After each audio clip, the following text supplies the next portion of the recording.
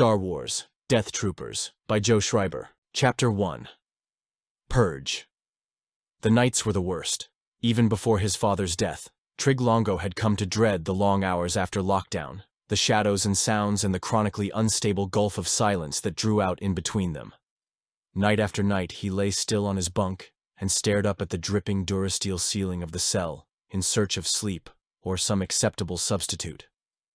Sometimes he would actually start to drift off, floating away in that comforting sensation of weightlessness, only to be rattled awake, heart pounding, throat tight, stomach muscles sprung and fluttering, by some shout or a cry, an inmate having a nightmare.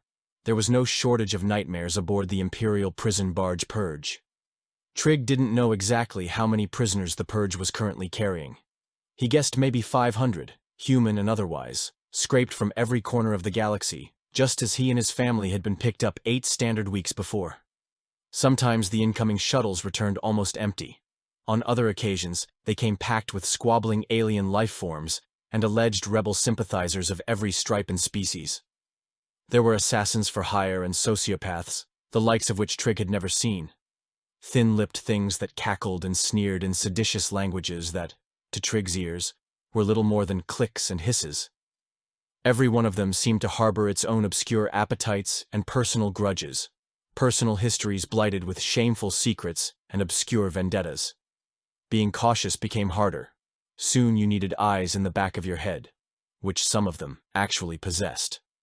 2 weeks earlier in the mess hall, Trig had noticed a tall, silent inmate sitting with its back to him, but watching him nonetheless with a single raw red eye in the back of its skull. Every day the red-eyed thing seemed to be sitting a little nearer. Then one day, without explanation, it was gone, except from his dreams. Sighing, Trig levered himself up on his elbows and looked through the bars onto the corridor. Gen Pop had cycled down to minimum power for the night, edging the long gangway in permanent gray twilight. The Rhodians in the cell across from his had gone to sleep or were feigning it. He forced himself to sit there, regulating his breathing, listening to the faint echoes of the convicts' uneasy groans and murmurs. Every so often, a mouse droid or low-level maintenance unit, one of hundreds occupying the barge, would scramble by on some pre-programmed errand or another. And of course, below it all, low and not quite beneath the scope of hearing, was the omnipresent thrum of the barge's turbines gnashing endlessly through space. For as long as they'd been aboard, Trig still hadn't gotten used to that last sound, the way it shook the Purge to its framework, rising up through his legs and rattling his bones and nerves. There was no escaping it, the way it undermined every moment of life, as familiar as his own pulse. Trig thought back to sitting in the infirmary just 2 weeks earlier, watching his father draw one last shaky breath, and the silence afterward, as the medical droids disconnected the biomonitors from the old man's ruined body and prepared to haul it away. As the last of the monitors fell silent, he'd heard that low, steady thunder of the engines, one more unnecessary reminder of where he was and where he was going. He remembered how that noise had made him feel lost and small and inescapably sad, some special form of artificial gravity that seemed to work directly against his heart. He had known then, as he knew now, that it really only meant one thing: the ruthlessly grinding effort of the Empire consolidating its power. Forget politics, his father had always said. Just give them something they need or they'll eat you alive.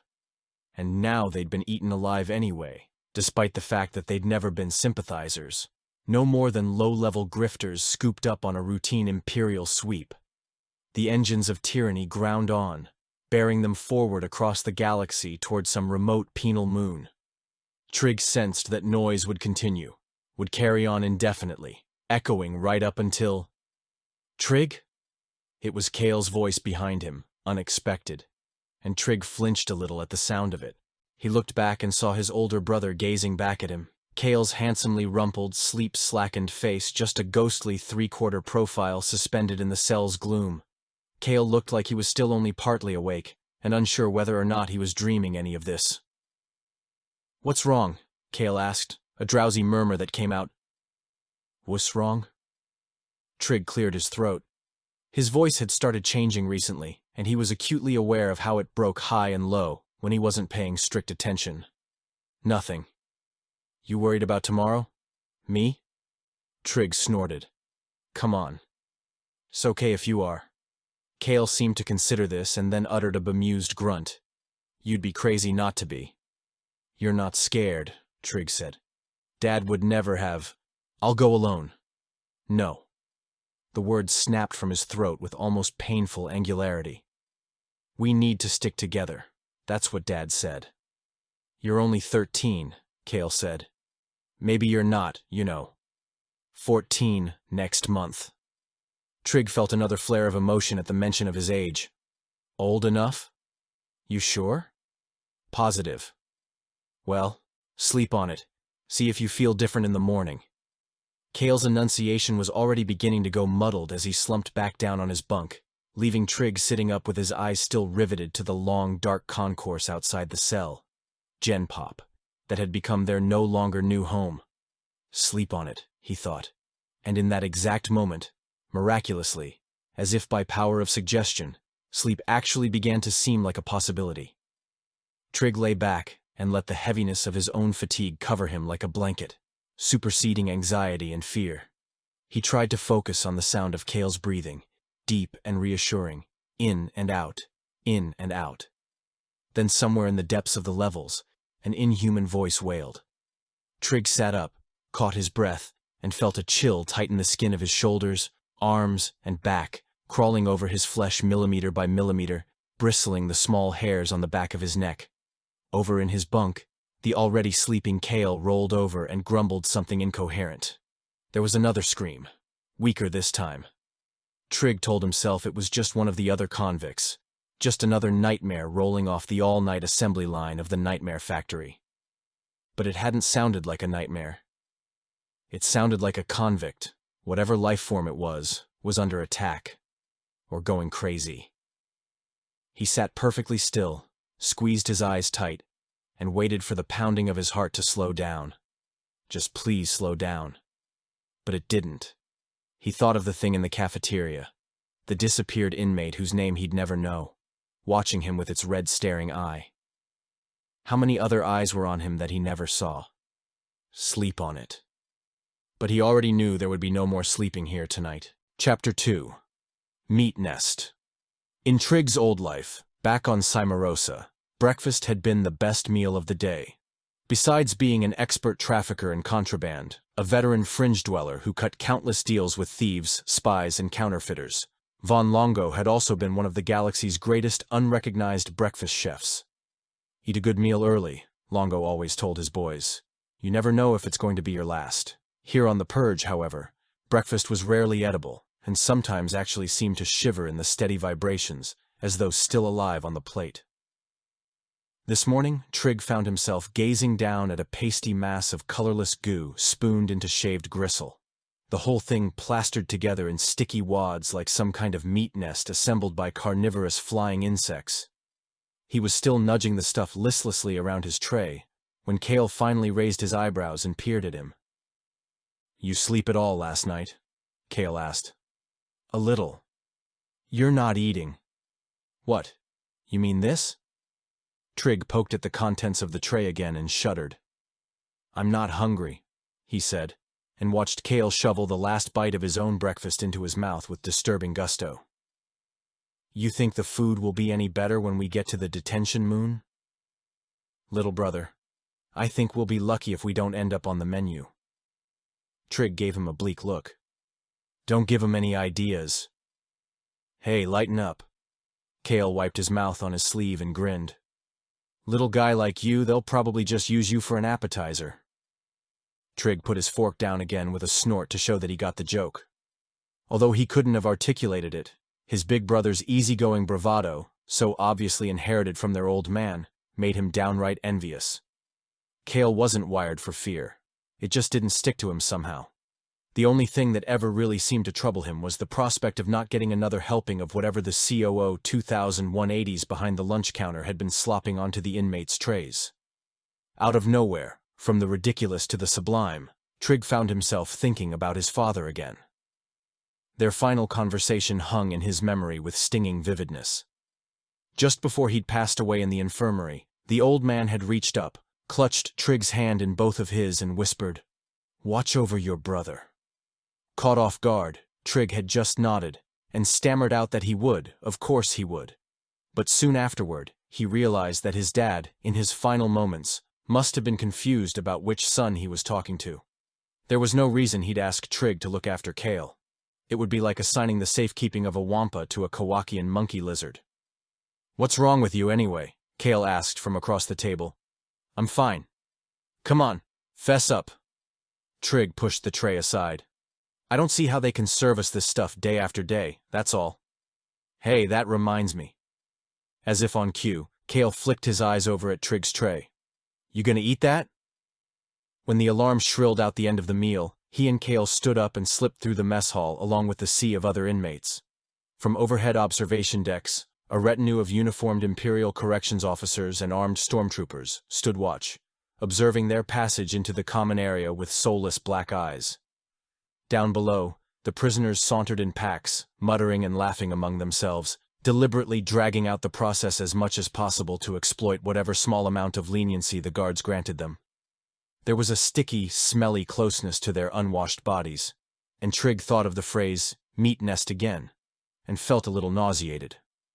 This whole place was a meat nest. Little by little, with studied casualness, he and Kale slowed down, falling farther back from the crowd. Although he didn't say a word, a subtle change had already worked its way through Kale's posture, straightening his spine and shoulders, a serene vigilance moving over his face, supplanting the old insouciant gleam. His eyes darted right and left now, never stopping anywhere for longer than a moment or two. "You ready for this?" he asked, barely moving his lips. "Sure," Trig said, nodding. "You?" "Full on." Nothing about Kale's face seemed to indicate that he was speaking at all. "Remember when we get down there, it's going to be close quarters. Whatever you do, always maintain eye contact. Don't look away for a second." "Got it." "And if anything starts to feel wrong about it, and I mean anything whatsoever, we just walk away." Now Kale did glance at his brother's face, perhaps catching a whiff of his apprehension. "I don't think Sixtus would try anything, but I can't vouch for Miss. Dad never trusted him. Maybe Dot." Trig started, and stopped himself. He realized that he was about to suggest calling off the whole deal, not because he was nervous, although he certainly was, but because Kale seemed to be having second thoughts too. "We can do this," Kale went on. "Dad taught us everything we need to know. The whole thing should take no more than a minute or two, and we'll be back out of there and back in full view. Any longer than that, and it gets dangerous." He jerked his head around and looked hard at Trig. "And I go first. Clear?" Trig nodded and felt a hand drop on his shoulder, stopping him in his tracks. Chapter 3. Where the Bad Air Goes. Trig turned and looked up at the figure standing in front of him. "You." It was a piggy-eyed guard whose name he didn't remember, peering back at him through a pair of tinted, decidedly non-regulation optic shields. "What are you doing all the way back here?" Trig tried to answer, but found his reply lodged somewhere just beneath his gullet. Kale stepped in, offering up an easy, disarming smile. "Just walking, sir." "Was I talking to you, convict?" the guard said, and without waiting for an answer, pivoted his attention back to Trig. "Well?" "He's right, sir," Trig said. "We were just walking." "What? You're too good to move along with the rest of the scum?" "We try to avoid scum whenever possible," Trig said, and then added, "Sir." The guard's eyes slitted behind the lenses. "You yanking me, convict?" "No, sir. 'Cause the last maggot that yanked me's doing a month in the hole." "Understood, sir." The guard glowered at him, twitching his head slightly to one side as if searching out some angle at which Trig's unblemished teenage face might somehow become threatening, or even make sense, amid this larger mass of incarcerated criminals. Watching his expression, Trig punished himself by imagining a glimmer of recognition in those squinty eyes, and for an instant, he thought how bizarre it might be if the guard had said, "You're Von Longo's boys, aren't you? I heard what happened to your father. He was a good man." But of course no guard on this barge thought Longo had been a good man, or even bothered to learn his name. And now he was dead, and already so completely forgotten that he might as well have never lived, and the guard just shook his head. "Move along," the guard muttered, and walked away. The moment they were out of earshot, Kale elbowed Trig in the shoulder. We try to avoid scum whenever possible? A tiny grin dimpled the corners of Kale's mouth. What, did you just make that up on the spot? Trig was unable to restrain a smile of his own. It felt liberating, probably because he couldn't remember the last time he'd allowed himself anything less than a troubled grimace. You think he bought it? I think you almost bought it. Kale reached up without looking over and tousled his fingers through Trig's hair. Keep smarting off like that, convict, and you will be down in solitary with the real dangerous types. I hear there's a couple of hard guys down there now locked up tight, Trig said. Could be our future customers. Kale favored him with a glance of approval. You've got a lot more of Dad in you than I thought, he said, and with one last look at the prisoners in front of them, nodded ever so slightly to the left. Come on, follow me, and don't get crazy, okay? Sure. Trig sensed Kale slowing his pace, dropping back several strides, scarcely enough to be noticed, and adjusted his step to match his brother's. Up ahead, the main concourse broke off into 3 prongs, branching off into a series of lesser throughways that crisscrossed the detention levels at every imaginable vector and angle. During his time aboard, Trig had made it his business to learn as much about the Purge's layout as possible. Eavesdropping on conversations between guards and maintenance droids, he learned early on that there were 6 main detention levels, each one housing about 20 to 30 individual holding cells. Above that was the mess hall, followed by the admin offices, prison staff quarters, and the infirmary. Nobody talked much about solitary down at the bottom of the barge, nor was there much speculation about the literally hundreds of meters of narrow access routes, sub-levels, and dimly lit concourses that honeycombed every level. Falling into single file, Kale and Trig slipped through an open gateway, striding along the damp prefab walls, down a flight of steps, deeper in the jaundiced subcutaneous bowels of Gen Pop. The air down here immediately became thicker, darker, and dramatically less breathable, on its way to an array of refurbished air scrubbers before circulating back through the barge. Well, well, a voice said. The Longo brothers ride again. Trig caught a quick breath, hoping it didn't sound like a gasp. In front of him, Kale froze, instinctively extending a hand behind him, and both of them peered into the open space that made up their immediate future. It took no extra time for Trig's vision to adjust.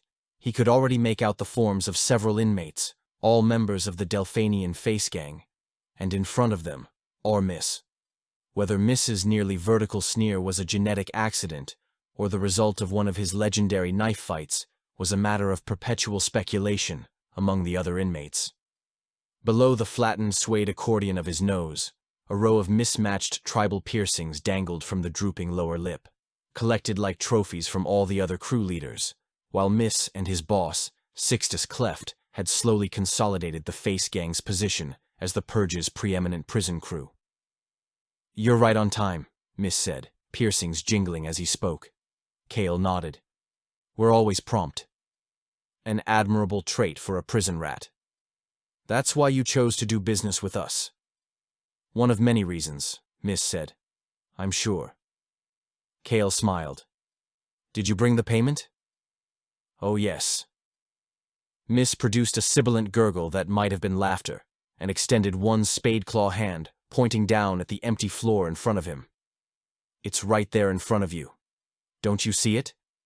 Trig sensed, or perhaps only imagined, his older brother stiffening, preparing for trouble, and willed Kale to stay calm. It appeared to work. For the time being, at least, Kale kept his posture erect and didn't look away, careful to keep his own voice steady and calm. Is this some kind of a joke? Perhaps? Miss looked at the Delphanian foot soldiers standing on either side of him, grinning and sniggering. Maybe you just don't share our sense of humor. Our deal with Sixtus? Sixtus is dead. Kale stared at him. What? A terrible tragedy. Miss was almost whispering, and the mushy sibilance in between words, Trig realized, was definitely laughter this time, accompanied by the faint metallic jingle of his piercings. ICO Wembley found him in his cell this morning with his throat slashed. I'm the new skipper now. He stopped, and then his voice abruptly frosted over. And alas, the terms of our deal have changed. You can't do that, Trig cut in, unable to hold back any longer. "Sixtus and our dad." "No, it's all right," Kale said, still not taking his eyes off Miss, and when he spoke again, he sounded absolutely calm. "I'm just sorry things worked out this way." Miss appeared genuinely curious. "Oh? None of this is necessary." Kale's voice was so casual it was almost like listening to their father talk, that same mellifluous "we can work this out" inflection that had gotten them out of so many dicey exchanges in the past. "We've built a mutually beneficial relationship here, and it's crazy to jeopardize it with rash decisions." "Rash decisions?" Kale waved a hand in the air. "Of course we'll be happy to tell you where the blasters and power packs are hidden, free of charge. Take them with my compliments. Consider it my gift to you as the new leader of the Face Gang, and everyone walks out of here to do business another day." A generous proposal. Miss seemed to consider the idea for a long moment. "There's only one problem." "What's that?" Miss glanced at the Delphanian inmates slathering next to him on either side. "I already promised my men that they could kill you." "I see." Kale hove up a dramatic sigh. "In that case, I guess we don't have a deal, huh?" "No. I suppose there's only one thing left to do." Miss tilted his chin upward slightly. "And that would be?" At first, none of them moved, and Trig had no idea what was going to happen. Then, before he realized it, Kale's hand blurred forward, moving faster than Trig could even see, his fingers hooking down to rip the piercings out of Miss's face. The Delphanian shrieked in surprise and pain, and one of his hands flew up to cover his wounded, spurting lips and nose. Simultaneously, the two inmates who had been flanking him burst forward in a rush, and Kale grabbed his brother's shoulder, spun him hard around, and thrust him back in the direction they'd come. "Run!" Kale shouted, and they did, Trig first, Kale behind him, both of them flying back up the corridor they'd just come down. Behind them, the Delphanian's boots clanged off the metal floor, and Trig could hear them shouting, coming closer. There was no way he and his brother could possibly outrun them. And even if by some quirk of fate they did escape, Miss would be waiting for them tomorrow and the next day and… Rounding the bend, Trig almost collided with a guard standing directly in front of him. The ICO put up both hands in a reflexive warding-off gesture, and the sudden stop that kept Trig from slamming into him was followed an instant later by Kale hitting him from behind. "What's going on here?" the guard asked. "Nothing, sir. We just…" Trig started, and it occurred to him that there was no reason why the guard should be this far down the walkways to begin with. And then, between the pounding rhythm of his own heart, he realized something else. The purge had fallen absolutely silent. The vibrations that had unsettled him, broadcasting their emanations up through the bones of his feet, ankles and knees, had gone completely still. For the first time since he'd come aboard, the engines had stopped. Chapter 4. Medbay. "Hey, Waste," Zahara Cody said. "Are we there yet?" The 2-1B surgical droid looked up at her with a blank stare. It had been in the process of injecting a syringe of colto into the left arm of the Dug inmate lying in the oversized med center bunk between them. Within seconds of receiving the injection, the Dug writhed and rolled up onto its back, twitching its lower legs beneath the sheet, then stiffened and lapsed into a very convincing state of rigor mortis. "Congratulations," Zahara said. "You killed him. Looks like you saved the Empire another 400 credits. Reaching over, she tapped the surgical droid on the shoulder. "Job well done. Way to be a team player." The 2-1B looked at her in something like alarm. "But I didn't…" "Let me do a quick test, just to confirm time of death."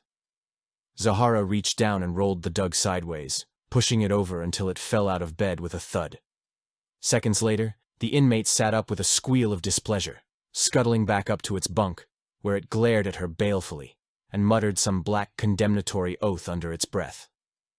"Looks like another miracle recovery," Zahara said, and smiled. "Another one of your many skills, apparently." "A most irregular approach," Waste intoned, and something deep inside its torso cowling clicked and whirred. "Don't you think that given the patient's ongoing complaints we should run some additional tests? Unless I'm mistaken, this particular patient's main complaint is with the food." Zahara glanced at the Dug. "And maybe one of the several different prison gangs that want his scalp for overdue loan payments." That's about right, isn't it, Tugnut? The Dug snarled and jerked one hand up in a gesture that transcended language barriers, then went back to faking its own death. Scramble up an orderly droid, Sahara said. Have him taken back to his cell. She looked back at the 2-1B. You're aware, Waste, that you still haven't answered my initial question. Excuse me? Are we there yet? Doctor. Cody. If you're referring to our ETA at Detention Moon Gradient 7? The Purge is a prison barge, Waste. Where else would we be headed? Wild space? She waited patiently to see if the 2-1B was going to favor her with another of its flat, implacable glances. Throughout the last 3 months of working alongside the droid, Zahara Cody had come to think of herself as a connoisseur of such reactions, the way that some people collected rare pseudogenetic polymorph species or trinkets from older pre-Imperial cultures. We've already dropped out of hyperspace. Our engines have been stopped for almost an hour now, and we're just sitting here stock still. So that can only mean one thing, right? We must be there. Actually, Doctor, my uplink to the Navi computer indicates that... Hey, Doc? A blunt finger reached out from behind Zahara and prodded her somewhere in the vicinity of her lower spine. We there yet? Zahara looked over at the Deveronian inmate sprawled languorously on his side on the bed behind her, then turned back at her surgical droid. See, Waste? It's the question on everyone's lips. No, I'm serious, Doc, the Deveronian groaned, peering up at her from the depths of melancholy. His right horn had been snapped off mid-trunk, giving his face a peculiarly lopsided look, and he poked himself in the abdomen and groaned. One of my livers is going bad, I can feel it. Thinking maybe I caught something in the shower. May I offer a more likely diagnosis? The 2-1B scurried eagerly around Zahara, already exchanging tools in its servo grips as the internal components of its diagnostic computer flickered beneath its torso sheath. Liver damage in your species is not uncommon.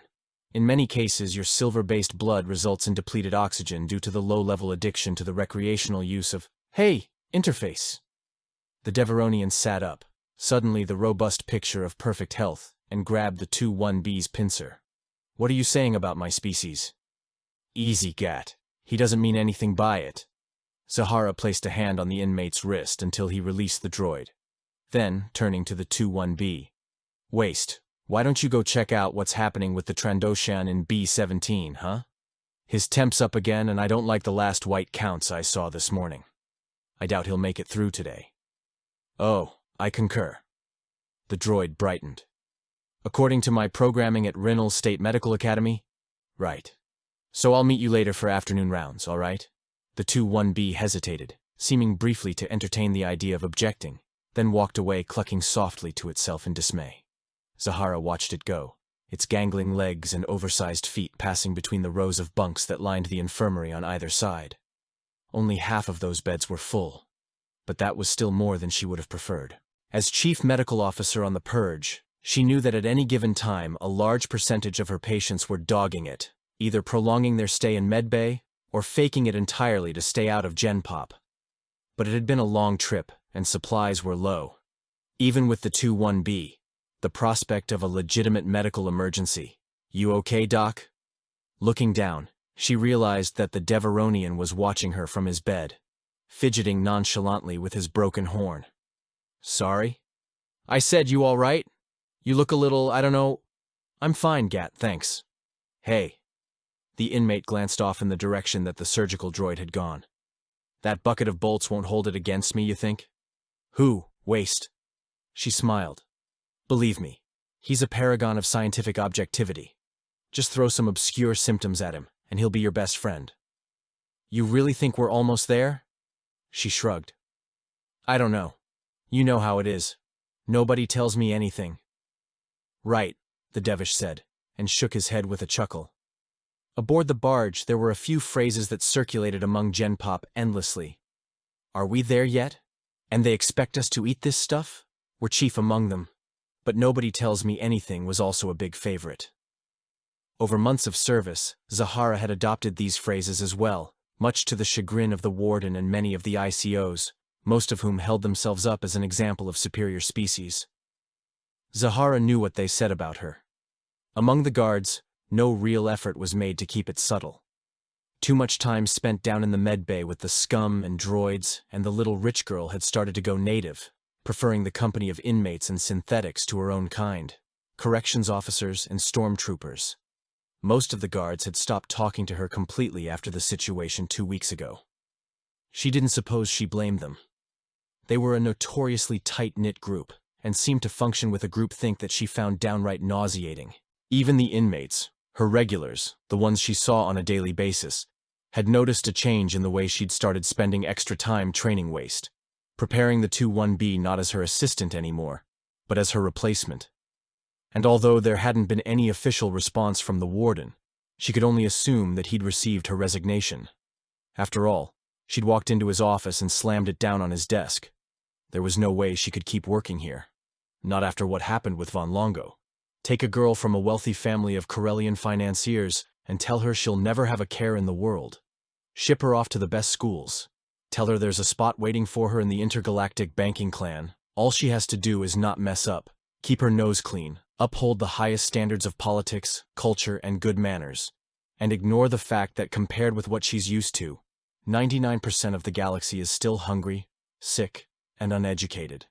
Embrace the Empire with its quaint lack of diplomatic subtlety, and strive to overlook the increasingly uncomfortable squeeze of Lord Vader's ever-tightening fist. Flash to 15 years later. The girl, now a woman, decides to go to Rinel to study, of all things, medicine.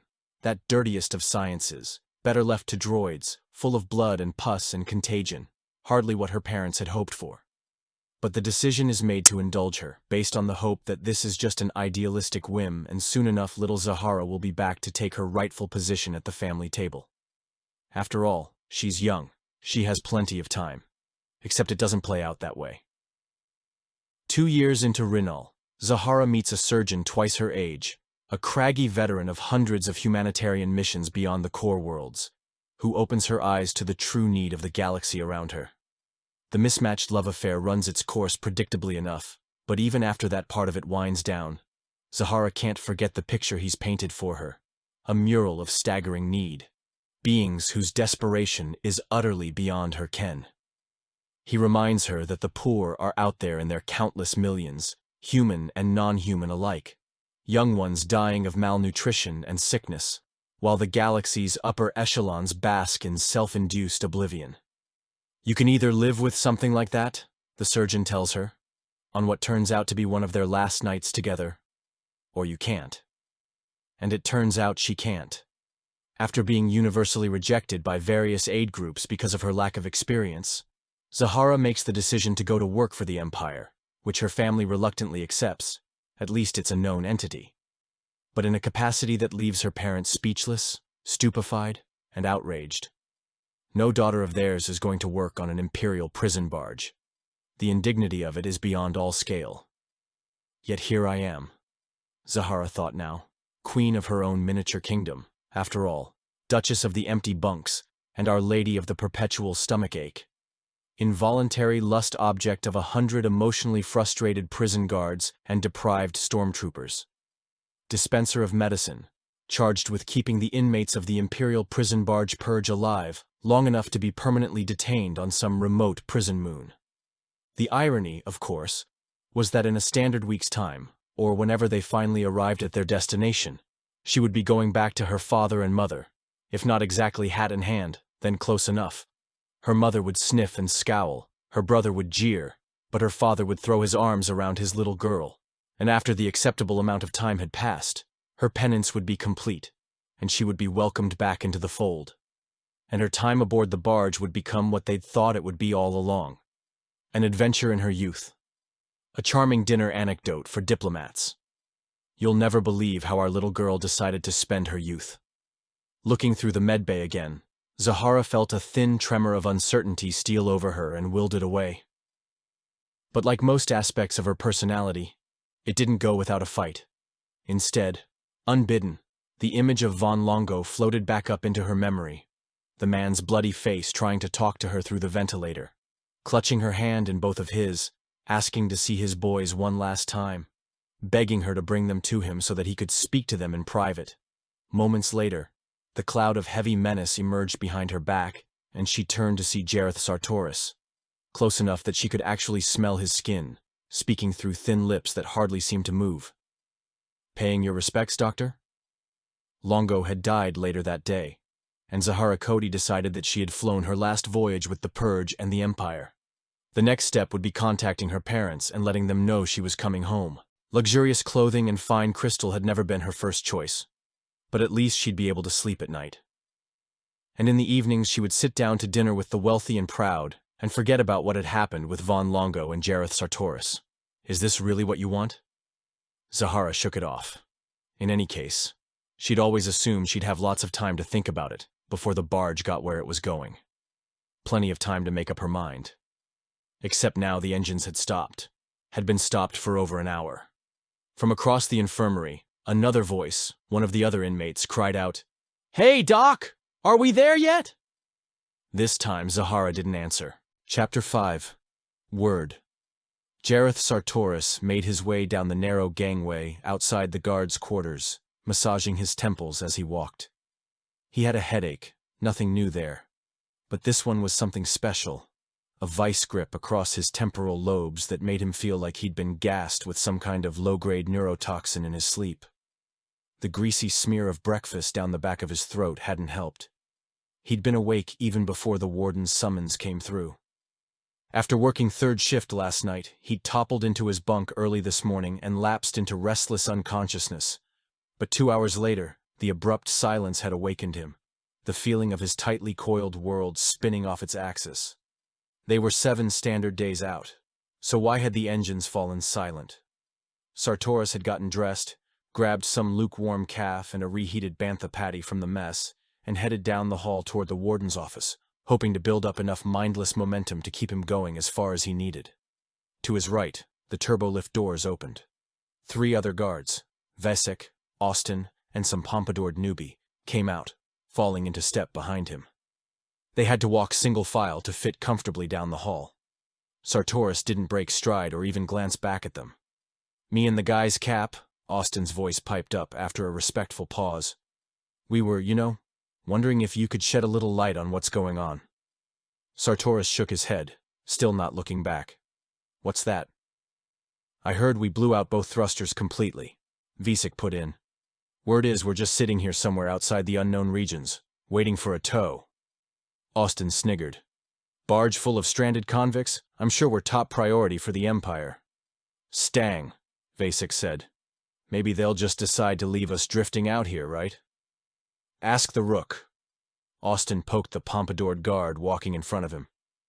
"Hey, Armitage, you think they'll rescue us?" He sniggered, not waiting for the kid to respond. He'd probably like it. Suits his artistic temperament, right, Armitage? The newbie just ignored him and kept walking. "How long did you spend on your hair this morning, Rook? You hoping Dr. Cody's taken an interest?" "All right." Sartoris snapped a glance up at them. "Belay that noise, understand?" Nobody spoke the rest of the way to the warden's office. Cloth's office had been tricked out to look larger than it actually was. Light colors, hollow murals, and a colossal rectilinear view screen facing out the star-strewn expanse. But Sartoris had always found the effect paradoxically oppressive. Some time ago, he'd noticed a blown voxel in the corner of the desert landscape above Cloth's desk, a missed stitch in the digital fabric. Ever since then, something about the second-hand technology seemed to be pushing in on him, and now his eyes always felt as if they were being tricked, lulled into a false sense of openness. "First, the bad news," Cloth said. He was standing in his usual position, hands clasped behind his back, looking out the view screen.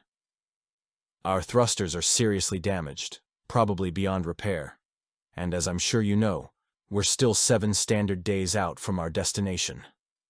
One of the other guards, the rookie probably, let out a nearly inaudible groan. Sartoris only heard it because he was standing next to him. "However," the warden continued, "there is a positive side." Cloth turned slowly to face them. Upon first glance, his face was the usual blunt bureaucratic hatchet, slightly curved and angular upper lip, gray-rimmed eyes, and bluish-silver bags of freshly shaven cheeks. Only after spending a certain amount of time with the man did you come to know the soft thing residing within that calculated outer shell, a spineless, gelatinous creature that exuded nothing so much as the tremulous anxiety of being drawn out and exposed. "It seems the Navi computer has identified an Imperial vessel," Cloth said. "A star destroyer, actually, within this same system. While our attempts to make contact have met with no reply, we do have enough power to make our approach." He paused here, apparently in anticipation of applause, or at least a round of relieved sighs. But Sartoris and the others just looked at him. "A destroyer?" Austin asked. "And they're not responding to our call?" Cloth didn't answer for a moment. He touched his chin, fingering it thoughtfully, a pompous and disaffected gesture Sartoris had seen 1,000 times and had come to loathe in his own special way. "There's more to it than that," he said. "According to our bioscans, there's only a handful of life forms on board." "How many's a handful?" Vesek wanted to know. 10, perhaps 12. 10 or 12? Vesek shook his head. "Sounds like a scanner issue. Destroyers can carry a crew of 10,000 or more." "Thank you," Cloth said dryly. "I'm well aware of the standard Imperial specs." "Sorry, sir. It's just, either our equipment is undergoing some serious malfunction, or there's something else going on up there." It was the first time Sartoris had spoken in the office, and he was surprised at the hoarseness in his voice. "Something that we don't want any part of." The others all turned to look at him. For what felt like a long time after that, no one spoke. Then the warden cleared his throat. "What are you saying, Captain?" "There's no reason the Empire would just abandon an entire Star Destroyer out here in the middle of nowhere without a good reason." "He's right," Austin said. "Maybe. Internal atmosphere diagnostics show no sign of any known toxin or contamination," Cloth said. "Of course, it's always possible that our instruments are misreading how many life forms are on board. We screen for numerous variables: electrical brain activity, pulse, motion. Any number of those things could skew the reading. In any case," he smiled, a wholly unconvincing dramatization that ought to have involved invisible wires and hooks on either side of his mouth. "The most critical factor is that we may be able to salvage equipment for our thrusters and get back on course before we're completely behind schedule. To that end, I'll be sending a scouting party up, Captain Sartoris, along with ICOs Austin, Vesek, and Armitage, and the mechanical engineers, to see what they can salvage. We anticipate docking within the hour." Questions? There were none, and Cloth dismissed them in the usual fashion, by turning his back and letting them find their own way out. Sartoris was about to follow them when the warden's voice stopped him. "Captain?" Stopping in the doorway, Sartoris drew a breath and felt the ache in his head become a deeper, more impacted pounding, like a gargantuan infected tooth somewhere in his frontal sinus. The door closed behind him, and it was just the two of them in what felt like an increasingly shrunken space. "Am I making a mistake, sending you up with these men?" "Excuse me, sir?" "Sir." Cloth's smile rematerialized, a wisp of its former self. "Now that's a word I haven't heard from you in a long time, Captain. We haven't seen each other much lately. I'm aware that this voyage has been particularly challenging for you personally," Cloth said. And Sartoris found himself hoping fervently that the warden wouldn't start stroking his chin again. If he did, Sartoris wasn't sure he could rein in the urge to punch him straight in his pompous and disaffected face. "After what happened 2 weeks ago, in many ways I expected your resignation right alongside Dr. Cody's. Why? She saw you kill an inmate in cold blood. It was her word against mine. Your antiquated interrogation techniques aren't appropriate anymore, Captain. You're costing the Empire more information than you're retrieving." "All due respect, sir, Longo was a nobody, a grifter. We'll never know now, will we?" Sartoris felt his fists clenching at his sides until his nails burrowed into his palms, delivering stinging pain deep into the skin. "You want me off your boat, Warden? You just say the word. On the contrary, you may consider this mission an opportunity to redeem yourself. If not in my eyes, then certainly in the eyes of the Empire, to which we both owe so very much. Is that understood?" "Yes, sir." Cloth turned and scrutinized him as if for any sign of sarcasm or mockery. In his decades of service, Jareth Sartoris had been to the very edges of the galaxy, living under conditions he wouldn't wish on his worst enemy. He'd had to sleep in places and commit unspeakable deeds that he would have given entire body organs to forget. That simple yes, sir, didn't taste any worse than any of the rest of it. So we're clear then? Cloth asked. Crystal, Sartoris replied, and when Cloth turned to show him his back, it wasn't a moment too soon. The warden's office was bigger than any other on the barge, but it was still too small for Sartoris, and as the cooler air of the outer corridor hit him, he realized he'd sweated through the armpits of his uniform completely. Chapter 6. Dead Boys. You keep looking out there, Kale said. Sooner or later you're going to see something you won't like. I already have. Trig was stationed in his usual spot in the detention cell, gazing through the bars. Across the hall, directly opposite them, the two Rhodian inmates who'd been there ever since he and Kale and their father had been brought aboard, stood glowering back at him. Sometimes they muttered to each other in a language Trig didn't recognize, gesturing at the brothers and making noises that sounded like laughter. Now, though, they just stared at him. At least 2 hours had passed since the purge had gone into total lockdown. Trig wasn't sure when all this had happened. It was one of the first things the Empire took from you when they took your freedom. The sense of passing time. It was information you didn't deserve. As a result, Trig relied on his body to tell him when it was time to eat, sleep, and exercise. Now it was telling him to be afraid. The noise from the rest of the hall was louder than he expected.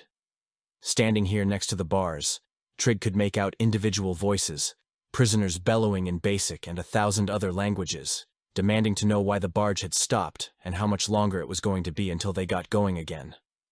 The deviation from routine had left them restless and giddy.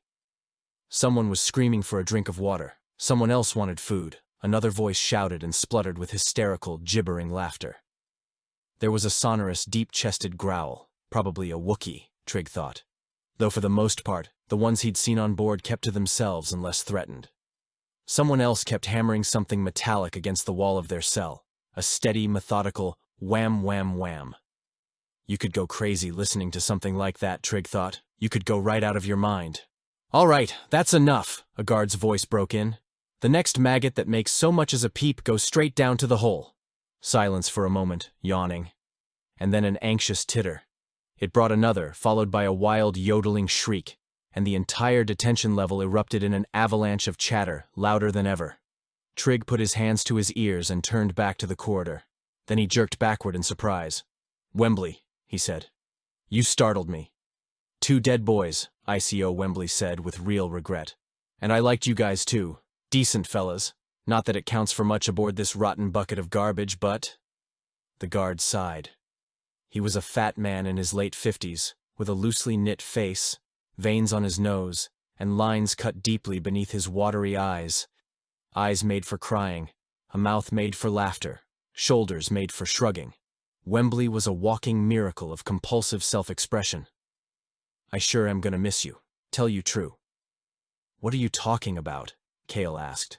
There was a click, and a synthesized voice buzzed from somewhere behind Wembley's head. You haven't heard? Our miss just put a 10,000 credit bounty on your heads. Trig glanced at the BLX unit standing behind Wembley's shoulder. For some reason, the labor droid had adopted the guard, following him everywhere, and for reasons equally nebulous, Wembley allowed it. As one of the senior corrections officers aboard the Purge, he was technically permitted a droid assistant, though Trig knew of no other guard, including Captain Sartoris himself, who actually tolerated one. 10,000? Kale muttered from his bunk. He's got that much? Don't tell me you're shocked. Wembley looked pained and laced his hands over his formidable belly, almost dyspeptic with incredulity. Please, don't tell me that. You yanked out half his face, what did you expect? The ugly half. Kale flopped down on his bunk with a muffled groan. I probably improved his looks. I very much doubt that to be true, the BLX interjected. In my experience, Wembley cut the droid off without hesitation. Improved his looks, huh? Make sure you explain that to him while his flunkies slit your throats. He glanced across the hall at the Rhodian inmates staring through their bars, the intensity of their regard suddenly making more sense to Trig. He guessed that they were probably already spending that 10,000 credits. "Hey Wembley, you're a guard," he said. "Doesn't that mean you're supposed to guard us?" "That's a good one, kid. Make sure to write it down. In case you didn't notice, preventing you scofflaws from offing one another isn't exactly in our job description. The warden sees it as saving the Empire the trouble." He swung out one baggy hand at the rest of the detention level outside the cell. "As far as your colleagues out there are concerned, when we come out of lockdown, that's the dinner bell ringing on your sorry necks." "And there's nothing you can do about it?" Trig asked. "Hey, I'm warning you, aren't I?" "Yes, that's right," the BLX echoed. "And at no small risk to our own well-being either. If Captain Sartoris knew—" "Listen," Wembley said, his tone shifting a little, lowering his voice to the very brink of an apology. "Right now I've got bigger worries. We're getting ready to send a boarding party to this Star Destroyer. The warden's not saying anything, but—" "Wait a second," Kale said. "Star Destroyer? Navi computer found one drifting out here, a derelict. We just docked. Cloth's sending a boarding party to scavenge parts. If they can't find anything to get the main thrusters running again, who knows how long we'll be sitting here." "That reminds me, sir," the BLX said. "If I'm not mistaken, I'm due for an oil bath this afternoon, if you can spare my assistance for an hour or two. If not, I can always—" "Take your time," Wembley said dryly, then turned back to Kale and Trig. "Listen, I've got to blow.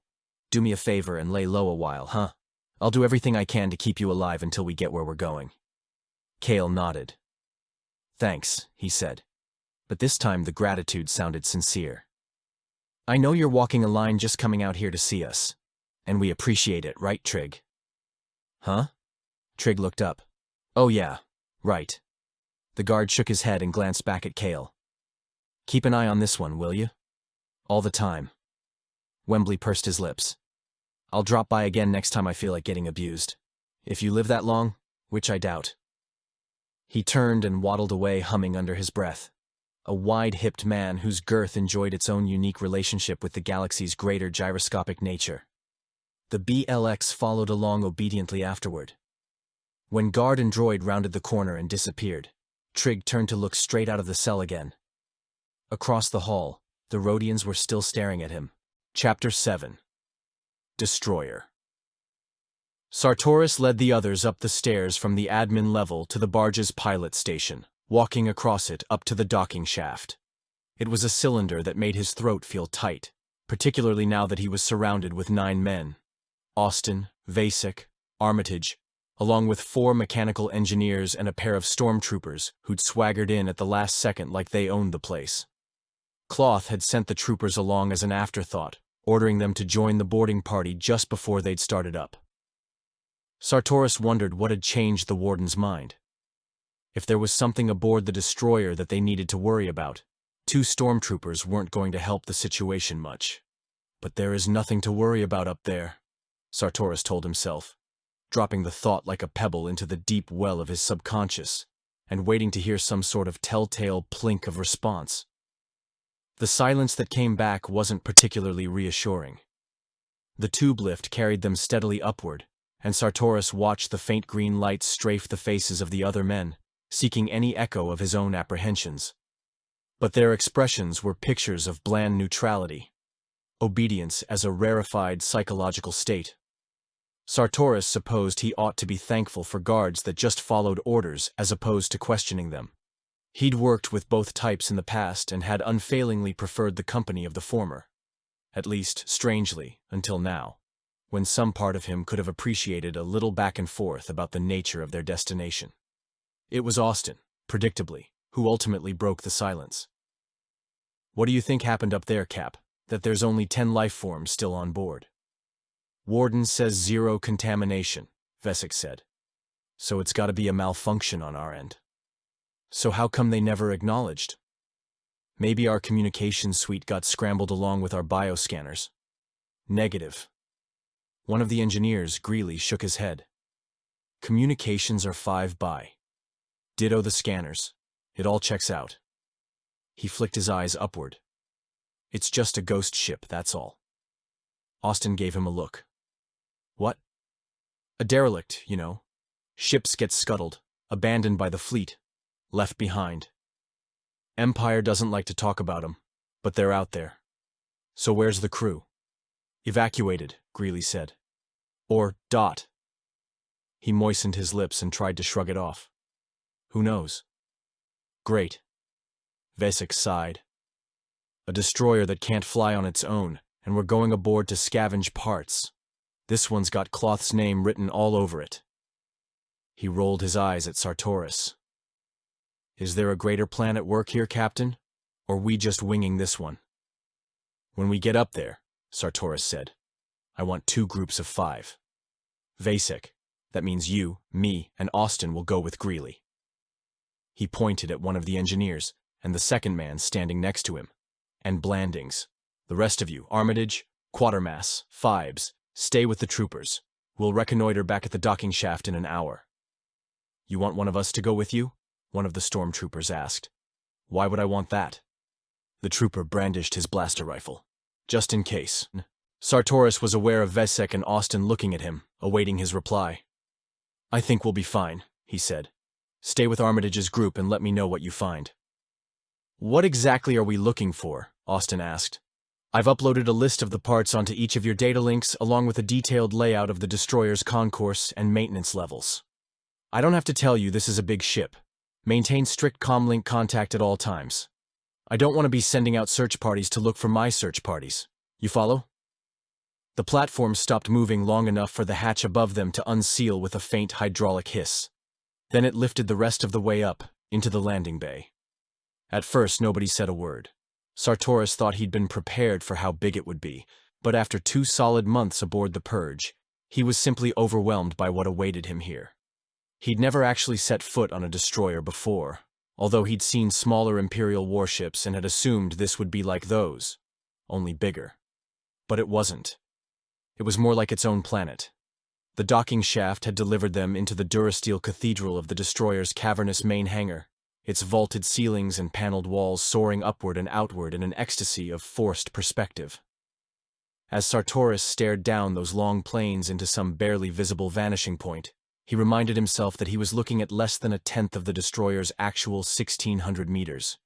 He needed to keep that figure in mind if he didn't want to spend his entire time aboard wrestling with the enormity of it. He took in a deep breath. The cold air tasted like metal shavings and the sterile, out-of-the-box smell of long-chain polymers, and let it out. For a man with a horror of tight spaces, standing here should have been a tonic. But instead of relief, he only felt some arcane new species of panic fluttering in the pit of his stomach, this time in reaction to the seemingly limitless rebate of pure space. He grunted at the absurdity of it. Apparently, he'd gone from claustrophobia to ballroom syndrome in one quick leap, without any time to appreciate the difference. Ah, Cap? Sartoris didn't bother looking over.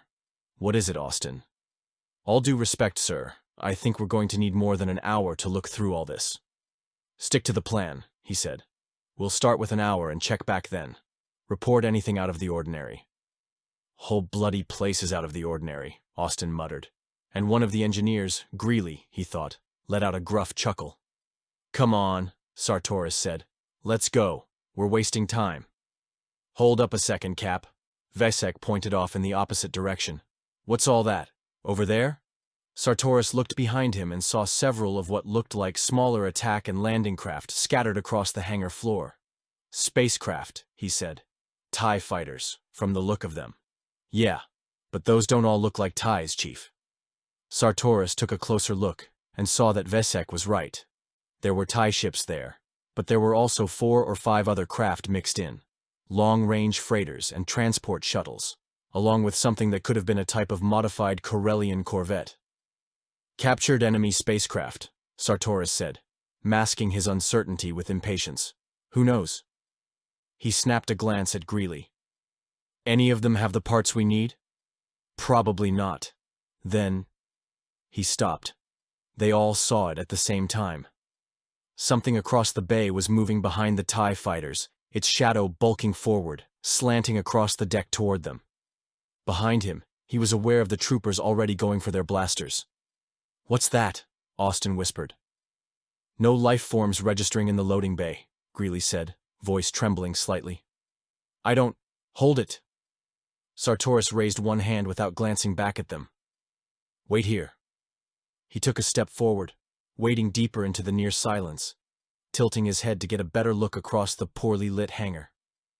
His heart was beating too hard. He could feel it in his neck and wrists, and when he tried to swallow, his throat refused to cooperate. It was like trying to swallow a mouthful of sand. Only through sheer willpower was he able to avoid coughing. Standing motionless, Sartoris narrowed his eyes at the things lurking in the shadows behind the TIE fighters. There were several of them, he realized now, stooping forward with gangling, flat-handed limbs, the familiar whine of servos accompanying their steady up-and-down gestures. "Captain," one of the guards murmured behind him. "Are they?" Sartoris exhaled and drew in a fresh breath. "Binary load lifters," he said, still going about their routines. Even as he said it, one of the CLL units stepped fully into view, facing them dully for a moment, before pivoting and stomping back to the stack of crates rising up behind it. Moving the same stack from one side of the hangar to the other, Sartoris thought, back and forth endlessly. He heard someone in the boarding party let out a sigh and a nervous chuckle. Sartoris didn't bother acknowledging it. It would have been too much like acknowledging his own sense of relief. "We've wasted enough time," he said. "Let's move out." They found the hovercraft on the far side of the hangar. It was the standard utility model, a bulky thing with grappling servo-mech arms fore and aft, built for transporting fuel cells. But when they all climbed in, the thing sank to the floor. A pair of startled MSE droids skittered out from underneath, squealing anxiously, and disappeared into the gloom. "Overloaded," Visek said with just our luck exasperation. "Looks like we're hoofing it." At first it wasn't bad. To get to the lower maintenance levels, they had to walk down a series of wide and silent corridors through the destroyer's midsection, until they found their way to the cavernous storage bays beneath the primary power generator. "Carking strange place," Austin muttered, his voice sounding alone down the long tunnel. "What do you think happened?" "Who knows," Visek said. "Whatever it is, the faster we're shut of it, the happier I'll be." "Heard that. I'll tell you one thing. I'd hate to be anywhere near Lord Vader when he finds out they abandoned ship. How much you think it costs to replace a destroyer?" Austin snorted. "More credits than you and I'll ever see." "I ever tell you I saw him in person once?" "Who, Vader?" Visek nodded. "My transport was due for a routine inspection. All of a sudden my CO's having a major sphincter moment, scrambling us up to the flight deck, all spit and polish, making sure everything's extra shiny. Next thing I know, we're lined up in the hangar, and his transport's landing, and there he is." "What's he like in person?" Visek considered. "Tall." "Yeah? And you feel something when you look at him. Like, I don't know. Cold inside." Visek shuddered. "Kind of the way it feels in here, actually." "All right," Sartoris said. "Let's can the banter." Ultimately, the request for quiet turned out to be unnecessary. By the time they were amidships, the conversation had dried up completely and the men had lapsed into a glum and pensive silence. Sartoris was deep in one of the lower maintenance levels when he realized that he simply wasn't going to get used to being here. He and Visek were loitering in one of the secondary corridors while the engineers dug through a power substation on the other side of the open hatchway. He could hear them in there, picking through parts and tossing them back. The other guard, Austin, had gone wandering through an adjacent series of interconnected chambers, rhapsodizing about how they seemed to go on forever, and Sartoris was forced to agree with him.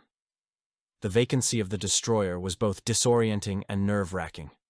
They had already walked almost a kilometer of wide-open uninhabited gangways to get here, rounding each corner half expecting to find the last survivor staggering toward them, cackling. So far all they'd encountered was a menagerie of mouse droids and janitorial units, cleaning and installer droids, all going about their business as if nothing had changed. One of them, a protocol droid, a 3PO unit, had almost gotten blasted when it wandered out in front of the troopers with its hands in the air, babbling senselessly. Sartoris kept thinking about what the engineer, Greeley, had said about ghost ships. Although the power was on, lights and instrument panels fully activated, there was no trace of any crew or the missing 10,000 troopers that should have been here. There was only silence, stillness, and emptiness, creaking softly around them in the void of space. "You find everything we need in there?" Sartoris called, hearing his voice roll down the hallway afterward. The engineers didn't answer. He glanced at Vasek. "You check in with the other group?" "Not lately. See if you can get them to acknowledge. I want to be out of here soon." Nodding, the other guard thumbed his comlink. "Armitage, this is Vasek. Do you copy?" There was no response, just a crackle of static. "Armitage, this is ICO Vasek. Can you hear me? Where are you guys?" They both waited. Far too long, it seemed to Sartoris, and this time Armitage's voice did respond, but it was faint, fading in and out. "Medlab, Quadrant 70. I didn't copy, Armitage. Say again." "In VAT." The rest was gone in a foaming tide of white noise. Vasek shook his head and looked at Sartoris. "We're picking up a lot of interference from somewhere on the destroyer." The captain nodded and walked over to pound on the bulkhead next to the hatchway. "Greeley, how much longer?" He stuck his head in, stopped, and looked more closely. The engineers were gone, except for a seemingly random pile of integrated components and upended packaging cartons scattered across the floor. The chamber was completely empty, or at least it appeared to be. Sartoris felt a single pinhead of sweat rising to the surface beneath his left armpit and trickling down. The room felt too warm, air molecules compressed too closely together. "Greeley? Blandings?" There was no answer. A pellet-sized bubble of something, maybe fear, worked its way down his throat until it came to rest under his sternum. "They're dead in there," a voice inside him gibbered. "Whatever wiped out the crew, it got them too. It's already too late." Idiocy, of course. There was no sign of violence here or attack, but— "Right here," Greeley said, rising up from behind one of the cartons, where he was followed in short order by Blandings. "Got the last of it." He held up a slender stalk of electronic equipment not much longer than his finger and put it in the box he'd found. "Let's roll." "That's it?" Sartoris hoped his voice sounded steadier than he felt. "Affirmative. Primary tuning shim for a Series 4 thruster. Thrive class. Tests positive. We're a go." "You're sure?" Greeley gave him a long-suffering look reserved for those who questioned his judgment of such minutiae. "Yeah, Captain. I'm pretty sure." "Okay, all right." Sartoris turned. "Austin?" "Sir?" The guard's voice came back from far up the corridor, more distant than Sartoris had imagined. How far away had the man wandered? Sartoris felt his anger returning, plowing over him in a red wave. "Get back here now. We're moving out." "Yeah, but sir." Austin still hadn't come back into the hallway. "You gotta see this. It's unbelievable, The words broke off with a series of short, sharp coughs, and Austin finally emerged, shaking his head and covering his mouth. Eventually he got his breath and stopped coughing, but by then they were already on their way back to the main hangar, and Jareth Sartoris never found out what ICO Austin had seen back there. Chapter 8. Lung Windows. Armitage was an artist. Back home on Pharaoh, he delighted his younger brothers and sisters with countless air paint murals. But his talent was largely wasted in Imperial corrections. If anything, his co-workers requested countless renderings of the female form, or worse, machinery, their beloved speeders and flitters from back home. Armitage hated drawing machines. It was enough to put him off art altogether. And that was saying something for a kid who'd once dreamed of attending the Pan-Galactic Arts Conservatory on Miele Nova. Once he glimpsed what was in the destroyer's biolab 177, however, he knew he had to paint it. He'd broken away from the troopers and the engineers, Fibes and Quatermass, down at the other end of the corridor, ostensibly to check the supply dump on sub-level 12, happy for any excuse to get away from them. How long were you expected to stand around complaining about the mess hall food and speculating which body part Zahara Cody washed first when she took a shower? And if he didn't participate in this enlightened conversation, the troopers and guards started heckling him, asking what was wrong with him. Didn't he like working here? Maybe he'd be happier helping the rebels plan another of their cowardly attacks on the Empire. Checking out the biolab, no matter how boring it turned out to be, would have to be an improvement on that.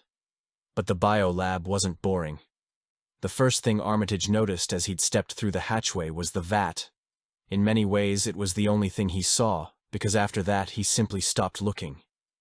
Its contents were simply too overwhelming and, in a bizarre way, too beautiful to get past. The vat itself was huge, wall-sized, filled with some sort of clear, bubbling gel.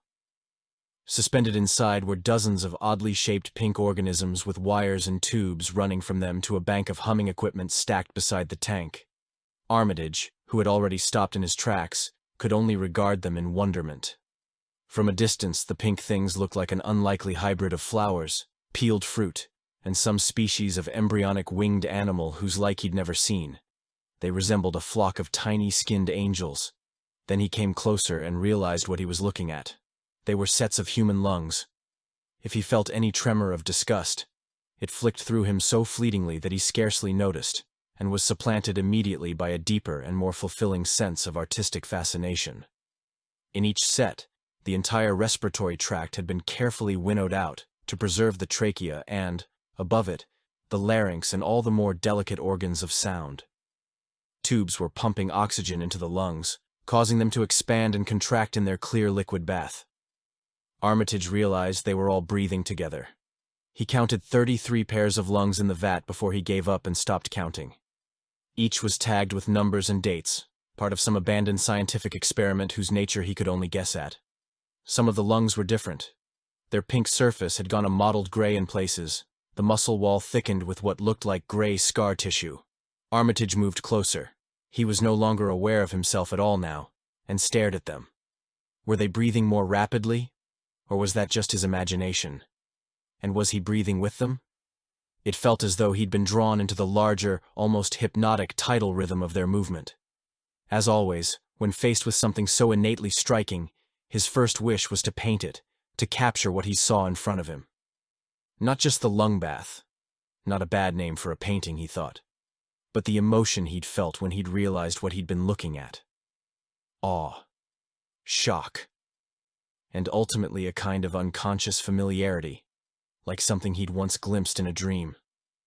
He watched them sucking oxygen through tubes, and realized they were breathing more quickly and deeply.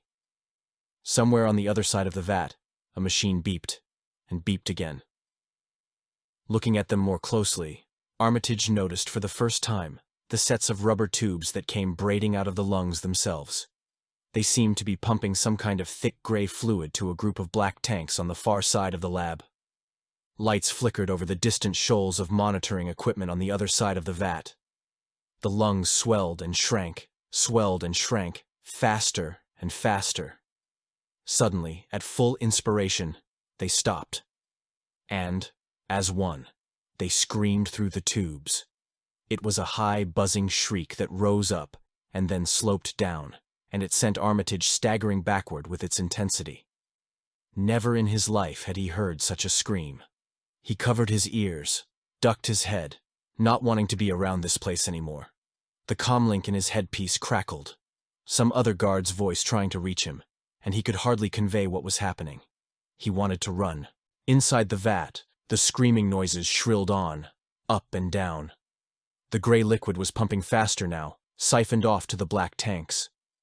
Armitage realized that each one of the voice boxes had been wired with some kind of amplifier, making it even louder, and he wondered who was studying the scream capacity of these lungs and why. Behind him, a set of monitors showed the waveform of the scream, mapping it out as a series of mathematical functions.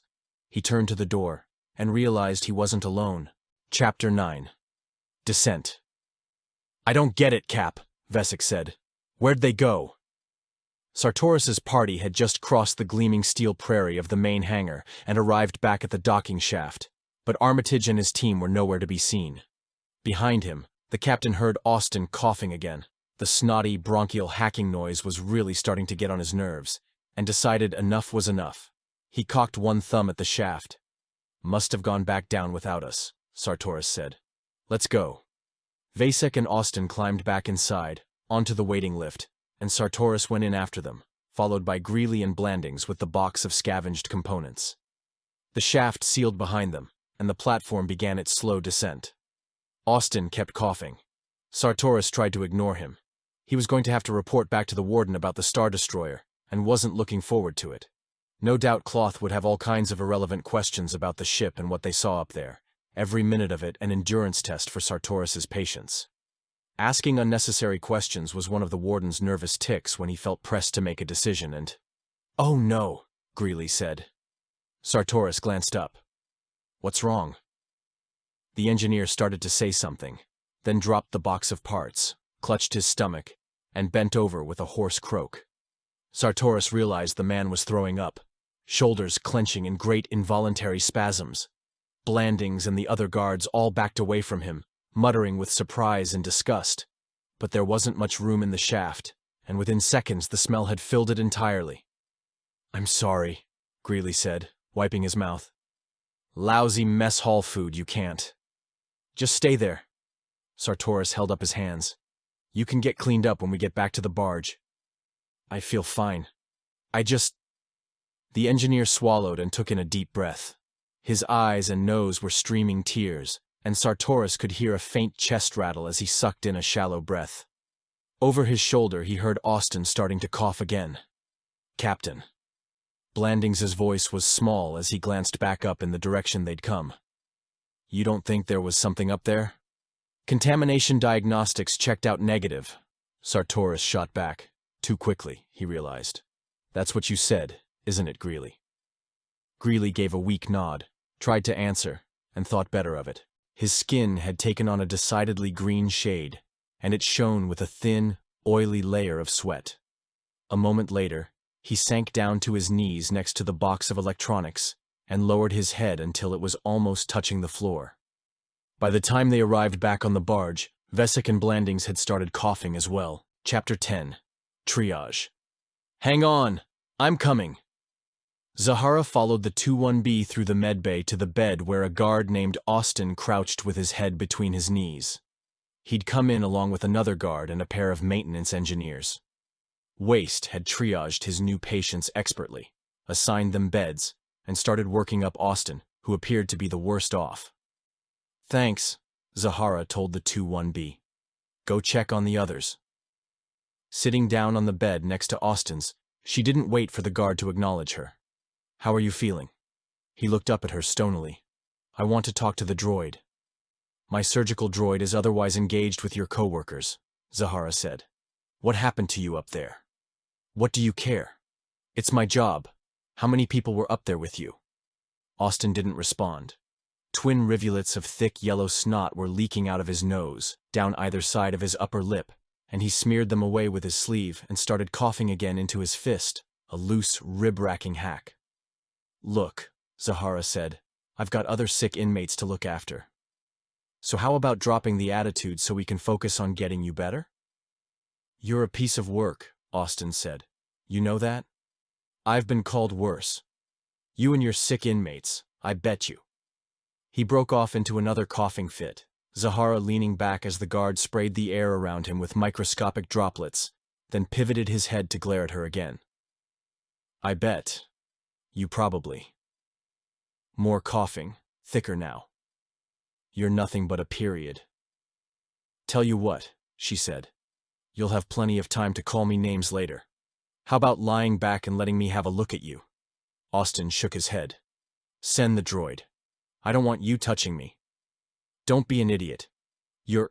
Send the droid." Enough was enough. Zahara stood up.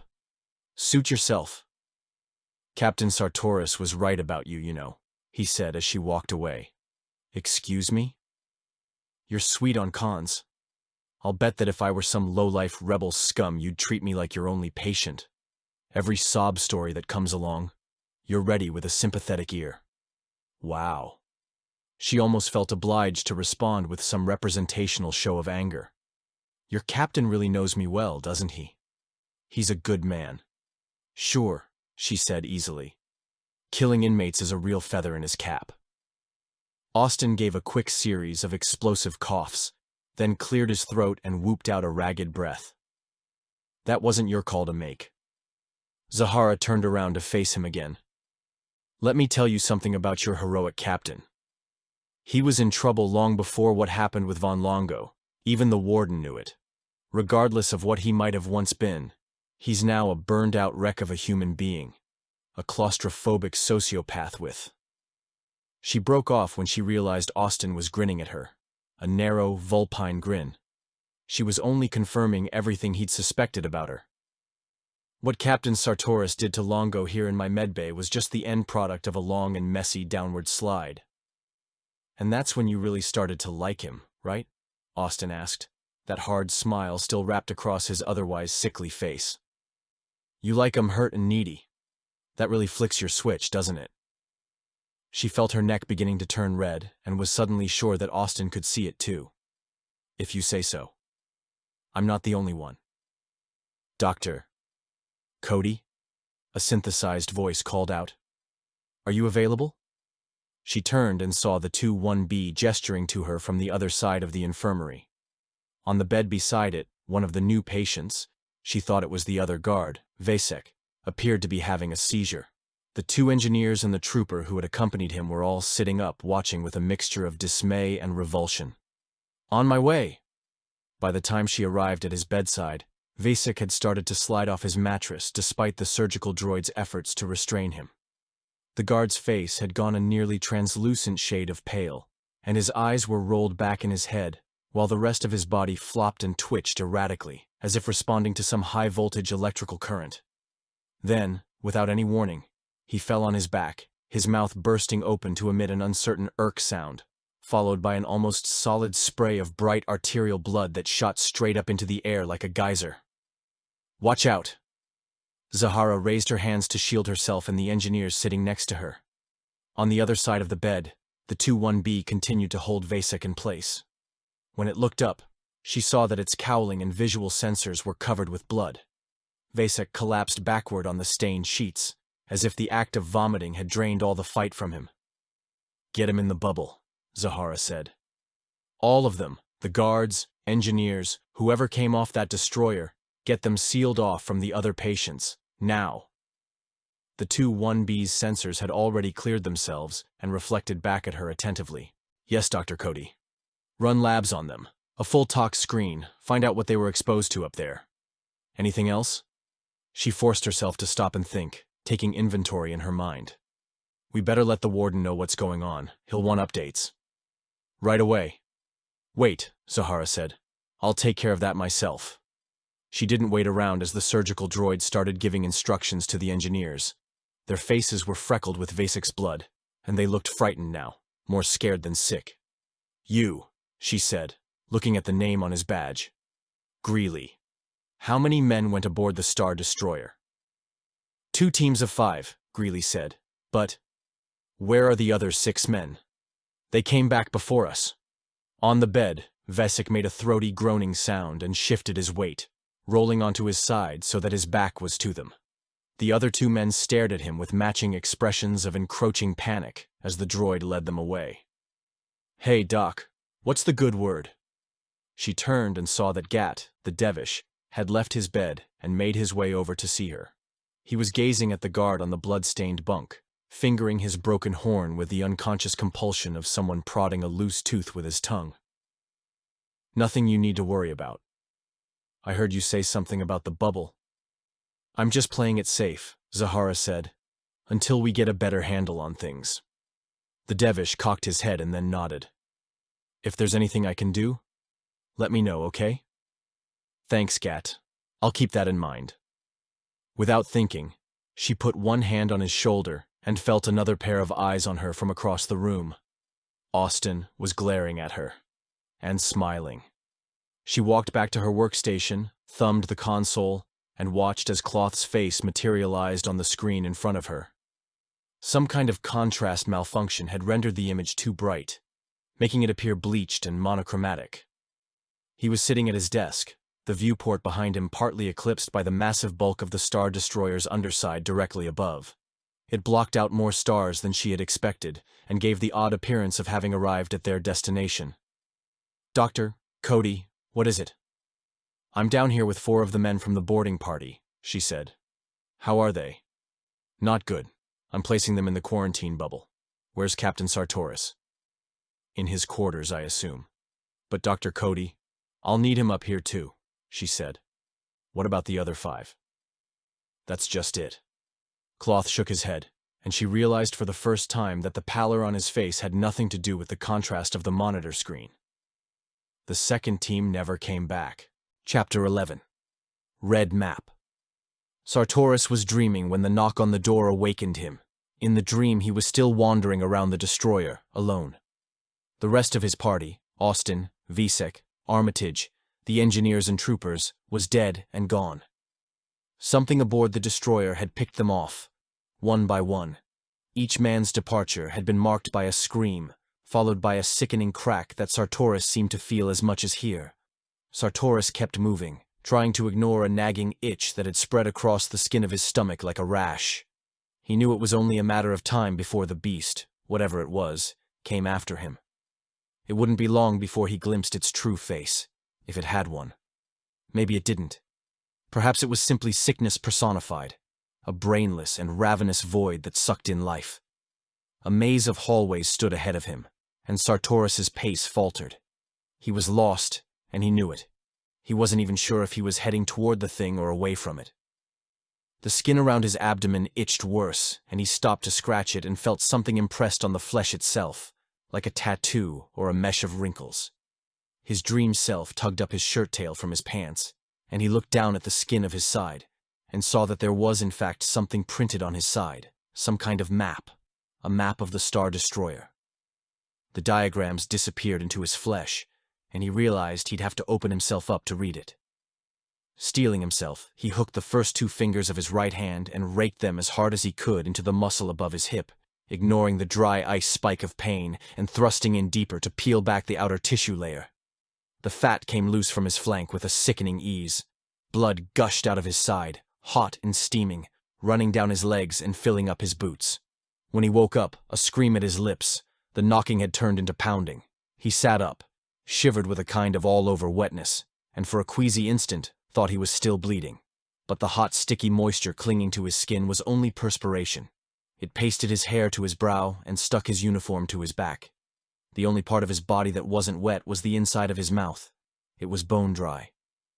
Opening the door of his quarters, he saw two guards in orange biohazard suits and masks standing there, looking like refugees from his interrupted dream. "Captain Sartoris?" He blinked. "What's this?" "Sir, we've been instructed to bring you down to the infirmary." "Why?" A pause, then, "Orders, sir." "Whose?" Sartoris asked, and made it easy for them. "The warden's or Dr. Cody's?" The guards exchanged a glance. The glare off their face shields made it hard to say which one responded. "I'm not sure, sir, but—" "Who gave the order to gear up?" Sartoris asked, but he was already thinking about Austin's cough and Greeley's vomiting, and the others, all of them. Too late he wished he'd conferred with Warden Cloth about the other party before going back to his quarters. It had been a small act of defiance that had blown up in his face, another poor decision in a long and self-destructive chain of questionable choices. He ought to have reported back first, swallowed his agitation and just done it. "Better come with us, sir." Sartoris took a step forward to try to identify the men inside the masks. "I feel fine," he said, and although this was the truth, it felt like a lie, maybe because of the guard's reaction.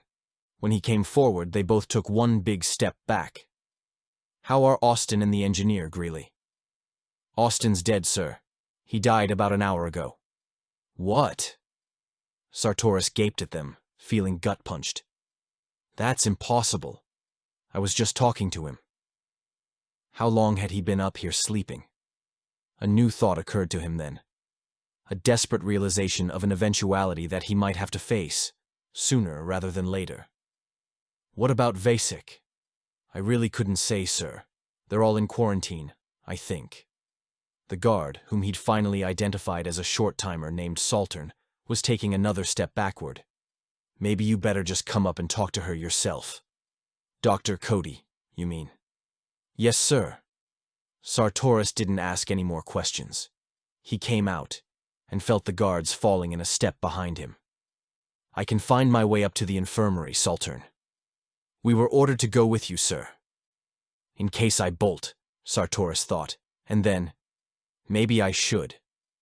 But he had told them the truth. He did feel fine. Whatever had happened to the others up on the destroyer hadn't touched him. It was a localized phenomenon, and he wasn't going to let it get to him. You won't have a choice. Take me upstairs, he said. I need to talk to Vesic. Chapter 12. Big Midnight. The Rhodians were sick. Trig looked at them in the cell across from his, sprawled on their bunks, shifting positions only sporadically. As unnerving as it had been when they'd stood there staring at him, Trig found this new development even more disturbing. Their respiration sounded terrible, a clogged rattle. The coughing was worse. Every so often one of them would groan or make a low, desperate whine. See anything? Kale asked. A guard hustled by in an orange biohazard suit, followed by two more. Hey! Trig pounded on the bars. What's happening out there? The guards just kept moving. Trig turned and looked back at his brother. What is all this, anyway? Kale shrugged. Who knows? He rolled over on his bunk and closed his eyes, and a moment later was fast asleep. Trig listened to him snore. Hey there, a voice whispered. Trig leaned forward. It was coming from the cell next to theirs. Hey, he said back, craning his neck, but he couldn't see around the corner. What's happening? Your name's Trig Longo, isn't it? The voice from the next cell said. Yeah. And your brother? He's Kale, right? That's right, Trig said. What do they call you? The voice ignored his question. Big price on your head, it whispered. 10,000 credits. Trig didn't answer. Stepping back from the bars, he'd already begun to experience a cold, slithery feeling moving into the pit of his stomach. The voice just kept talking. 10,000 credits, that's big money. Thing is, nobody's going to collect. Why not? Trig asked. Because I'm the one that offered it, the voice said, and I'm going to kill you both myself. Trig's entire body went numb. He suddenly realized that he knew that slushy pronunciation, made all the more inarticulate by the way the mouth had been injured when Kale yanked the piercings out. I requested a transfer just so I could be close to you, Ormus's voice said. Grease the right wheels, you might say. The second they open these doors, I'm going to rip you and your brother apart with my bare hands. And that's just for starters. Why don't you shut up? Kale said from his bunk, startling Trig. He hadn't known that his brother was listening, or even awake. Miss giggled. Trig realized the gang leader was probably the one he'd heard giggling earlier when Wembley had come through, bellowing for quiet. How do you want it? He asked. Quick and dirty, I'm guessing. We can do it somewhere private. The guards will find your bodies later, but it might be a while. Not that anybody's gonna care. Not any more than they cared about your old man when Sartoris.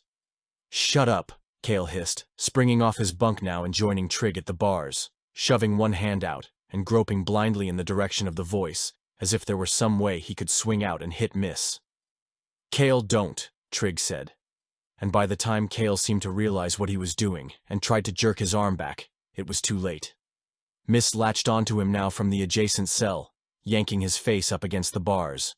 Trig could hear him giggling and grunting at the same time, holding on to Kale. In the cell opposite them, one of the torpid Rhodians had actually sat up to watch with a vague expression of dazed interest. Just can't wait for it? The voice asked. You want it now? Is that it? You want me to? There was a sharp whack, and the voice broke off with a surprised grunt. Get your meat hooks back inside, Wembley said outside the cell. He was wearing an orange suit and mask, the BLX standing behind him, and when he turned to the brother's cell, Trig could see his own expression reflected back at him in Wembley's face shield. You still got all 5? Yeah, Kale said, holding his fingers and flexing them. I think so. He was just messing with me. What's with the suit? Trig asked. For the first time, the guard appeared uncomfortable. The BLX droid standing behind him said, There's been just a precaution, Wembley cut in. Nothing to worry about. Is it bad? Nobody knows anything. Dr. Cody's trying to figure it out. Wembley glanced at the Rhodians, who were now back on their bunks again, coughing and making the quiet whining noise that Trig had heard before. Looks like your neighbors aren't faring too well either. 2 less that you'll have to worry about, I guess. Wembley. Up the hall, somebody shrieked. Wembley spun around with remarkable agility for a man of his size and saw something he didn't like. Without another word, he burst into a shambling run in the opposite direction from whatever he'd seen. Trig didn't have to wait long to learn what it was. The other guard charging down the hall wore a torn orange suit and no mask. He was still screaming when he slammed face first into the bars of their cell, spraying a glut of blood through. It hit Trig's face, shockingly warm and wet on his cheeks and nose. The sick guard stopped screaming and stood there, eyes wide and totally disoriented. His hands gripped the bars, as if forcibly keeping himself upright.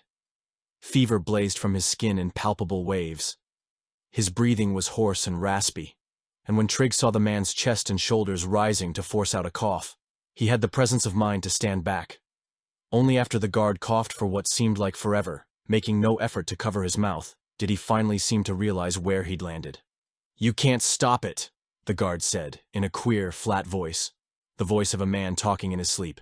"You just can't." "What?" Trig asked. "There's no way." The guard shook his head, his lower lip trembling a bit. Then he turned and started walking crookedly up the hallway, in the direction where Wembley had gone. Trig felt his throat go tight. He was suddenly miserably sure he was going to cry. He was scared, that was part of it. But he was also thinking about his father. Somehow the fact that he didn't know what time it was, it could be midnight down here for all he knew, made it all the worse. A few months earlier they had been safe at home, the three of them eating breakfast together. How had things gotten so horrible so fast? "Hey," Cale said, placing one hand on Trig's shoulder. "Come here." He lifted the hem of his shirt and wiped his brother's face off, the first tears mixing with the guard's blood. "It's all right." "This is bad," Trig said. "We've been through worse." Trig couldn't answer.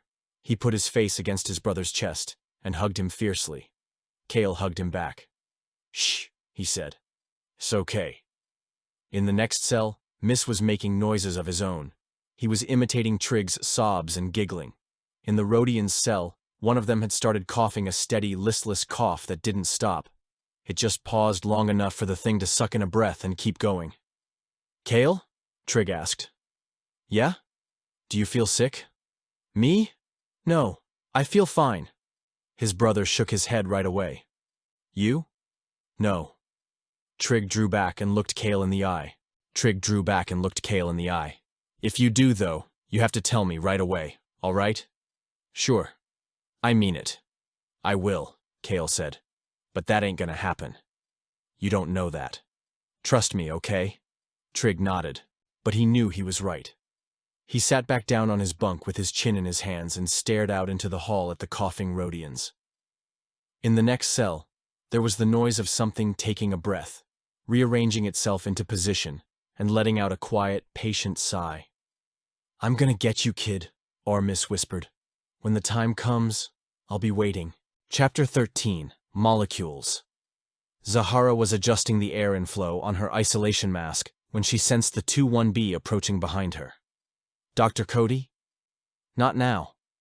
"It's important." She hardly heard him. The afternoon had been a dark and bloody blur. All around her, the normally sedate infirmary was packed with sick inmates and guards, every bed occupied and more lying on the floor. The room was filled with the sounds of their coughing, rasping breaths, beeping monitors, and constant cries for help. Whatever the boarding party had brought back with them from the destroyer had spread so quickly throughout the purge that she and Waste had already lost track of the new admits. Captain Sartoris had arrived in the custody of his own guards, and the surgical droid had ushered him directly into the quarantine bubble. Knowing that Sartoris was sitting in there waiting for her to examine him was the extra dose of stress she didn't need right now. The warden had been calling her constantly from his office for updates. He didn't understand why she couldn't at least diagnose what was wrong, if not cure it.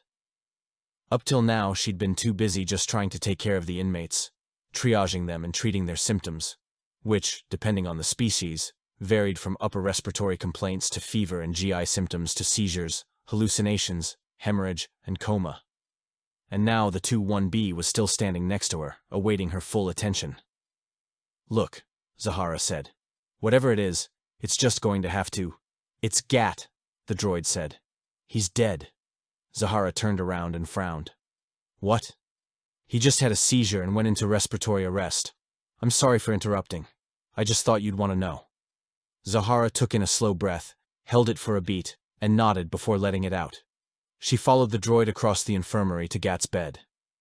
The Devish was lying on his side, pale-skinned, eyes open, already glazed. She looked at the vacant face, the broken horn and slackened jaw. Whatever had been good inside him, the rare element of decency and humor that had made him unique among her patients, was totally gone. She bent down and closed his eyes. "And the warden is waiting to talk to you again," Waste said, actually managing to sound regretful. Zahara knew what Cloth was going to ask. "How bad is it?" she asked the droid. 12 fatalities so far. Including the entire boarding party? With the exception of Captain Sartoris and ICO Vesek, the surgical droid answered. "Yes." "And they're both still in the bubble?" "That's correct. Otherwise, the pathogen has already spread throughout the purge. I'm following several reports of symptoms from all over general population, inmates, guards, support staff. Rate of infection is nearly 100%. Our medication and supplies will hold out for another week if nothing changes. However, ... The droid paused, its voice modulating into a more confiding tone. "I have been unable to isolate the molecular makeup of this particular strain. Dr. Cody?" "Yes?" "As you know, my programming regarding infectious disease is quite wide in scope, and yet this current contagion is like nothing I've ever seen." The droid's voice lowered further, the synthesized equivalent of a whisper. "It seems as though the individual organisms are using quorum sensing to communicate with one another inside the host." "Meaning what?" "Individual cells don't activate to full virulence until they've reproduced to such numbers that the host can't combat them. In other words," Zahara said, "when it's too late." "That's correct. At this point, I'm not even convinced that our isolation gear is an effective barrier." Zahara looked down self-consciously at the orange suit that she'd put on immediately after placing the boarding party into quarantine.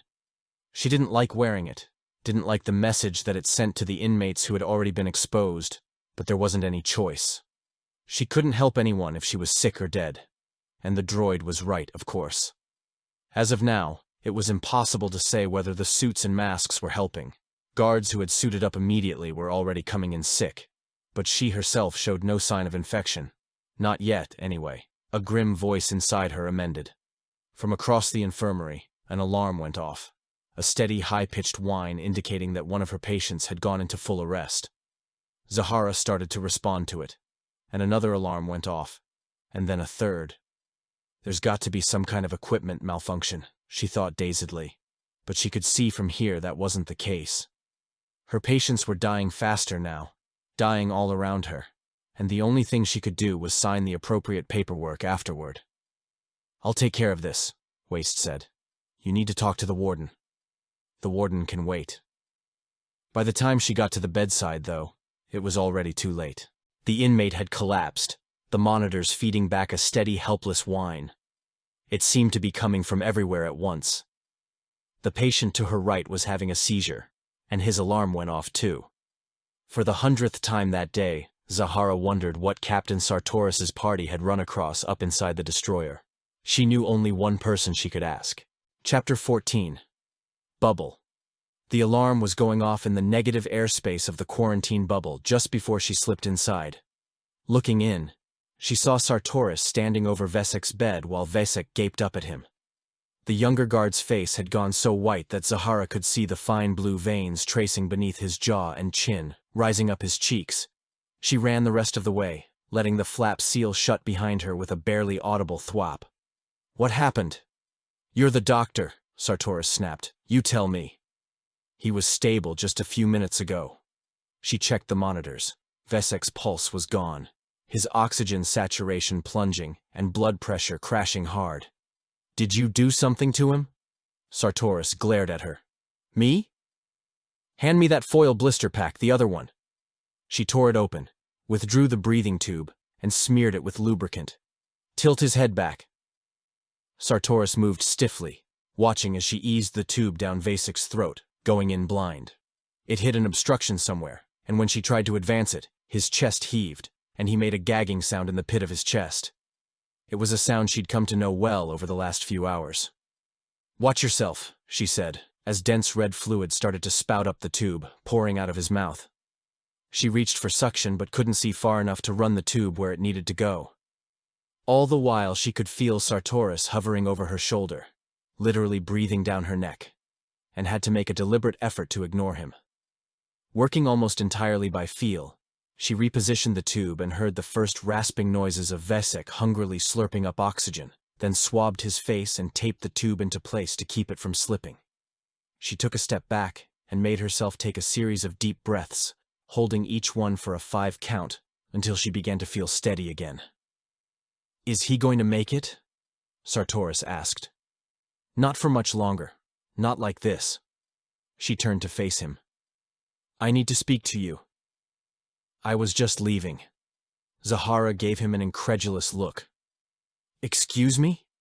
"I came to talk with Vesek." Sartoris shot a glance at the tube taped into place around the guard's mouth. "Not much chance of that now."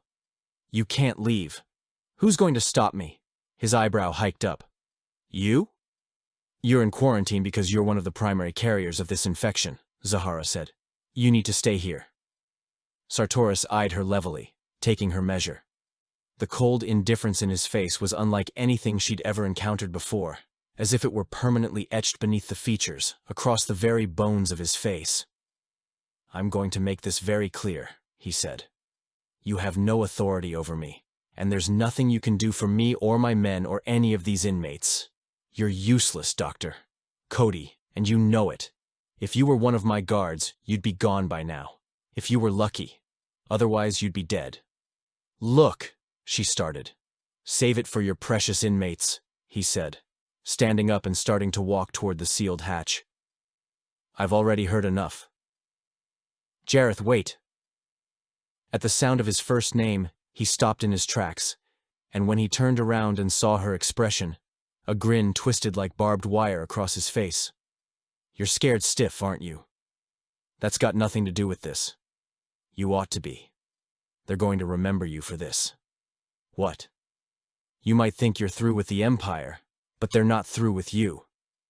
He glanced outside the bubble, where the 2-1B was hurrying from bed to bed as the alarms switched on, each one signaling cardiac and respiratory arrest. "Every exposed inmate and guard on this barge is going to die in the next few hours, while you stand there in your isolation suit with your tools and your droids. I hope you enjoy answering questions, because there's going to be plenty of them waiting for you." He reached out with one finger and very gently placed it against her sternum. "You'll spend the rest of your life living this down." "What did you and your men see up in that Star Destroyer?" she asked. "What did I see?" Sartoris shook his head. "Nothing. Not a thing." Sighing, she glanced at the monitor screens alongside the bubble's inner membrane. "Your blood work is coming back clean. The infection doesn't seem to be affecting you whatsoever." "Benefits of clean living," he said, and shoved past her. "If you think you can detain me, you're welcome to try. Otherwise, I'll be up in the warden's office. I'm sure he'll be interested in hearing about how you and your staff are bearing up in this crisis." Before she could move to stop him, he'd already walked out of the bubble and through the medbay. Something about his motives bothered her. There was no way he was going to waste time talking to Cloth just to report on her inefficacy here. How much more trouble could she really get in now, anyway? Zahara started to follow him and paused, feeling momentarily lightheaded. She stopped short, scrutinizing herself for any of the symptoms she'd seen in her patients. Her breathing was fine. She felt no pain or lethargy. Was she just feeling the accumulated tension of the whole situation? Waste? "Yes, Doctor." "Cody." The droid didn't look up from the inmate whose bunk it was squatting over, administering some sort of IV injection. "I need you to run some blood and cultures." "On what patient?" "Me," she said, and held out her arm. The 2-1B looked at her. "But that would require me to violate the isolation barrier of your suit." "The suits don't work anyway," she said. "You said so yourself." "I was speculating." "Enough." She peeled off the mask and tossed it aside, yanking off the gloves and pulling her sleeve up to expose her bare arm. From the nearby beds, the inmates gazed at her blankly. "Doctor! Cody, please." Waste's synthesized voice was edging perilously close to panic. "My theories regarding the efficacy of the barge's isolation gear are hardly conclusive. And in any case, the prime directive of my programming plainly states that I am to protect life and promote wellness whenever possible." "Just do it," she said, and locked her eyes on the droid's visual sensors, waiting for the needle. Chapter 15, VHB. Sartoris walked back up the corridor toward the warden's office with a pair of E11 blaster rifles. Their stocks collapsed so he could hold one in each hand. He'd taken them off two of the stormtroopers in the hallway. One of them, right outside the infirmary, had attempted to shoot him with it. The guard in question, a man that Sartoris had known for years, had staggered toward him with his helmet in his hand and blood in his eyes, coughing and ranting at the top of his lungs. He didn't seem to have any idea where he was, but kept insisting he get medical care. He said his lungs were filling up with fluid, and he couldn't breathe.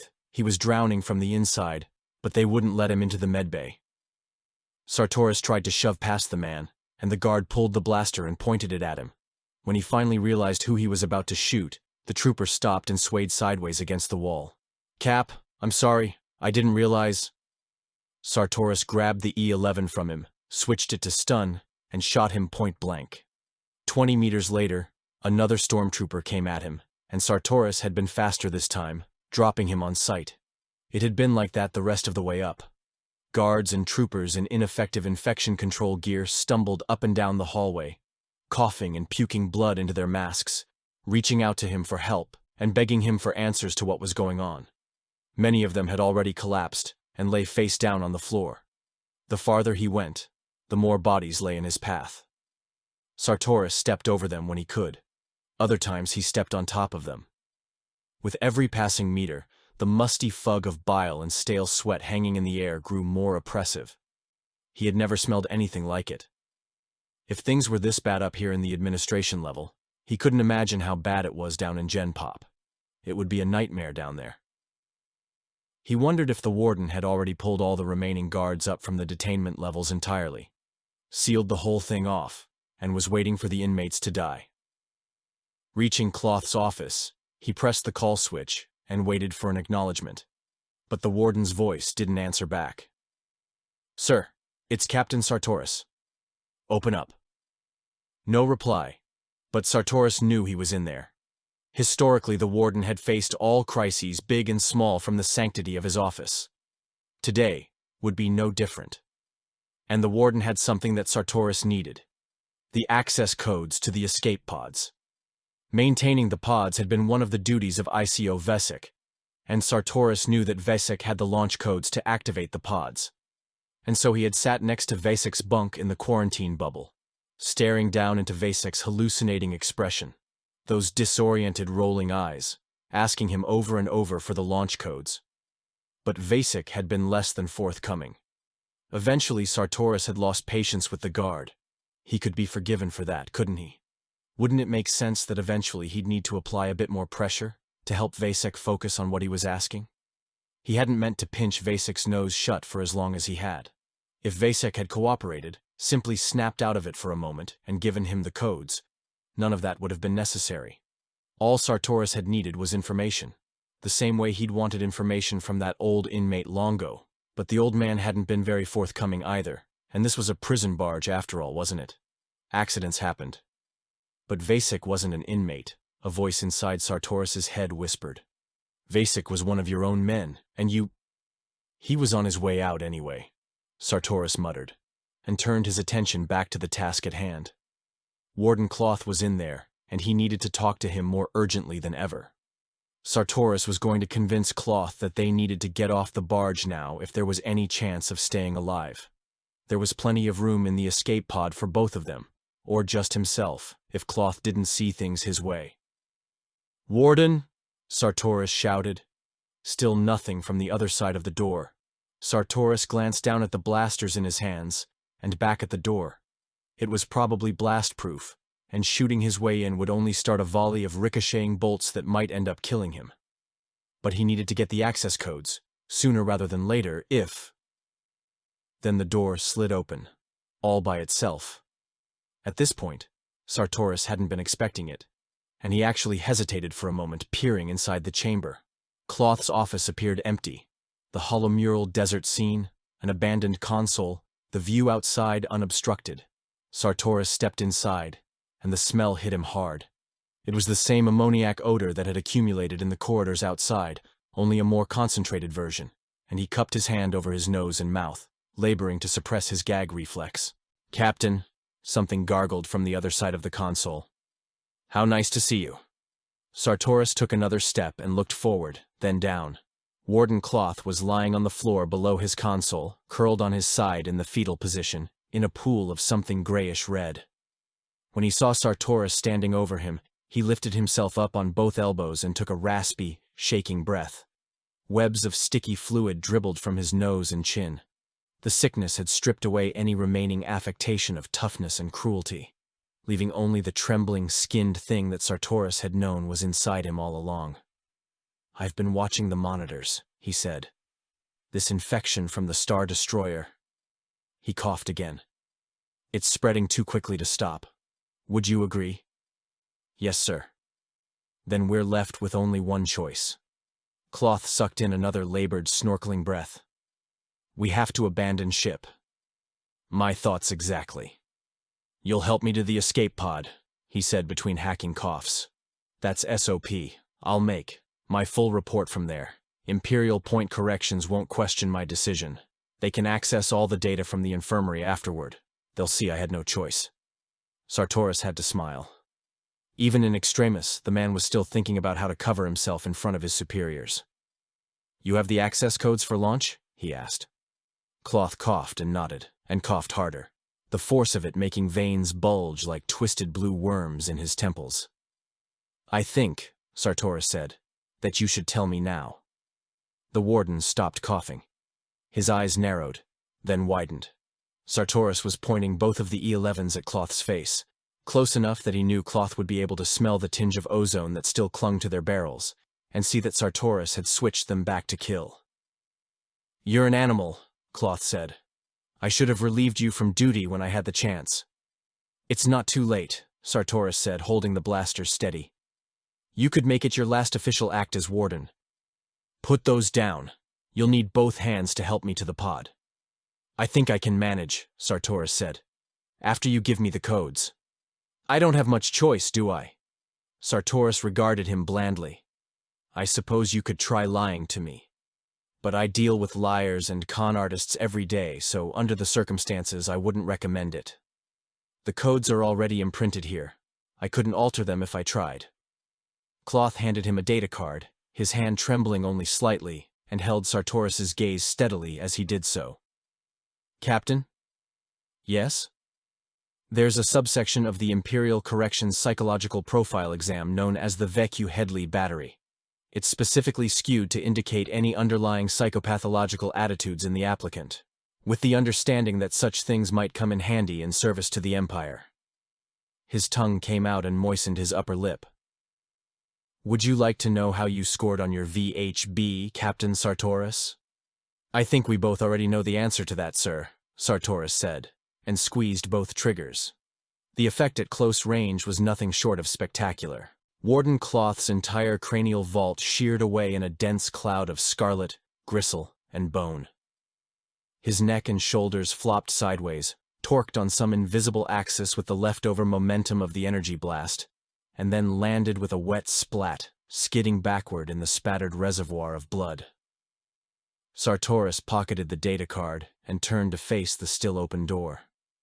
That was when he saw the young guard in the isolation suit standing out in the corridor, staring at him slack-jawed, his fever-blotched face gone abruptly pale, so the blisters stood out like stars. When the guard realized that Sartoris was looking at him, he jerked both hands up and backed into the hallway behind him, his chin going up and down trying to yammer out words. "Captain, you just shot Warden Cloth." "Did him a favor," Sartoris said, taking note of the guard's runny nose and the fever sores clustering around his lips. "You want one?" The guard looked as if he just lost control of his bladder and bowels simultaneously. "Get out of here." pointing with one of the blasters. "Go that way." The guard nodded, turned, and fled, boots clattering, rasping audibly for breath. Sartoris wished him well.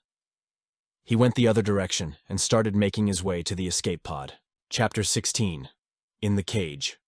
Although there was no longer anyone alive to monitor it, the surveillance system of Imperial prison barge Purge did an excellent job relaying the conversation between Trig and Kale Longo in their cell in detention, level 5.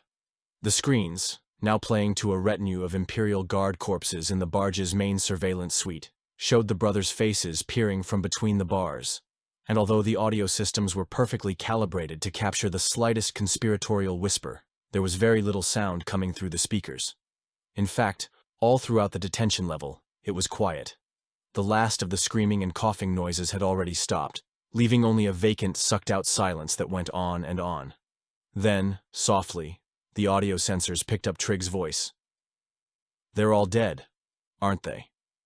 And Kale, falteringly, "I don't know. Whoever's left alive, they're already gone. They just left us here. We're going to die in here too." "You need to stop talking like that," Kale said. "Right now. You understand?" Trig didn't reply. Not long ago, he had watched the Rhodians die in the cell across from them.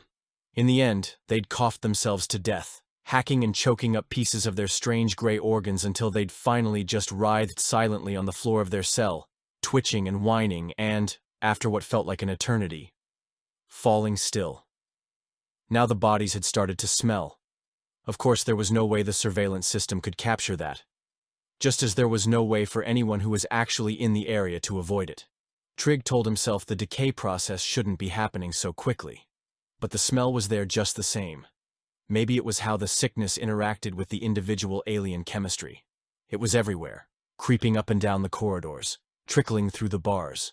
He imagined rows of cells filled with corpses, dead inmates slumped on their bunks and sprawled on the floor, limp arms hanging through the bars, hundreds of them, gray and seeping, up and down the corridors of the different sublevels. The barge had turned into an immense floating crypt. So why weren't he and Kale dead? Or even sick? Trig wondered if they were destined to survive through some rare quirk of genetic immunity, only to die of starvation or dehydration like neglected animals, here in the cage. He thought of something his father had always said. The universe has a sense of humor, just not a nice one. "What happens next?" he asked. Kale went to the bars, cupped both hands around his mouth. "Hey!" he shouted. "Is there anybody out there?" His voice was surprisingly loud, ringing through the emptiness. "Hello! We're alive in here! Hey!" He took in a deep breath. "We're alive in here! We're—" There was a loud clank, and the cell doors up and down the corridor all began to rattle open at once. Kale turned and glanced back at his brother. "Somebody heard us." "Who?" "Doesn't matter," Kale said. "Right now we have to—" He stopped. Trig watched him. "What is it?" Kale held up one hand, inclining his head to listen. Whether or not Trig actually heard a noise from the cell next to theirs, he couldn't be sure. His imagination, always active, was now working overtime to pluck something of substance from the void. "Stay there," Kale whispered, leaning out of the cell and looking around. Then he gestured Trig forward. They went out together, Trig just half a pace behind Kale, and then he remembered, "Wait!" It was too late. The figure in the next cell burst out at him, scrambling forward with a snarling howl of rage. Trig saw Armis fall on top of his older brother and drive him into the opposite wall, limbs flailing, hands slashing, already going for Kale's eyes. Kale collapsed, caught completely off guard, and for an instant, Miss's body covered his entirely, his entire torso struggling spastically for air. The Delphanian seemed to be laboring equally hard to rip Kale's face apart and draw in another breath. He's sick. The thought flashed through Trig's mind almost faster than he could recognize it. Now's your chance. Maybe your only one.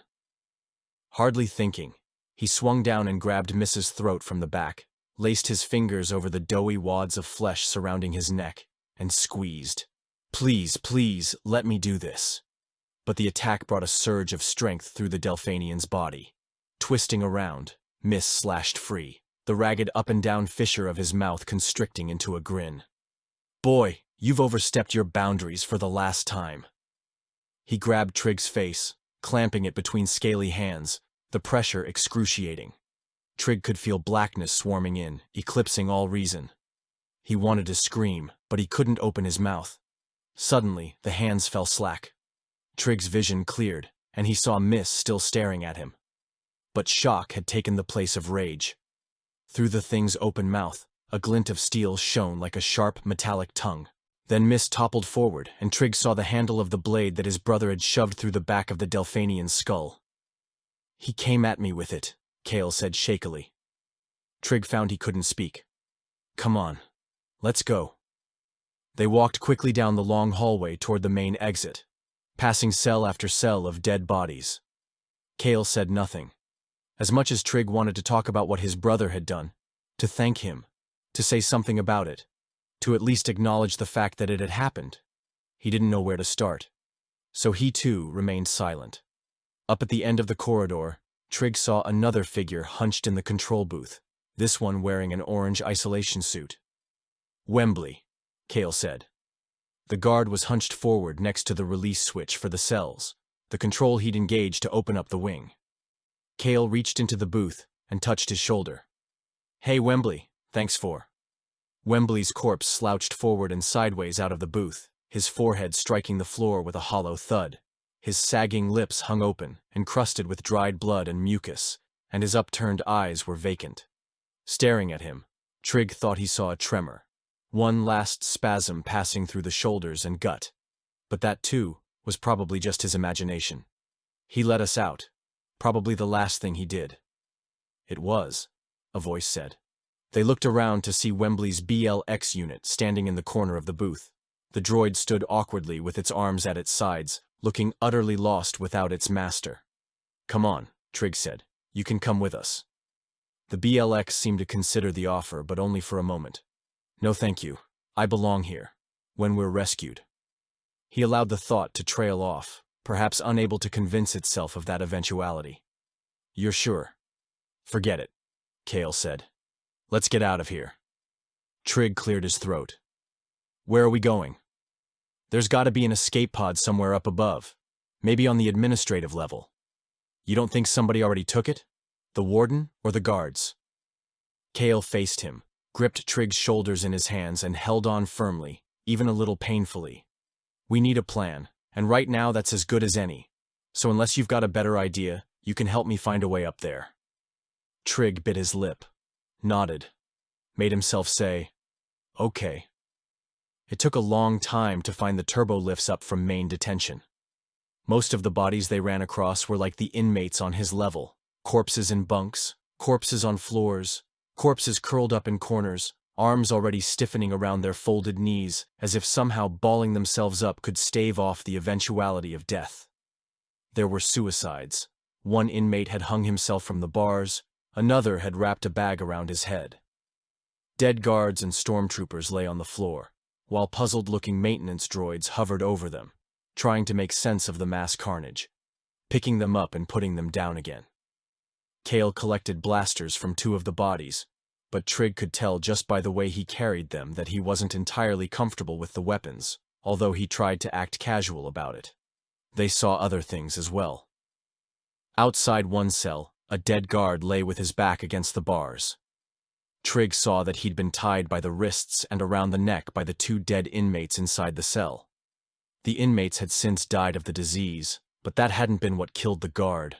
The Khans had somehow lured him close enough to bind him there, and then tortured him to death, stabbing, slashing, and mutilating him with the crude, sharpened instruments that were still clutched in their dead hands. They saw an inmate, an alien species that Trig didn't recognize, comprising two conjoined bodies, one twice the size of the other.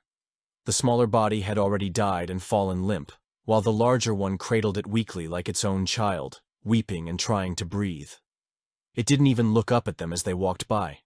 They saw a maintenance droid carrying on a cheerful, one-sided conversation with a dead stormtrooper. They saw two Imperial guards slumped dead over a Dejaric holochess table, while the figures on the table lumbered aimlessly around the board, awaiting instruction. Finally, they found a turbolift, and waited for the hatchway to slide open. There was a pair of dead guards inside, both of them armed, slouched in opposite corners, their torsos torn apart and scorched by blaster bolts, as if, in the final throes of delirium, they'd turned against each other. Cale hoisted them by their biohazard suits and dragged them out of the lift, and Trig was glad his brother didn't ask him to help. Looking at the bodies was one thing, but touching them, lifting them up, hoisting their dead weight. That wasn't something he felt prepared for. What if one of their cold, dead hands was to reach up and grab hold of him? Would he even be able to scream? There was a clicking sound behind them, and Trig glanced back over his shoulder. He thought about Miss in the cell next to theirs, the cell that had been empty when he'd looked. Miss must have run out immediately after Wembley had sprung open the doors for them. Did that mean Miss was immune too? Trig wondered if he was following them. Just because he didn't see anything didn't mean it wasn't there. On the uppermost level of detention, they heard a faint mewling sound like something crying. It was plaintive and childlike, with a despondency all the more resonant to Trig because he recognized it in his own heart. He stopped and looked in the direction of the noise. "You hear that?" Cale shook his head. "It's not our business." "What if they need help?" Cale flashed him a tired look but didn't argue. They filed up the hallway, passing more cells of dead inmates, reminding Trig once more of neglected domesticated species that had been forgotten and left to rot by their masters. Cale kept the blasters half raised at his sides. The mewling noise grew louder until Trig stopped and stared into the final cell in the line.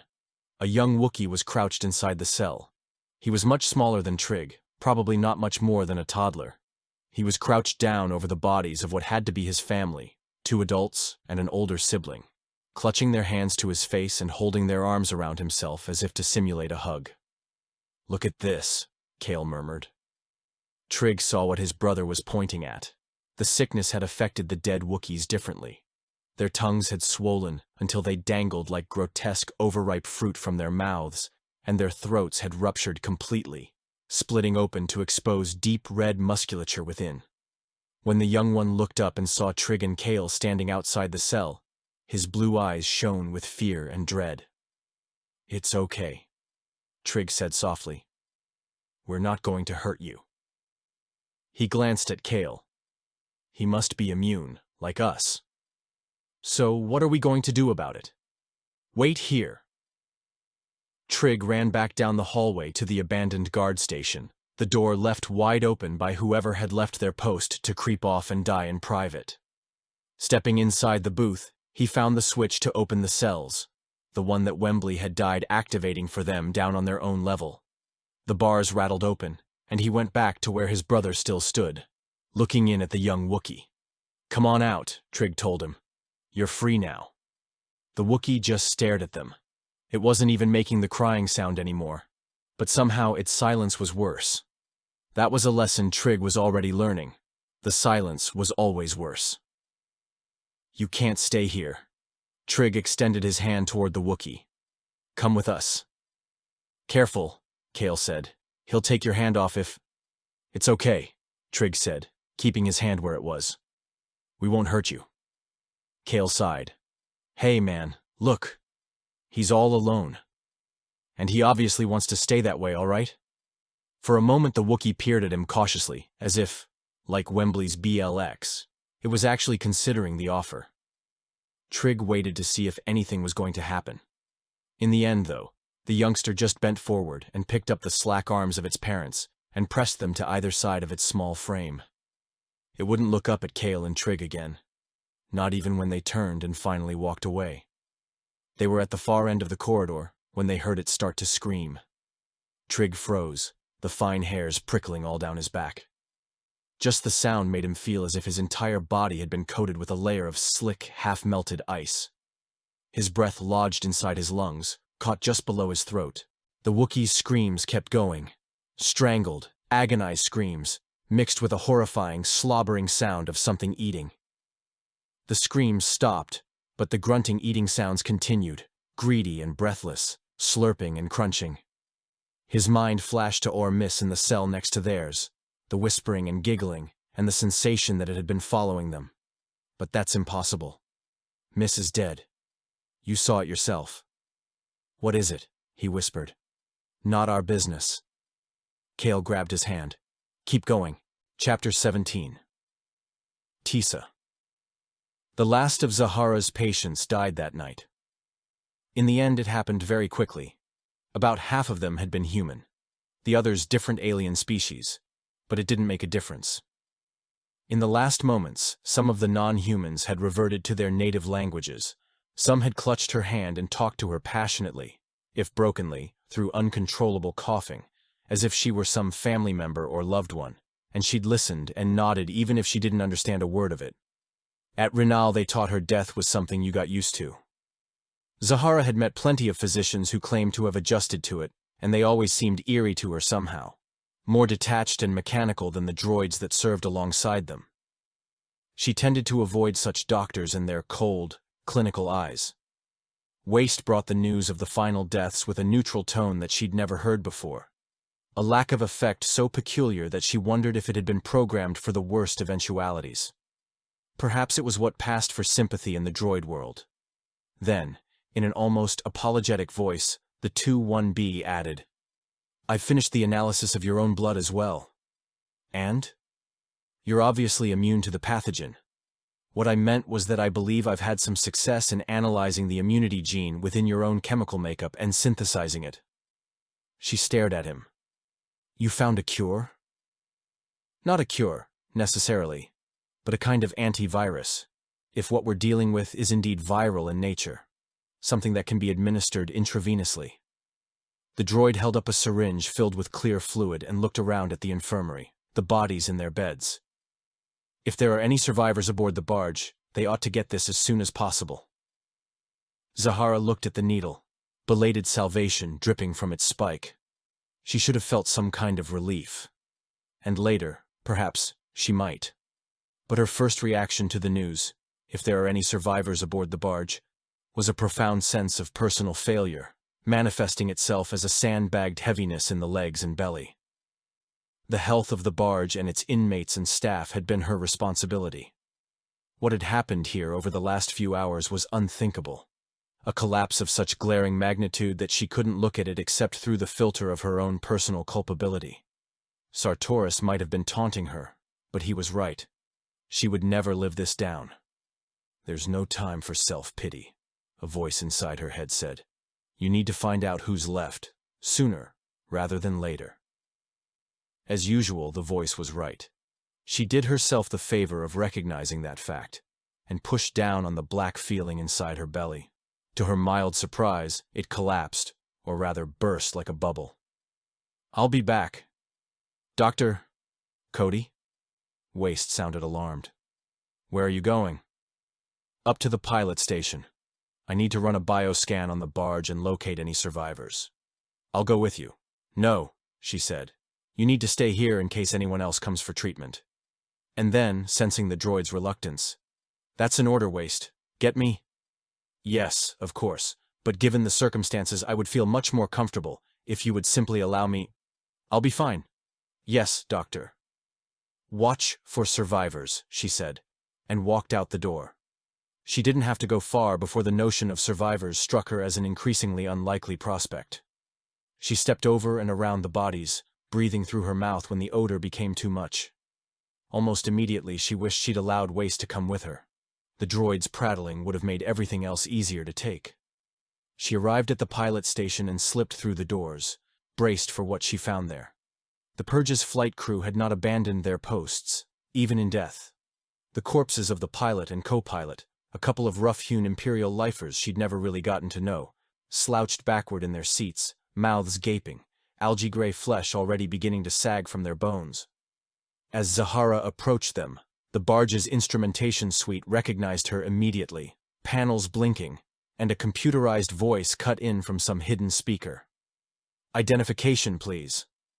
The voice had been synthesized to sound female, businesslike but pleasant, and Zahara tried to remember what the pilots called her, and then remembered.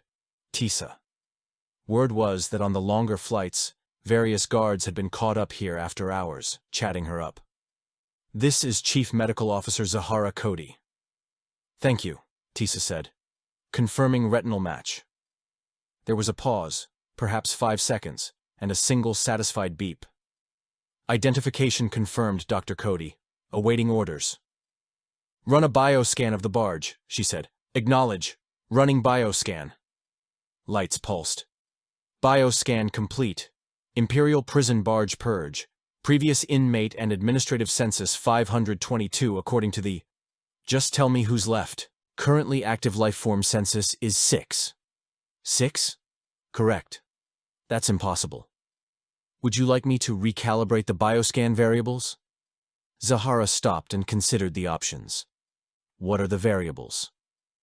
Positive lifeform reading is based on algorithmic interpretation of brainwaves, body temperature, motion, and heart rate. What about alien species whose normal body temp or pulse don't fit within those parameters? Zahara asked. They wouldn't show up on the scan, would they? Negative. Scan parameters are continuously recalibrated to incorporate the physiological traits of every member of the inmate population. In fact, current calibration standards reflect accurate lifeform census with a 0.001% margin of... Where are they? Zahara asked. The 6? Tisa's holoscreen brightened to extend a transparent, three-dimensional diagram of the barge. It looked much cleaner in miniature, etched out with fine, straight lines, a drafter's dream of perfect geometry. The pilot station occupied the uppermost level. On one end of it, rising like a periscope, stood the retractable docking shaft that still connected them to the destroyer. On the other end of the pilot station, a wide descending gangway led downward to the conjoining administration level, flanked on port and starboard sides by the barge's escape pods. The mess hall, infirmary, and guards' quarters occupied the far end of that same level, and below that, the 6 individual strata that constituted Gen Pop. Any farther down, Zahara knew, and you'd find yourself amid a series of beveled hatches giving way to numberless sublevels, including the bottommost holding cells. In all, she counted the 6 tiny blips of red light distributed throughout it. Current lifeform census, Tisa was saying, indicates 1 active reading in the pilot station, 1 on the administration level, 2 in general population, detention level 1, and 2 in solitary confinement. Solitary. She hadn't even thought about that until now. Reserved for the worst and most dangerous inmates on the barge, a haven for maniacs and extreme flight risks. It was the one place where the sickness might not have had an opportunity to spread. The question was whether she should risk going down there alone. Of course, there were plenty of weapons lying around, but she didn't relish the idea of letting 2 of Warden Cloth's worst inmates free, only to blast them into oblivion when they attacked her. Still, what choice did she have? Can you patch me through to the infirmary? Acknowledged, Tisa said, and the monitor above the hologram brightened to show the med bay. At one corner of the screen, Zahara saw Waste walking from bed to bed, removing monitors from the last of the dead, gathering up old IV lines and ventilator tubing. He was talking to himself in a voice too low to hear, perhaps only reviewing the diagnostic data, but seeing him like this made her feel suddenly, inexplicably sad. Waste. The 2-1B stopped and looked up from the screen. Oh, hello, Dr. Cody. Was the bioscan a success? She wasn't sure how to answer that one. I'm going down to solitary. Can you meet me down there? Yes, of course. He paused. Dr. Cody. Yes? How many remaining life forms are there? 6. 6, the droid repeated tonelessly. Oh, I see. For a moment he glanced back at the infirmary full of bodies, all the patients who had died on their watch, despite all their efforts, and then up to the screen again. Well, I suppose I'll meet you down there then. See you there, she said, and signed off. Chapter 18. Solitary. Zahara left the pilot station and took the turbolift straight down to the barge's lowest inhabited level. She almost never descended this deep into the barge, had maybe been down twice since she'd started here, to treat inmates who were too sick or dangerous to come up to the infirmary. The only thing that lay beneath it was the mechanical and maintenance sublevel, the cramped domain of eyeless maintenance droids that never saw the light of day. The lift doors opened to release her into a bare hallway with exposed wires dangling from the overhead girders. Zahara squinted, trying to make out the details. Apparently the main power circuitry didn't work so well down here. Somewhere above her, a steam vent hissed out a steady current of moist, rancid-smelling air, like the stale breath of a terminal patient.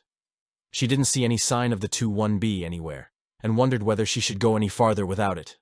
It didn't really matter if there were no other survivors except— "Oh!" she said aloud, startled out of her thoughts, falling forward and catching herself on the damp corridor wall, where her palm slipped, almost landing her flat on her face. She'd tripped on the bodies of the guards in front of her. She counted 5 of them, sprawled out in a harrowing tableau. They were all wearing isolation suits and masks, except for one, a younger guard whom Zahara recognized from a month or so earlier, when he'd come to the infirmary complaining of some minor skin irritation. She'd liked him well enough, and had fallen easily into conversation. She remembered him talking about his wife and children back on his homeworld of Chandrila. Looking down at his body, Zahara saw a sheet of flimsy plast curled in his hand. She knelt down to pick it up and started reading. Kai. I know I told you and the kids I would be home after this run. But that is not going to happen. I am sorry to say that something has gone wrong on the barge. Everybody is getting sick, and nobody knows why. Almost everybody has died so far. At first I thought I was going to be okay, but now it looks like I have it too. I am sorry, Kai. I know this is going to be hard on the boys. Will you please tell them their daddy loves them? I am so sorry this is how things turned out. But tell them I served to the best of my abilities, and I was not a coward and never scared. And I love you with all my heart. At the bottom, the guard had attempted to write his name, but the letters had come out so crooked and helpless, probably from his trembling hand, that the signature was little more than a scribble. Zahara folded the note and slipped it into the breast pocket of her uniform next to the vial of antivirus.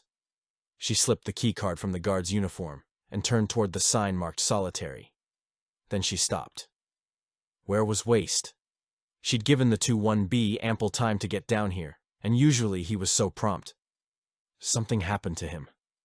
It was that voice again, the one inside her head, the one that was never wrong. She wondered if she should go, if she even should have come down here to begin with. You came this far. With real reluctance, she bent down and picked up one of the blasters from a dead guard's hands. It was cold, and felt heavier than she remembered. Zahara had received the requisite weapons training before signing on, and was able to locate the safety mechanism and switch the blaster over to stun. There were 3 separate cells. Each had a solid metal door, dull gray and coffin-sized, with a control pad and a slot for the keycard mounted up and to the right. Zahara stepped up to the first door. She realized she'd stopped breathing. Her body felt weightless, as if her legs had simply vanished beneath her. Faintly she could smell the hot coppery scent of her own fear coming off her body. An unpleasant, unnecessary reminder of how little she really wanted to be doing any of this. You don't have to. Yes, I do, she thought, and brought the keycard to the slot. Her hand was shaking, and it took a moment to line it up properly and push it in. The door began to slide open. She jerked the blaster up, pointing it into the semi-darkness. Light from the outside cast her silhouette into the cell, like an outline cut crisply from black fabric, with very sharp scissors. Squinting in, she could make out an empty bench, a table, but the silent 2x2 cube was otherwise absolutely empty. There was no one here. She stepped back and turned to the second cell, slotted the card, and— the noise from inside the cell sounded like a snarl of surprise and rage. Zahara lurched backward, the blaster suddenly loose and clumsy in her hand, somehow unable to find the trigger as the cell's occupant charged toward her. The thing was huge, big enough that it had to duck and twist its shoulders to fit through the cell doorway, with sharp white teeth and eyes that shot back splintered gleams of intelligence. Stumbling backward, Zahara tried to say, "Hold it," but the words got clogged up in her throat. It was like trying to cry out in a dream, struggling to push words through strengthless, suffocated lungs. The thing stopped directly in front of her and lifted its shaggy head, perhaps seeing the blaster. It was a Wookiee, she realized, and at the same time she was aware of a pounding noise from the last remaining cell, a muffled shouting on the other side of the wall. "Hold it," she said again, more clearly this time. She aimed the blaster upward. "Don't move." The Wookiee moaned. Zahara raised the keycard and wondered how she was supposed to hold both convicts at bay with one blaster. But it was too late now. The last cell door rattled open to reveal the figure standing immediately inside. Zahara flicked her eyes back at the Wookiee, but he hadn't moved from his spot. Glancing back at the other convict, she realized she was looking at a dark-haired man probably in his late 20s, dressed in an ill-fitting prison uniform. He was staring at her with dark and questioning eyes. "What's going on down here?" "I'm Dr. Cody," she said, "Chief Medical Officer. There's been... So you didn't bring us dinner." "What?" Number she'd expected hostility, confusion, or disdain, but the inmate's cavalier attitude already had her flustered. "I'm afraid there's been an incident." She raised the blaster, and the Wookiee threw back its head and let out a restless, deep-chested bray that seemed to shake the air around her. Okay, the man said. "Put the blaster down, huh? You're making Chewie nervous." "Chewie?" "Chewbacca, my co-pilot," the dark-haired man said, coming forward so she could see his face more clearly. The half-smile quirked across his face. "I'm Han Solo." Chapter 19. Pod. By the time they found the escape pod, Trig was sure they were being followed. He could hear breathing noises behind them, the occasional thumping footstep of something tracking them gracelessly through the central hallway of the admin wing, no longer bothering with stealth. Sometimes it made little scratching noises. Other times he could only hear it breathing. He didn't even need to say anything about it to Kale. Kale knew it too. Rather than bringing him comfort, the unspoken awareness between them had the paradoxical effect of accelerating the near panic building up in Trig's nervous system. It was as if he were dealing not only with his own apprehension, but Kale's as well. Finally they saw the escape pod, just up ahead on the outer wall. "There it is."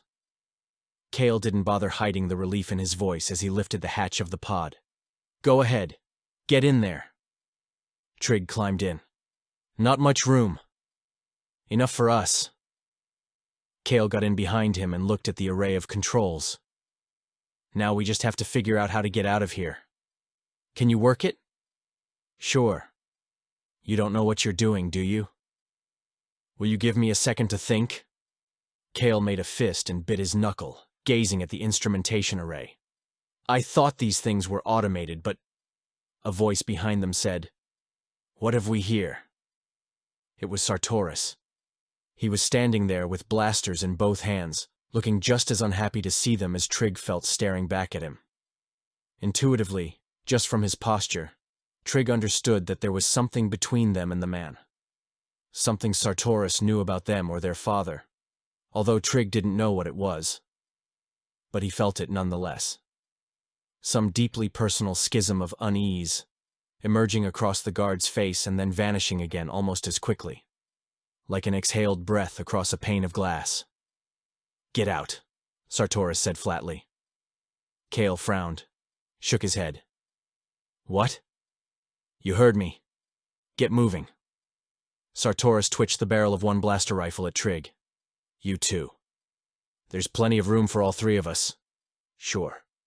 Sartoris grinned without a trace of humor. It did nothing to improve the surliness of his expression. "And I'm sure we'd be very cozy together. But that's not the plan. Now get out of here." He was still aiming the blasters at them. "What are you waiting for?" "You're just going to let us die here?" Kale asked. "Boy, you can go running naked through the mess hall for all I care. The only reason I haven't already shot you is I'd have to drag your carcasses out of the escape pod. So why don't you save me the trouble?" "You don't understand," Trig said. "There's something aboard the barge and it's still alive. It's been following us. If you leave us here... Sonny, I am sick unto death of hearing you talk." Sartoris pointed the blaster at Trig's face, the hole in its barrel looming huge, black, and endless, and Trig felt his whole body just disappear. Faintly, from what felt like light years away, he could feel his big brother's hand on his shoulder, tugging him back. "Come on," Kale's voice said. Still weightless, Trig allowed himself to be pulled backward, the rest of the way out of the pod. As he stumbled, he saw Sartoris taking a flat black object from his pocket and slotting it into the pod's navigation system, the two of them already forgotten, a problem that no longer concerned him. The hatch sealed shut with a barely audible whoosh. It was almost anticlimactic. There was a muffled thunk as the bolts blew and the pod was gone, ejected, leaving Trig and Kale standing there looking at the empty place where it used to be. Kale cleared his throat. After a long pause, he seemed to remember that Trig was standing next to him. "Hey," he said. "It's going to be okay." Trig looked up at him. He felt not only weightless now, but transparent, barely there. It was as if somebody had hooked a vacuum to his soul and sucked all the hope out of it. "Come on," Kale said. "I've got an idea." Chapter 20. Life Day. It took Zahara less than a minute to realize that Han Solo, whoever he was one of the most unusual inmates she'd ever encountered. The realization struck her most forcefully when she tried to explain to him what had happened aboard the barge and how critically he and the Wookiee needed her assistance if they were going to stay alive. "Whoa, whoa, whoa," Han said, waving an impatient hand in her face. "You're saying everybody on this flying trash can is dead except for us?" He looked at the Wookiee standing next to him, as if to confirm what his ears were telling him. "Are you buying any of this?" The Wookiee gave a plaintive, honking growl. Zahara didn't know much Shreiber, but most of what she'd picked up had to do with vocal inflection. And Chewbacca's was incredulity, pure and simple. "Yeah," Han said. "Me either." He looked back at Zahara. "That the best you can do, Doc? Or you got another tale you want to try out? You'll see for yourself soon enough. The infection, it's some kind of virus, has an estimated mortality rate of 99.7%. Sounds like somebody's been getting their statistics from a droid." Han took a step back, taking his first real look at her and breaking into an appreciative smile. "Although I must say, Doctor, all things considered, you seem to be in pretty good shape." Zahara felt her cheeks redden. "I'm immune." "Well, I guess we must be too, huh?" "It's possible, but I doubt it." "So, how come we're still alive?" "You've been sealed away in solitary. Now that you're out here and exposed, though, I need to inject you with the antivirus." She took the syringe from her pocket, along with the basic medical kit that she carried with her everywhere. "This will only take a second. I just need to see your arm and—" At the appearance of the needle, the Wookiee snarled at her, a noise that went right through Zahara's thoracic cavity, and for the second time she saw the glint of his teeth, the bright white incisors, and caught a whiff of something feral from either his fur or his breath. She took a step back. "You need this," she said, and turned to Han. "Both of you do." Han shook his head. "Wookiees aren't too big on needles. Neither am I. I'm a physician." "Yeah, well, you might want to work on that bedside manner." He glanced at the weapon still in her hand. "Or has blaster point medicine become standard operating procedure for the Empire? This was just a precaution. We can't afford to stand around and discuss this. Too many people have already died." "Listen, Doc, Han said, and stopped. Glancing back, following his line of sight, Zahara saw that he was staring at the outstretched leg protruding from around the corner, one of the guards whose bodies she'd stepped over to get here. Han craned his neck farther, and she knew that he could see some of the other corpses as well. When he looked back at her, the defiance in his expression had faded, replaced with something else. Not fear necessarily, but a kind of acute awareness of his surroundings. He looked over at Chewbacca, and the Wookiee sniffed the air and let out a low, restless throg sound from somewhere deep inside his throat. "Yeah," Han muttered. "Me too." And then, begrudgingly, to Zahara, "I'm not crazy about my options here, Doc." "Please," she said, holding his gaze. "You need this." He reached down and pushed up his sleeve. Zahara realized that she wasn't going to be able to hold on to the blaster rifle and treat him at the same time. She set the blaster aside, kicking it out of the cell behind her, into the hallway, then took Han's arm, swabbed it, then slipped the needle in. Han winced as she pushed down the plunger. "You tested this, right?" "You're actually the first." Han's eyes went huge. "What?" "Relax," Zahara said. "How's your breathing?" "I'll let you know in a minute," he said. "If I'm not already dead." Zahara tried not to let the worry show on her face. She'd trusted Waste's analysis of the antivirus implicitly, but that didn't mean there couldn't have been some margin of error along the way. And who knew exactly how it would interact with any individual's unique chemical makeup? And what would it do to a completely different species, a non-human? But the alternative was to allow Chewbacca to become infected. And she wasn't at all sure that the antivirus could make a difference at that point. She turned to the Wookiee. "Your turn." Chewbacca put out his arm.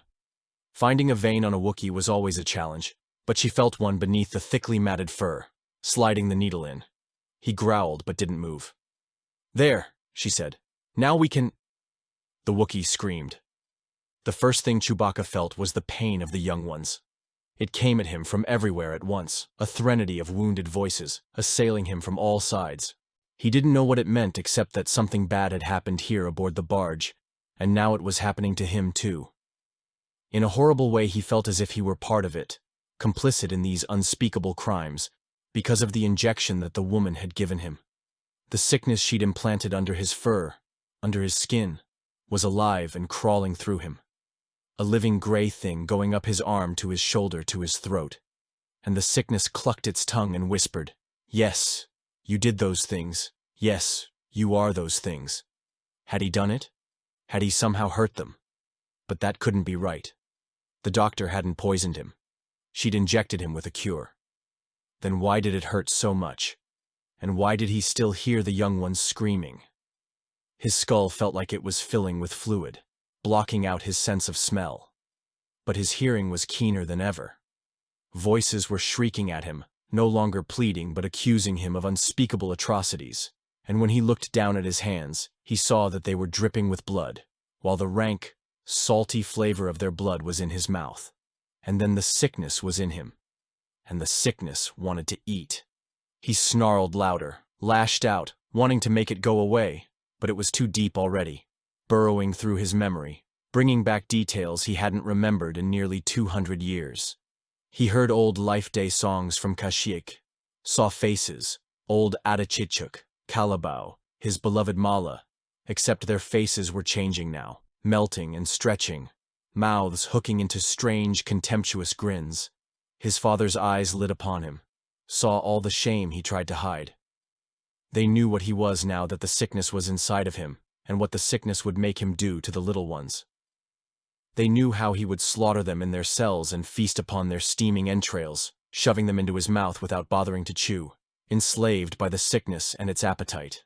They saw how the sickness could not be sated, how it wanted to keep on killing and eating, until there was nothing left but blood that might be lapped up from the cold Durasteel floors. They said, "These are the true songs of Life Day. These songs are eat and kill, eat and kill." No, it's not true. It's not.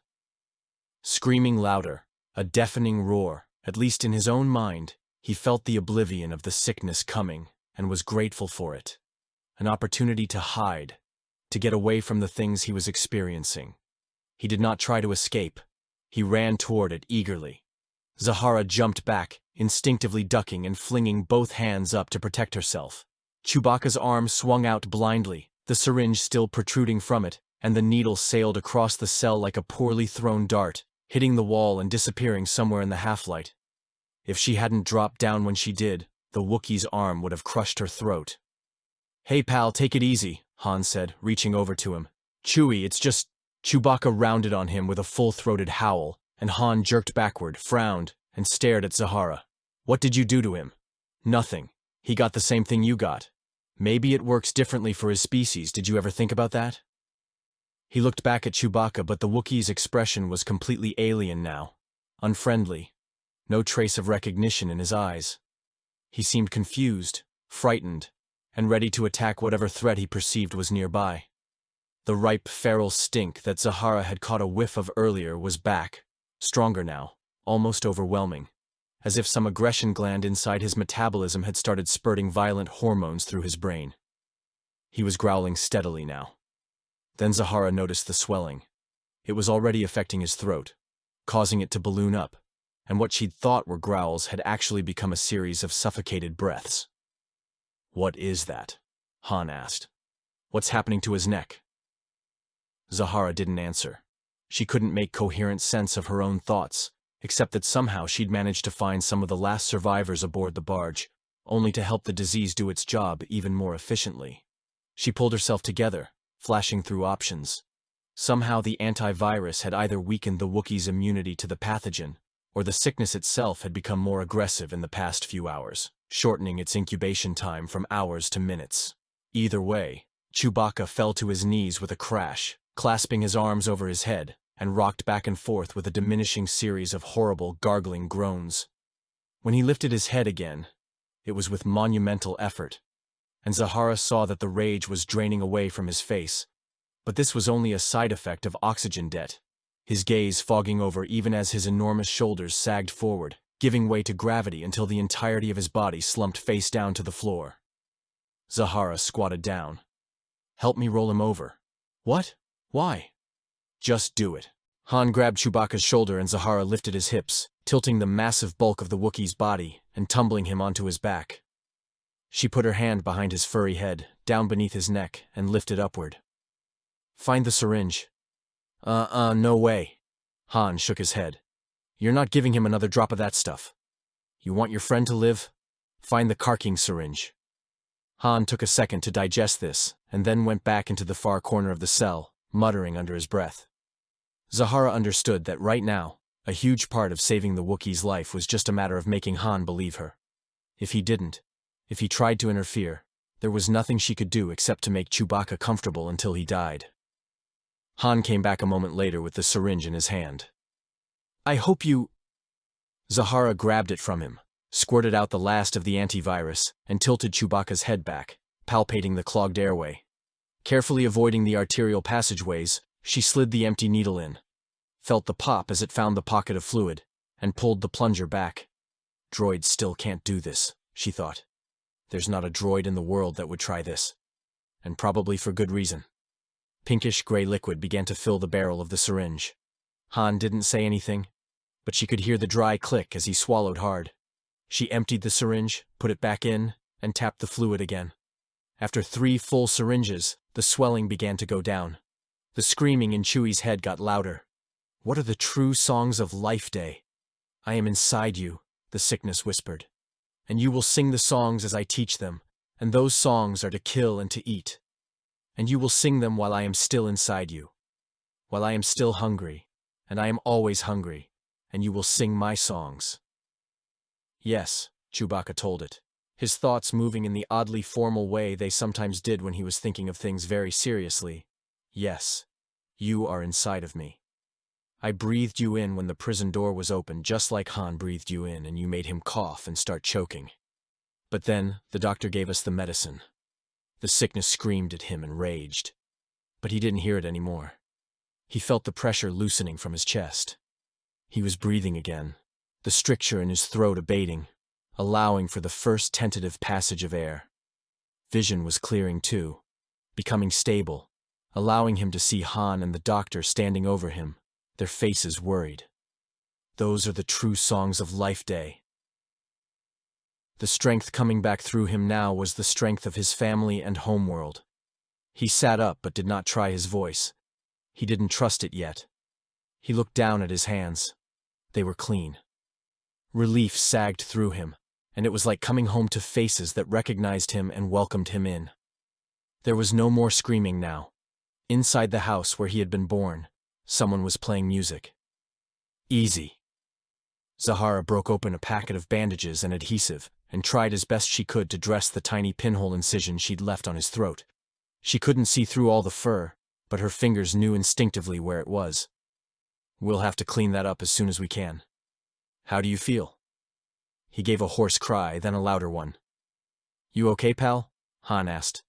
And when Chewie gave a quick bark of acknowledgement, he turned to Zahara. "Lady, you just got really lucky." "Hopefully we all did," she said. "If that antivirus works, you should both be protected." They helped Chewbacca to his feet, a process that fully required both of their strengths. Han watched him closely, preparing for a relapse. But the Wookiee seemed steady enough once he was standing up. "Think you can travel, buddy?" Han asked. Chewie barked out another growl. "Okay, all right," Han said. "Forget I asked." "The turbolift's back this way," Zahara said, pointing around the corner. "We can go back through. Just be careful you don't trip over the period." They all stopped. "What happened to the bodies?" Han asked. "The dead guards?" Zahara blinked down at the floor where the corpses of the prison guards had been sprawled out. They'd all seen them. But now they were gone. Maybe they weren't dead, Han said doubtfully. I examined them. So somebody came and moved them. I don't know, maintenance droids or something? He looked at her. Is there a reason we're still standing here discussing this? Zahara thought about it.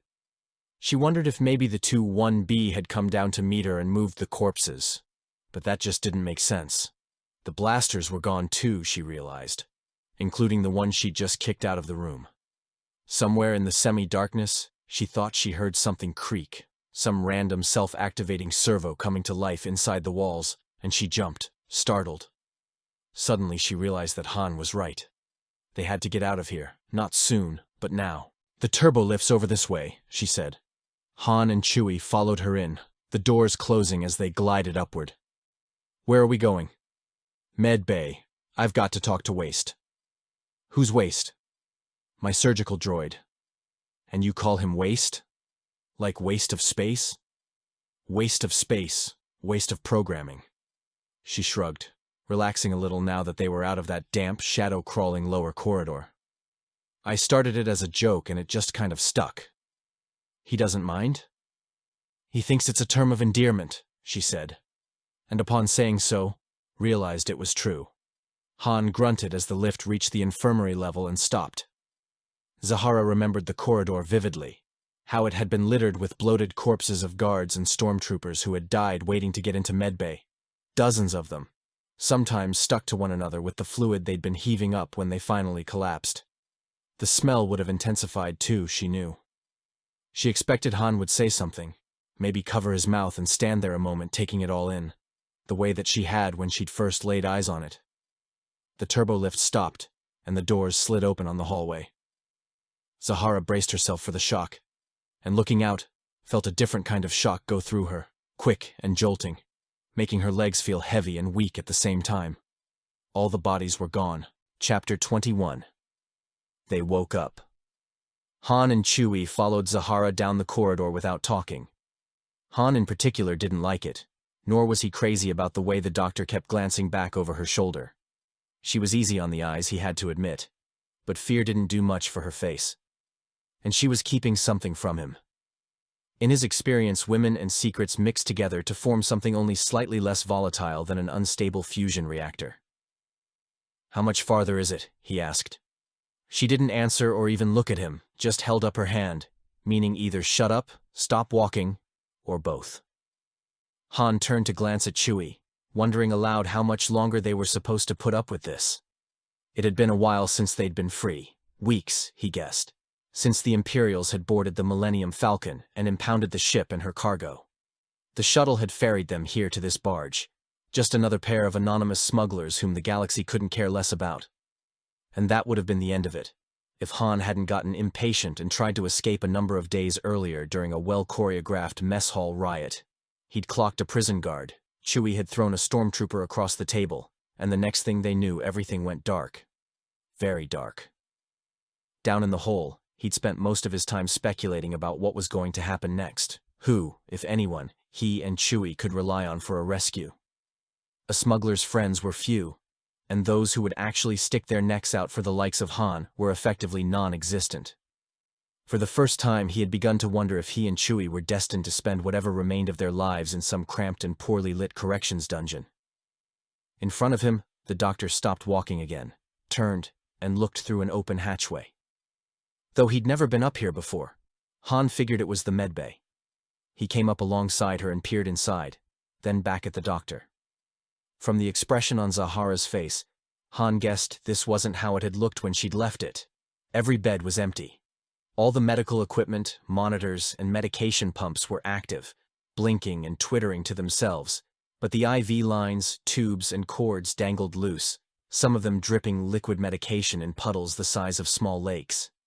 Bed sheets and blankets hung in twisted disarray, stained with sweat and blood, dragged across the floor and left there. Han realized the silence was making his shoulders tighten up and his right hand feel particularly lonely where his blaster ought to have been. He made a quick but conscious decision to calm down. "Busy place," he remarked. She shook her head. It was full when I left. No offense, Doc, but maybe this sickness is affecting you too. You don't understand, she said. They were all dead. 20 or 30 of them. Guards, inmates, plus the ones lying on the floor. I wouldn't have left them here if there was something I could still do to help. Where's your droid? I don't know. She raised her voice. Waste? The 2-1B didn't answer. Han and Chewie walked around her on either side, looking at the rows of empty beds. Chewie growled, and Han murmured, Yeah, me either. He stepped over a bloody hospital gown that looked as though it had been ripped in half, then looked back up at Zahara. Say you're right, and there's nobody else left alive. How are we going to get out of here? There's the Star Destroyer. Han was sure that he'd misheard her. Excuse me? Up above us. Apparently it's a derelict. The barge docked on it to scavenge for parts for the thrusters. That's when everything really started going wrong. I have no idea whether the engines were repaired before the maintenance team died, otherwise. So this contagious disease came from the destroyer? She nodded. Sounds like a good place to keep clear of. Zahara didn't answer him. She had bent down to study a patchy streak of bloodstains from under one of the beds. Reaching under, she touched something. Han couldn't tell what it was, and dragged it slowly into view. What is that? Han asked, and then he saw. The hand was human, and had been ripped free by sheer force, the bones of the forearm cracked and severed by some blunt object. 2 of the fingers were missing, plucked from the knuckle. Zahara looked at it with no particular emotion evident on her face. It belonged to a guard, Zahara said. How do you know? She pointed out the signet ring. ICO Academy. She dropped it, and it landed with a soft thud. Behind her, on the other side of that row, Han heard Chewbacca growl. Doc, Han said. I think we found your droid. Zahara looked, and as soon as she did, she realized that some small, dismal part of her had been expecting exactly this outcome from the moment she'd arrived in solitary, and Waste had not been there. The 2-1B lay in pieces across the floor behind the last of the beds. Its arms, legs, and head had all been systematically dismantled and crushed, its torso beaten so the instrumentation panel flickered listlessly, erratically, beneath the cowl. It was still trying to talk, making garbled noises through its vocabulator. Doctor, Cody, it said. Waste, what happened? I'm sorry. That test pattern wrote on the owl wall. It was marvelous. Would you like to taste it again? Waste, listen to me, she said, crouching down next to it. The patients, the bodies, where did they go? Look, Doc, Han said behind her. Let's get out of here, huh? This whole place… Shh, Zahara said, not looking back, keeping her attention on the droid. The corpses, Waste, she prompted. Did someone take them? I'm sorry. There isn't any left. It doesn't walk without 3 in the 2 places. I'm sorry. Every reasonable attempt was made. The 2-1B clicked and something sparked and clanked deep inside its lower processors. We must uphold the sacred oath of… It stopped, hiccuped, and seemed to regain some sense of what she'd asked it. An amazing thing. They're miracles, really. Marvelous. And then, with terrible brightness, they woke up. There was one last small internal click, although this one sounded more jarring, broken. And when it spoke again, its voice sounded thick and sluggish. They just eat. What? The components in the droid's torso flickered again, but it didn't say anything else. Hey, Zahara said, turning around to Han and Chewbacca. Do either one of you know anything about droids? But Han and Chewie were gone. Chapter 22. Bulkhead. The graffiti scrawled on the inner bulkhead was written in Delphanian, but Trig could guess what it meant. Face gang. Keep out. Blood toll. Will you relax? Kale said. Miss is dead. They all are. It didn't make Trig feel any better. At first, all the corpses had frightened him, but there was something worse about not seeing them. They hadn't seen any more dead people since Sartoris had chased them away from the escape pod. Now they were traveling crosswise through the admin level, in accordance with Kale's plan. Trig had initially thought that it was because of the hidden route they were using, down these tight passageways, alongside conduits within the walls. But now he wondered why they hadn't seen a single body, Hold this for me. Kale handed him the blaster rifles he'd been carrying. Here we go. He removed a loose panel from the wall, reached inside, and slid out a pair of power packs. Right where Dad left them. Sticking his hand deeper, he groped around for a moment, and came up with another blaster, a pistol. Here, you take this one. I don't want it. Did I ask if you wanted it? Trig realized his brother was right. Whether or not there still was something following them, he was going to need a weapon. He inserted the power pack into the blaster, clicked it home, and tried to find a way to carry it that didn't feel awkward or self-conscious before realizing that there was no way of doing that. His father's voice spoke to him. When you're carrying a blaster, whatever else you're doing comes second. Kale gestured forward, up the walkway. Let's go find that other escape pod. How do you know there is a second escape pod? It's here because we need it to be here. Trig just shook his head. Circular logic. Their father would be proud. Seriously, though. Seriously? Kale said. The Imperials build everything symmetrically. They're not creative enough to do anything else. So where there's one, there's got to be another. Same location. Opposite side. He shrugged. I don't know. What do you want me to say?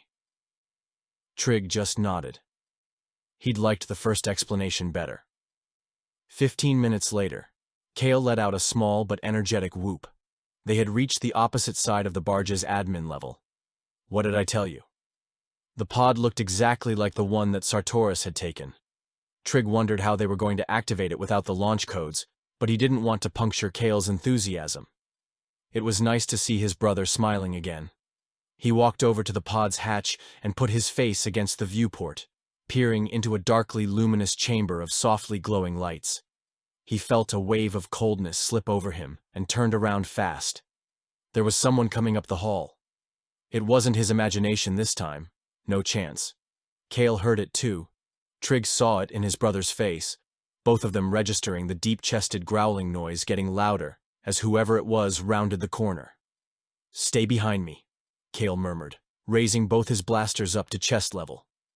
If anything happens, shoot first and then run, got it? Wait, Trig said, fumbling with the pistol. Where's the stun switch? Kale said something in an even lower voice, but Trig could hardly hear him over the beating of his own heart. He realized he was about to fire a blaster for the first time, and his life would depend on how well he used it. If it was another guard, they might have to kill him. This was why he hadn't wanted to carry a blaster in the first place, but that didn't seem to make a difference now because a man in an orange inmate's uniform came around the corner with a Wookiee next to him. Hold it! Kale shouted. When the man and the Wookiee saw them, they stopped walking, but neither of them appeared particularly surprised. The man raised his hands, but the Wookiee growled louder, shoulders hunching up, looking like it still hadn't ruled out attack as a possible response. Easy, kid. Put the blasters down.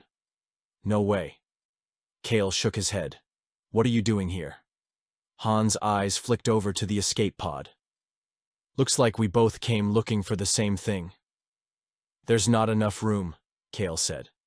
So why don't you and your friend turn around and go back where you came from? What are you guys, brothers?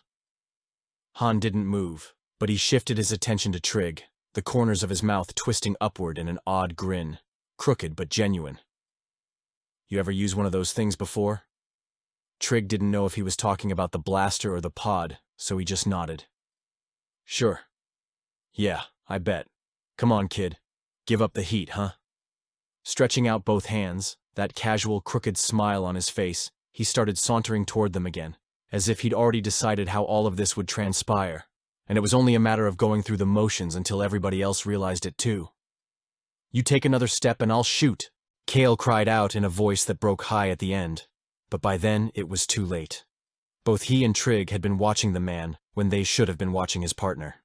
The Wookiee made it look easy, closing the gap in what felt like no time at all, plowing straight into Kale and knocking him flat, both blaster rifles clattering to the floor, rolling and pinioning one huge furry leg out so that it caught Trig in the side. Trig heard himself make a noise like oof, and felt all the air leave him like it had been sucked out of a vacuum. He went down too, hand at his side, and realized he'd dropped his blaster. It had somehow already materialized in the man's hand. The Wookiee kept the blaster rifles pointed at them, and Trig felt the last vestige of hope draining out of him like dirty water from a bathtub. What had ever convinced them that they could hold off a pair of career criminals with nothing to lose? The man, meanwhile, walked over to the escape pod. "Well, we'd love to take you boys along, but as you pointed out, space is at a premium, so you'll never make it," a voice said. Trig looked around and saw the woman standing there. It took him a moment to realize it was Dr. Cody, the Purge's medical officer. He hadn't seen her since the day their father died, but now her pretty face, normally smiling, usually amused about something or other, looked gray and strangely lifeless, aged 20 years since the last time they'd met. Even her voice had changed. It lacked that easy, pleasant twinge of irony that he'd heard before. That tone of "I'm working on an Imperial prison barge. How much worse can it get?" Now she only sounded tired and resigned. "What do you mean?" Han said. "Go ahead, Doctor," Cody said in that same oddly inert and shrugging voice. "Try to get inside." The man pulled on the escape pod hatch, but it didn't open. "What? It's locked? How do you know?" Zahara pointed at the steady red light next to the security system activated sign by the pod's hatch. Trig hadn't noticed it until now either. "It's locked down." "So how do we get in?" "There's a manual override up in the pilot station." Dr. Cody turned to the Wookiee. "And enough with the blasters, all right? I hardly think either of you has anything to fear from a couple of teenage grifters." "Hey, they pulled him on us," Han protested, and the Wookiee barked out a contentious whinnying rejoinder, but both lowered their weapons. "The pilot station's directly above us," Dr. Cody said. "I'll go up and see about unlocking the pod." "Chewie and I'll go up with you. Take a look at the thrusters." Han glanced at Kale and Trig. "You kids tagging along?" "We'll stay here," Kale said. "You know, stand watch." Han shrugged. "Suit yourself." "What?" Trig glanced at his older brother, uncertain, but felt Kale reaching down to squeeze his arm gently yet firmly. "Here." Dr. Cody handed Trig a comlink. "I'll call when I get it open so you can check it before we come back. We'll come back as soon as we can." "Leave us the blasters," Kale said. Han snorted. "Yeah, right." "Go ahead," Zahara said. "You can spare one." Han looked expectantly at Chewie. "What?" "He's not taking mine." But the Wookiee just continued to stare back at him. "Great," Han muttered, thrusting the weapon back at Kale. "Here you go, boy. Try not to shoot off your own foot." Kale took it and nodded, and Han, Chewbacca, and Dr. Cody started to walk away. "Doctor Cody?" Trig asked. She stopped and looked back. "Is there anyone else left besides us?" "I don't think so," she said, and Trig could tell from her expression that she'd been anticipating a different question. It wasn't until they were gone that he realized what he should have asked her. What happened to all the dead bodies? Chapter 23. Inside. They'd been waiting for 5 minutes when the first alarm went off. Kale had been explaining the plan for why he'd volunteered both of them to wait here. "When Dr. Cody gets up to the flight deck and unlocks the pod, we climb in and calm her back to tell her it's asking for launch codes like the ones that Sartoris had. She puts them through and we're out of here." "She's not stupid," Trig said. "Besides, we can't just leave her here. The Imperials will send a rescue ship." "How do you know?" "She's high up," Kale said, gesturing vaguely in the air. "You know, connected. That still doesn't mean they'll come back for her. You're really creased about this, aren't you?" "She helped out Dad in the end," Trig said. "That means something. Look." Kale regarded him with a maddening smile. "I know you're sweet on her, but—" "What?" Trig felt his face and the tips of his ears growing hot. "Yeah, right." Kale shrugged, the very picture of fraternal indifference. "Whatever you say. It's pretty obvious, though, just the way you stare at her. Not that I blame you.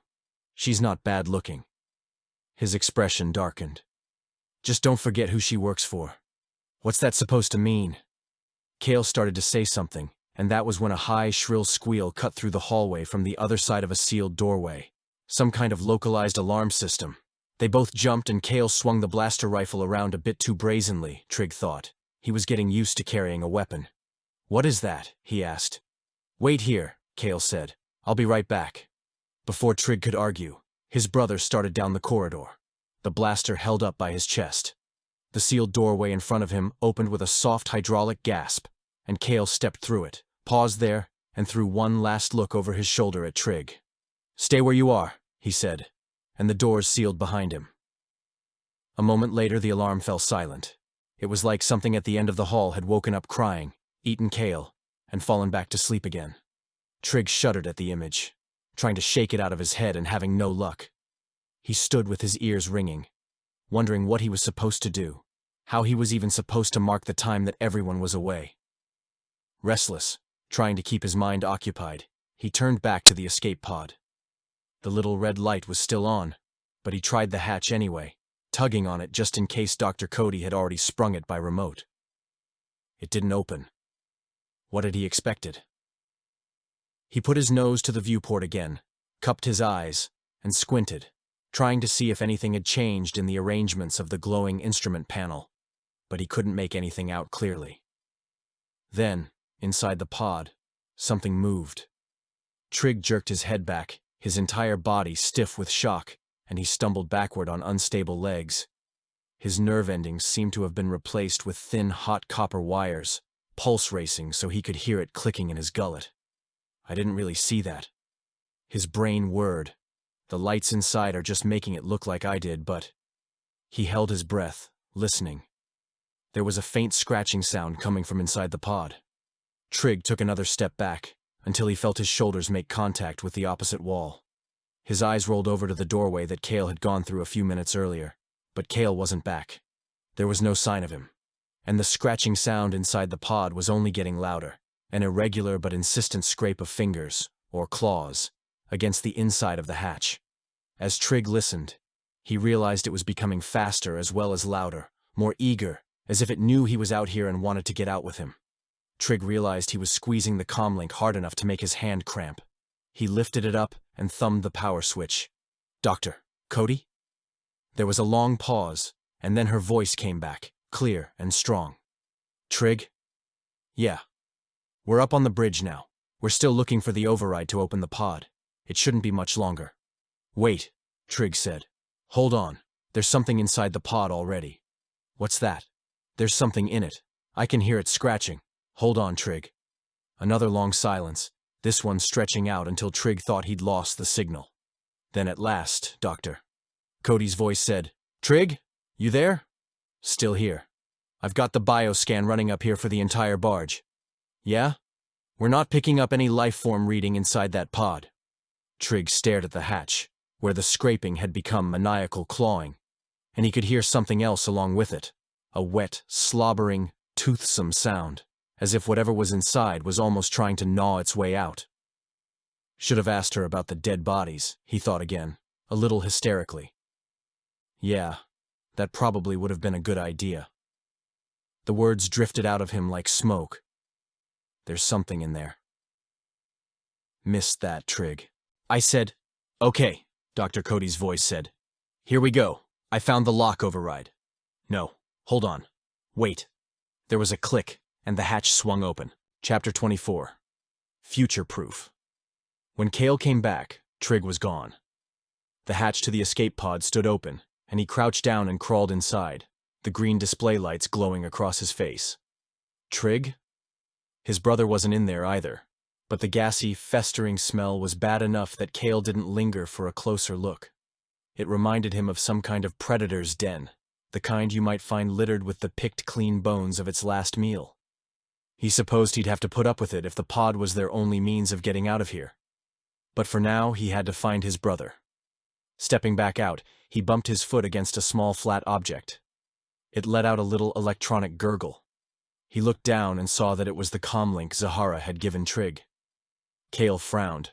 It wasn't like Trig to leave something like that, any more than it was like him to wander off for no reason. He picked up the comlink and switched it on. "Dr. Cody? This is Kale." "I hear you, Kale," she said. "Listen, something happened to my brother." "Say again?" An alarm went off and I went to go check it. When I came back, he was gone. The pod hatch is open, but he's nowhere in sight. Just a second, Kale. Let me check something. Kale waited and looked back down at the inner wall of the escape pod door. It was scored with dozens of scratches, some of them deep enough to gouge into the metal itself. He reached down to touch it and discovered it was wet. When he drew back his fingers, they were dripping with blood and something sticky and warm. He wiped it off on his pant leg with a shudder of revulsion. Kale, the scanner's showing a life form about 15 meters up the corridor to your immediate right. Do you see it? He turned around, but there was nothing but the same dirty, familiar walls, dim lights, and low, cramped ceiling, yellowing and dingy, as if stained by the doomed and hopeless breaths exhaled by thousands of inmates over the years. No, he said. There's nothing here. You're positive? The signal's strong. No, it's just an empty hallway. Hold it. He put the comm link down and raised the blaster, walking over to the wall for a closer look. In front of him, at shoulder level, he saw a separate wall panel, and the words, Maintenance Access Shaft 223. Kale placed the barrel of the blaster rifle against the spring-loaded panel and pushed it open to reveal the wide-mouth shaft within. A gust of foul-smelling air rushed up into his nose, and he groaned, almost gagging, covered his nose and mouth with his free hand, and leaned back into the ripe blackness, looking down. Trig? The sound of his voice reverberated down the metallic emptiness, ringing shapeless in the void. Kale thought back to what he'd seen when he'd gone through the doorway to investigate the alarm. It had been nothing special. Nothing at all, really. Probably just a malfunction somewhere, although one particular aspect of it had stuck with him. A single bloody handprint on the wall, half smeared and still so fresh it was dripping. When he'd seen that, he'd realized it wasn't a good idea to leave Trig alone, even for a few seconds, and that was when he'd come back to find this. He decided to try once more, leaning back into the shaft. Trig, are you there? His brother came vaulting up and out of the shaft with a scream. He smashed face first into Kale, knocking him to his knees with a speed and momentum that probably saved his life. If it had happened any slower, if Kale had been given any time to get his blaster back up again, he probably would have shot his brother on pure reflex. As it was, Trig was already on top of him, still screaming, fists flying, clawing, kicking, and sucking in great drafts of air. He was crying too, Kale could see, sobbing in a high, choking, desperately frightened voice that made him sound much younger than his actual age. Easy, Kale said, holding on to him, noticing now how badly torn Trig's uniform was, like an animal had been at it. The collar ripped to expose Trig's slight, hairless chest, one sleeve torn completely away to show his skinny arm. Parts of the cheap fabric were damp and clammy, like the inside of the escape pod hatch. Kale held on to him. He hugged Trig tightly to his chest until he started to feel, if not the fight going out of him, at least a kind of exhausted fatigue slowing the panicked thrashing, and kept holding on to him after that until Trig was quiet, except for the occasional hitching breath. It's okay, Kale said, and then drew back enough to get his first real look at Trig's face. What happened? Trig just stared back at him with bloodshot eyes. If he'd been any paler, his skin would have been translucent. Nothing moved in his face except for the slight tremble in his chin. Did someone attack you? Kale asked. Inside the pod, was there? He waited, letting the question drift out to where Trig might pick it up and respond to it. But Trig didn't. The longer he stared at Kale, the more Kale wondered if his brother was seeing him at all. He put his arms around his brother again and held him. Listen, he said. It's going to be okay. I won't let anything bad happen to us. Okay? I promise. But the thought of the bloody handprint came back to him again, and he realized that for the first time in his life he'd made a promise to his brother that he knew he couldn't keep. Chapter 25. Deadlights. These thrusters are completely scragged, Hans said as he crawled up from a dislodged floor panel in the center of the barge's pilot station, wiping the grit and reactor grease from his hands. Whatever the engineers were trying to do down here, they didn't get very far. We're not going anywhere in this floating scrap pile. I got the escape pod open, Zahara said. Launch codes are... Dr. Cody? Tisa's voice broke in. I'm picking up new life form readings on the bioscan. New readings? Han glanced at Zahara, frowning. I thought you said everybody was dead. They are. She looked at the bank of electronics. Tisa, display all positive bioscan readings. Yes, doctor. In front of them, an array of glowing pencil-thin lines began to shimmer into view, their intersecting geometry deliquescing once again to create the barge in miniature. Han said, What the? The three-dimensional multi-level outline of the vessel, previously an empty, almost elegant intersection of clean, digitized spaces and lines, was now crawling with blood-red pinpricks of flashing lights. They were moving together, bunched and swarming up from the lower detention blocks en masse, advancing level by level toward the admin area. In the hologram, at least, they appeared to be seething forward at a disproportionate insectile speed. Wait a second, Han said. What are those things? She shook her head. Life forms. Thanks, Doc, he said. Got anything more specific, or are we supposed to just fill in the blanks? Zahara stared at the clusters of tiny lights, each one an independent organism. They were moving faster than she could believe, coming up stairwells, ventilation ducts, and utility shafts. That's impossible. They weren't there before. Tisa, how come you didn't pick up on them earlier? There were no positive life forms earlier, Doctor. Cody, where did they come from? As she watched, more red lights began to appear in the lower levels, seeming to spontaneously generate out of nowhere. Her thoughts flashed back to what Waste had told her about the molecular behavior of the virus, how it masked its lethality until it had reproduced to a level that the host could no longer successfully fight it. Quorum sensing, he'd called it. Abruptly, she felt as if two tight iron bands had closed around her, one blocking her throat, the other clamping down over her chest, freezing her breath. How many ways are there out of here? Han asked, and she realized he was shaking her. Hey, Doc, I'm talking to you. She pointed to the hatchway and the stairwell they'd taken up from admin. Just the way we came in. Any other escape pods? Only the one we left behind. Zahara stretched out one hand and pointed one level down to the west admin wing. It was already totally overrun by colonies of red lights. That was the last place she'd seen Trig and Kale. She didn't want to think about where they were now. The diagram of the barge showed a wide stairway leading up from the admin level to the bridge. And now the red lights, dead lights, Zahara's mind gibbered frantically, were moving in that direction. Great, Han muttered, raising his blaster and turning to face the door. Looks like we're gonna be shooting our way out. Again, Chewbacca growled, shook his massive head, and brandished the rifle, looking profoundly unhappy about the odds. Wait, Zahara said, pointing to the tower protruding from the top of the hologram, and then turned behind her, across the bridge itself. About 20 meters behind us, on the opposite end of the flight deck, there's a docking shaft that goes straight up. Han gaped at her in disbelief. What, into the Star Destroyer? It's our only chance.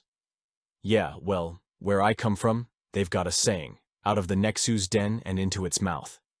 Whatever those things are, there have to be hundreds of them. How long do you think your power packs will hold out? Then she heard them coming. It was a thunderous, bullying shriek, charged with rage and hunger and condensed down into a solid wall of inhuman noise. It stiffened the blood in her veins. They were rising up from the admin level, pounding up the steps. Zahara looked forward to where she knew the docking shaft stood. As she whirled back to look in the direction of Han and Chewbacca, yelling that they needed to get out of here. Now, she saw Kale Longo burst through the half-open hatch, leading up from the admin level, hauling his younger brother's body in his arms.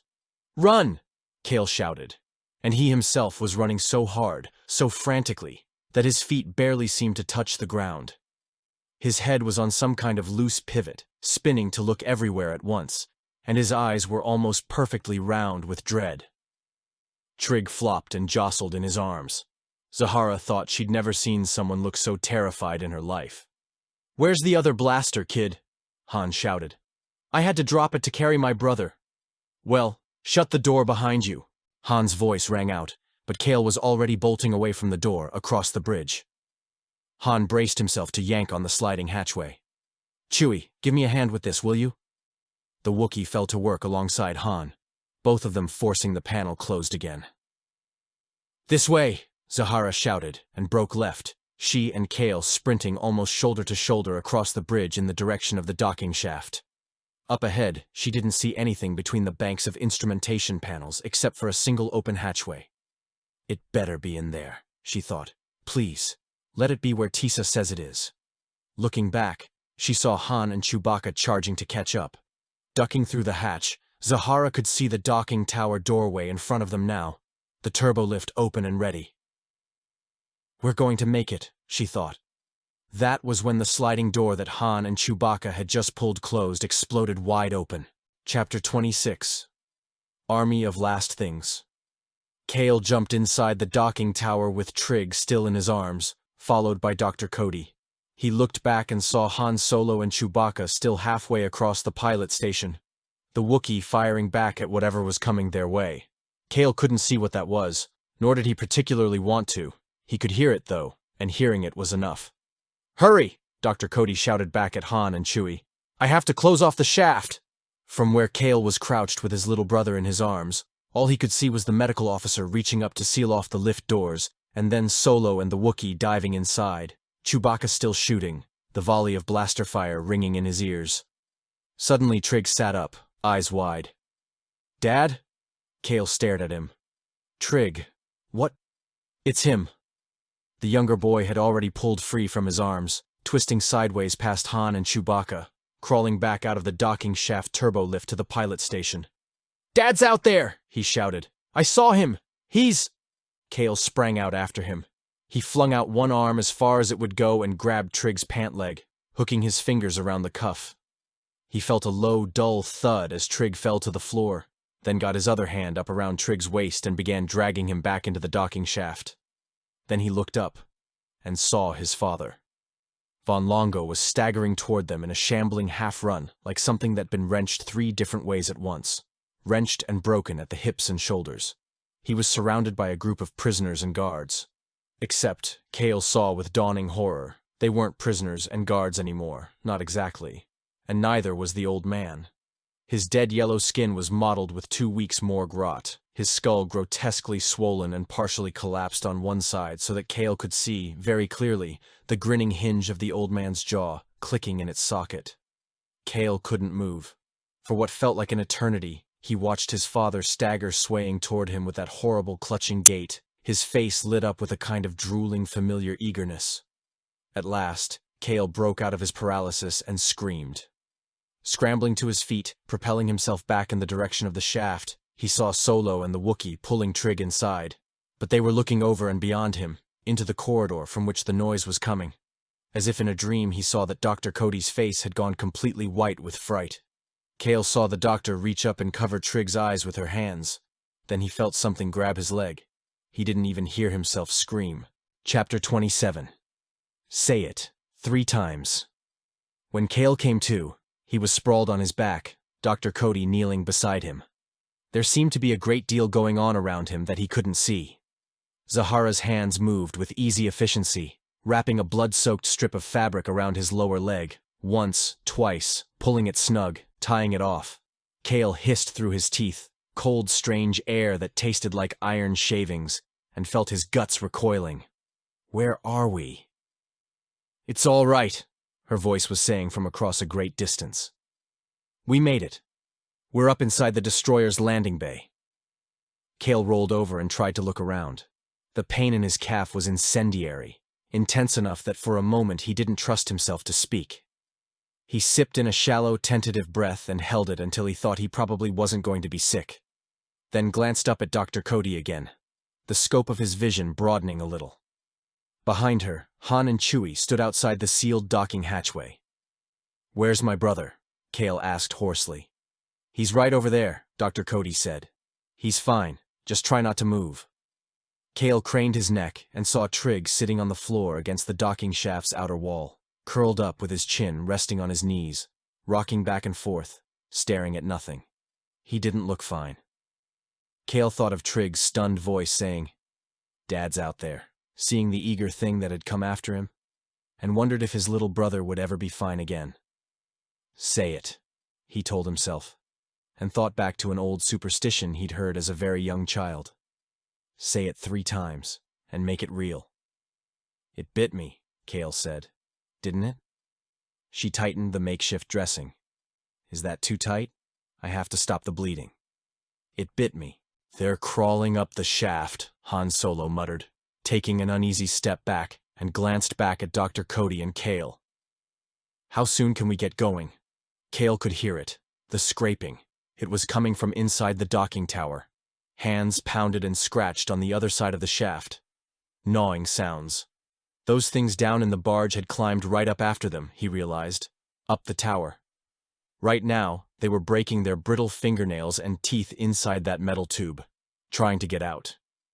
He thought about what he'd seen when he'd looked back into the barge's pilot station. It wasn't possible, but it was true.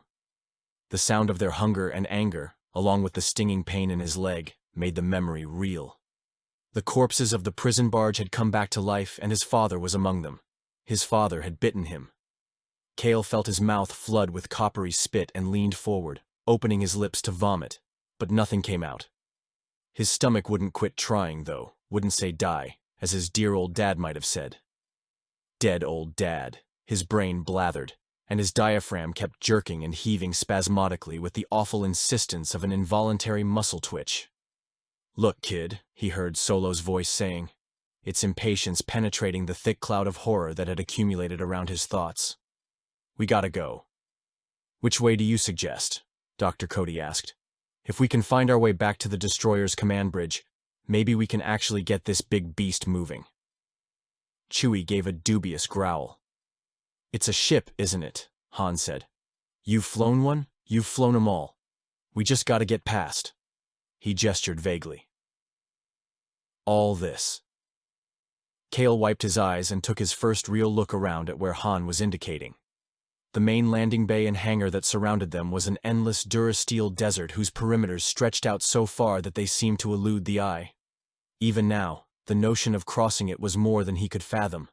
And yet... Help me up, he said. Dr. Cody reached down. He took her hands and lifted himself, straightening his back as she guided him. At first he thought it was going to work. He actually might be able to put weight on the other leg as well. Take it easy, she said. We don't have to rush. The pain hit hard, and Kale fell back to the floor with a silent cry that came out as little more than a groan. He looked down. Blood was spurting recklessly from the wound in his leg, soaking the tourniquet and turning it dark red. He saw Trig staring at him, but didn't know if his brother was worried about him, or about what he'd seen down below. Did it matter? It was all one thing now. Their situation spelled out around them in spilled blood. You can't travel like that, Dr. Cody said. Just give me a second. You'll bleed out before we make it across the landing bay. I'll be fine. She stared at him, then leaned down, close enough to whisper. Listen to me. I want you to understand this. If we try to move you now, you're going to die. Without moving her head, she indicated Trig, hunched over. And he'll have to watch that happen. Is that what you want? Kale shook his head. I'll stay here with you, she said, loud enough for the others to hear. Han, you and Chewie can take Trig and head for the command bridge. At the mention of his name, the younger boy jerked as if shocked and sat up straight, shaking his head. No. He stared at his brother. I want to stay with Kale. Come here, Kale said. The younger boy stood up and walked over. I told you I wouldn't let anything happen to you, Kale said, and I won't. But to keep that promise, I need you to go with the others. Right now. Trig shook his head again violently, tears filling his eyes. He spoke in a fierce whisper. I'm scared, he said. Dad's face. Listen to me, Kale said. That wasn't Dad. Trig stared at him. That was something else. We know what Dad was like. We remember him from before, and that wasn't him. He waited. Right? But, was it? Trig shook his head. You have to go. I'll catch up later. What's going to happen to you? Trig asked. Dr. Cody and I will catch up to you guys as soon as we can. You promise? I promise, Kale said, and was glad when Dr. Cody put her hands on Trig's shoulders to turn him towards Solo and the Wookiee. Looking at his brother's heartbroken, terrified expression was becoming close to unbearable now, but Kale made himself do it for one more second. "Trig?" The boy's eyes shone on him. "I love you," Kale said. "Then don't make me go." "Doc, you want the blaster?" Solo asked. Zahara looked up at him, surprised. "You'd really give me your last blaster?" "Well," Han said, looking away. "You know, if those things start coming through the shaft." "That's all right. You sure?" She nodded. "We won't be here that long." Glancing at Trig. "We'll see you soon, okay?" Kale watched his brother's expression, but Trig didn't say anything, didn't even nod, as Han Solo and Chewbacca led him away. Chapter 28. Things You Don't Forget. They started across the hangar without talking. Han went first, carrying their soul blaster at his side. He and Chewbacca seemed to know where they were headed, and Trig followed, a dragging, somnolent half-step behind. Every so often the Wookiee tossed his head, gave a snort or a grunt like he was sampling the air and didn't like the way it smelled, and Han would say, "Yeah, I know." But they just kept moving forward. The silence was a black cloud that hung over them. The only noise was the tapping, echoing sound of their shoes against the vast steel floor. And outside, the creaking of the Star Destroyer in the black vacuum of space. Otherwise, there was no sound at all. It only accentuated the size of the ship and the limitlessness of the surrounding void. Trig hated it. In such silence his mind wandered, except wandered was far too tame a word. His mind ran wild, capered shrieking up and down his skull like some lunatic who'd murdered his entire family, jerking to a halt here or there to ruminate upon some grisly trophy or another. Why am I thinking like this? But he knew exactly why. He thought back to the thing that had lunged out of the escape pod at him, the thing he hadn't gotten a chance to tell anyone about, even his brother. The pod thing had once been an inmate, a human. It had worn an inmate's uniform, but circumstances had turned it into something else entirely. Its puffy, dead face and caved-in black eyes had been still vaguely human, but it had jumped out of the pod with a snarl that was decidedly not human. It had gone for his throat, and Trig's reflexes were the only reason it hadn't succeeded. Spinning around, he had gone blundering down the corridor and plunged through the maintenance shaft, clinging to the inner wall while the thing went plummeting down past him with a frantic yodeling scream. And then, holding on inside the shaft, his fingers slowly going numb, Trig had listened to it hit the bottom of the shaft with a crunch, its shallow breathing broken, still hungry, still trying to drag itself back up to get him. He thought about that inmate, as horrible as it was, over and over, and told himself it was better than thinking about the other thing. The thing weaving its way across the pilot station toward the docking shaft. The thing with his father's face. That face, also bloated and sagging, had hung off the thing's skull like a poorly fitted mask, stretching at the eyes. Trig's mind refused to leave it alone. He kept thinking about the way it had grinned at him, as if it recognized him. And all the rest of them, the guards and prisoners. Not Dad, he told himself. Kale said it wasn't, and you could see it too. Dad's dead. You said goodbye to him, whatever that thing up there was. It wasn't Dad. And he could almost believe it. Almost. Except around the eyes. His father's eyes had always been his strongest feature. Those faded blue irises streaked with flecks of gold. The dark, inquisitive pupils, their quickness and clarity, how they sought you out, making you feel like you were the only person in the room. Trig had always liked talking to his father, and his dad could always make him laugh just by looking at him. The thing upstairs had had his father's eyes. Behind him now, Trig thought he heard something scuffling across the destroyer's main hangar, and jerked around fast to look back. He could feel the blood tingling in his fingertips. There was nothing there. Nothing but the long, flat Durasteel floor they'd been walking across, and far away, on the other side, almost out of sight, the tiny huddled shapes of his brother and Dr. Cody. I'm going crazy, he thought, and the idea brought no sense of dread. In fact, it was almost a relief. He'd been losing his grip on things over the last several days, and what he'd just seen only solidified it. Crazy, of course. And why not? What else were you supposed to do when the dead came back to life and tried to rip out the soft part of your neck? And if the dead man was your father? But Cale said, "Cale's wrong," he muttered. "He's just wrong." And he nodded along with his own words because being crazy meant you could tell the truth.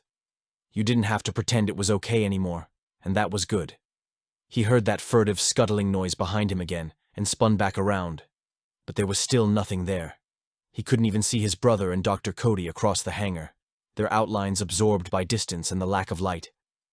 Or maybe the thing that was following them had already eaten them, and they were dead too, which meant Trig would be seeing them again soon, wouldn't he?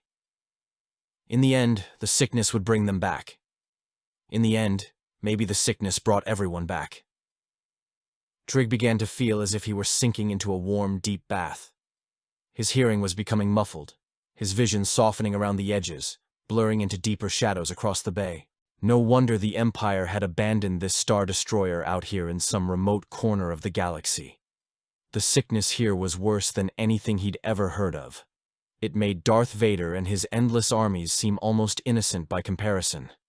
Thinking about it now made him want to puke and laugh at the same time because that was what you did. That was just what crazy people did, when their fathers came back from the dead and tried to attack them. "Kid? Hey, kid. He realized he'd stopped walking. Han Solo was standing in front of him, staring at him through what felt like a thick and motionless cushion of air. Trig could see his mouth moving, saw him frowning, asking a question.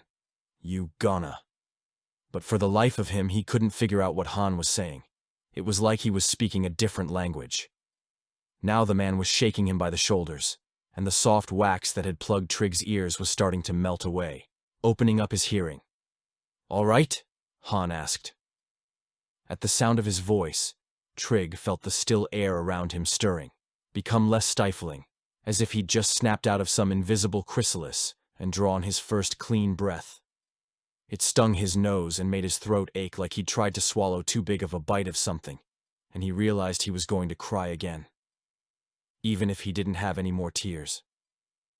Han stood there looking at him awkwardly. "My dad," Trig managed, and that was all. Han opened his mouth to say something, but didn't. To his left, Chewbacca leaned forward and put his arms around Trig. It was like being wrapped up in a warm, slightly musty-smelling blanket. Trig could feel the Wookiee's heartbeat and a soft, comforting growl from deep inside that cavernous chest. Slowly, he made himself release and draw away. "Okay," Han said, and cleared his throat. "You all right?" Trig nodded. It was a lie. He wasn't all right, not at all, but he was better. A little.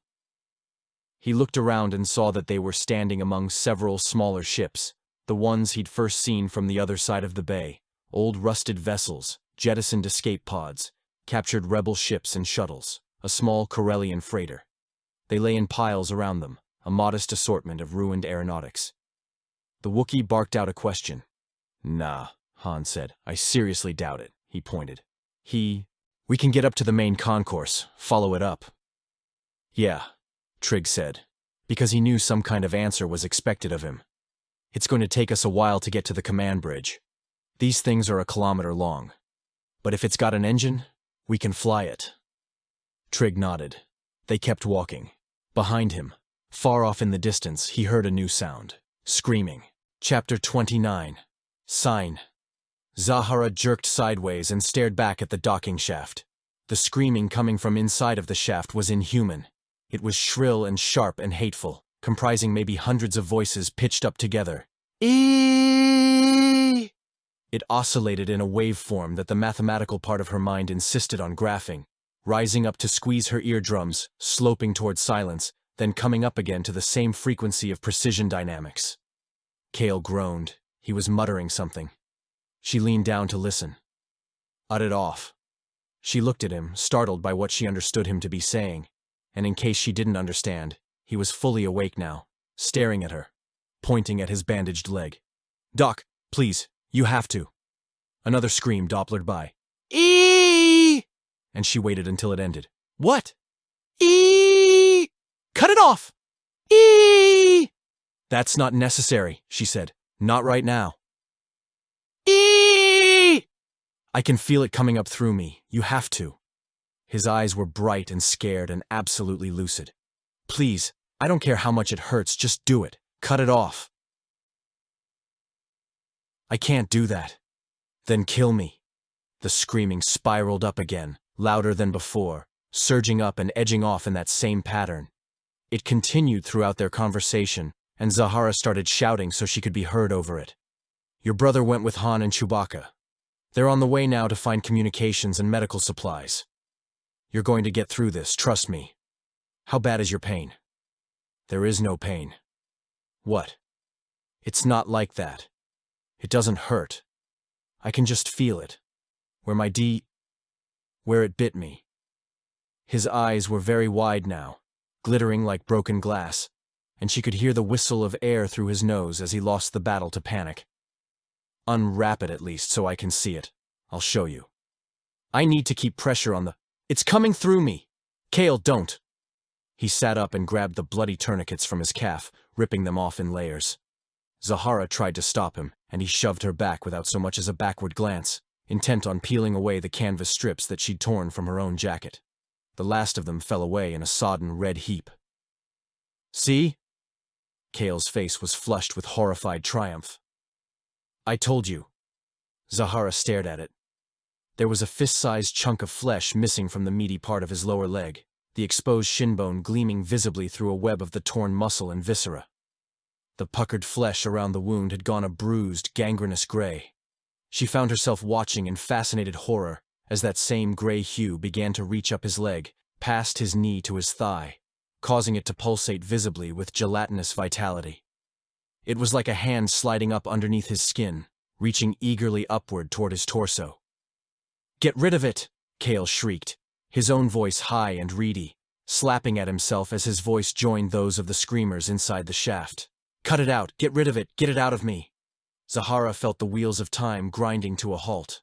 Her mind flashed back to one of her teachers at Rinal, something he'd said once in the classroom. The day will come when you'll be faced with a situation you're completely unprepared for, both physically and emotionally. On that day, you'll find out what kind of doctor you really are, by how much you give up to fear, and how much you remember your training. She tore open the pocket of her cargo pants and pulled out her medical kit, breaking it open. Inside were scalpels, gauze, tape, the most rudimentary tools of her trade. Down in front of her, Kale kept screaming. The gray swollen pulsation she'd seen earlier had already crept up past his waistline, rippling inside his abdomen, turning pink skin into dull, mottled pewter. Seeing it made her sick. It was like watching meat rot from the inside. He's dying, or worse. So do something. She took a scalpel from the kit and lowered its sharpened tip into the exposed flesh just below his belly button. For an instant, Kale's screams of fear became screeches of pain, and he gaped at her in total confusion as she widened the incision, fingers probing through a slick jacket of fat to the constricted abdominal muscle beneath. A cold sweat had broken out over her forehead and upper lip. She put it out of her mind, extinguished every detail except what was right in front of her. The strands of muscle slithered between her fingers like taut, damp cords of yarn. She could see them in her mind, feeling the abnormal heat beneath them, that intrusive presence, that thing cutting its slickly twisting path upward. A whisper of motion brushed against her fingertips, and she seized it and squeezed. There was a sudden rupturing spurt and something beneath the muscle layer burst over her, a thick, slimy pustule of nacreous liquid coating her hands to the wrists. The screaming coming from inside the shaft was beyond deafening now. Zahara yanked her hands out and looked at them, staring at the way the clotted fluid first seemed to coagulate, then wiggled, and now actually appeared to crawl over her flesh like living gloves, looking for an opening, a wound it could use to get inside her. It stung worse with every passing second of exposure to the open air, and she wiped it off on her pants, forcing her gorge back down, telling herself if she lost her nerve now, she'd never get it back. Below her on the floor, Kale's face had gone pale, ashen. He was staring at her in a state of shock. She kept hoping that he'd pass out, but so far he hadn't, though he'd at least stopped screaming. I have to go in again, she said. I have to make sure I got it. Before he could say anything, she shoved her hand back through the incision, sliding in, feeling around, waiting for that little wiggling clot of activity against her fingers and not feeling it. When she looked down, she saw that the grayish-black rot color was still there, just above his waistline, but it hadn't come any farther up. "I think we got it." She took a deep breath and looked at Cale. He'd finally blacked out, eyes mostly shut, rolled to the side. She gathered up the shirt she'd ripped off him and started to fold it up, pressing it down over the wound to stanch the new bleeding she'd created. Sitting back, holding pressure, taking in breaths and letting them out, she willed her own heart rate to slow down to something approaching normal. Whether she'd done more harm than good, she wasn't sure. Except now Cale was still alive and breathing, and if she hadn't done anything, that might not have been the case. It wasn't until later, when she'd finally calmed down a little, that she realized the docking shaft next to them had fallen totally silent. The screaming in the shaft had stopped. And then, from a great distance away, she heard another noise, some faint respondent roar. Something on the other side of the Star Destroyer was screaming back. Chapter 30.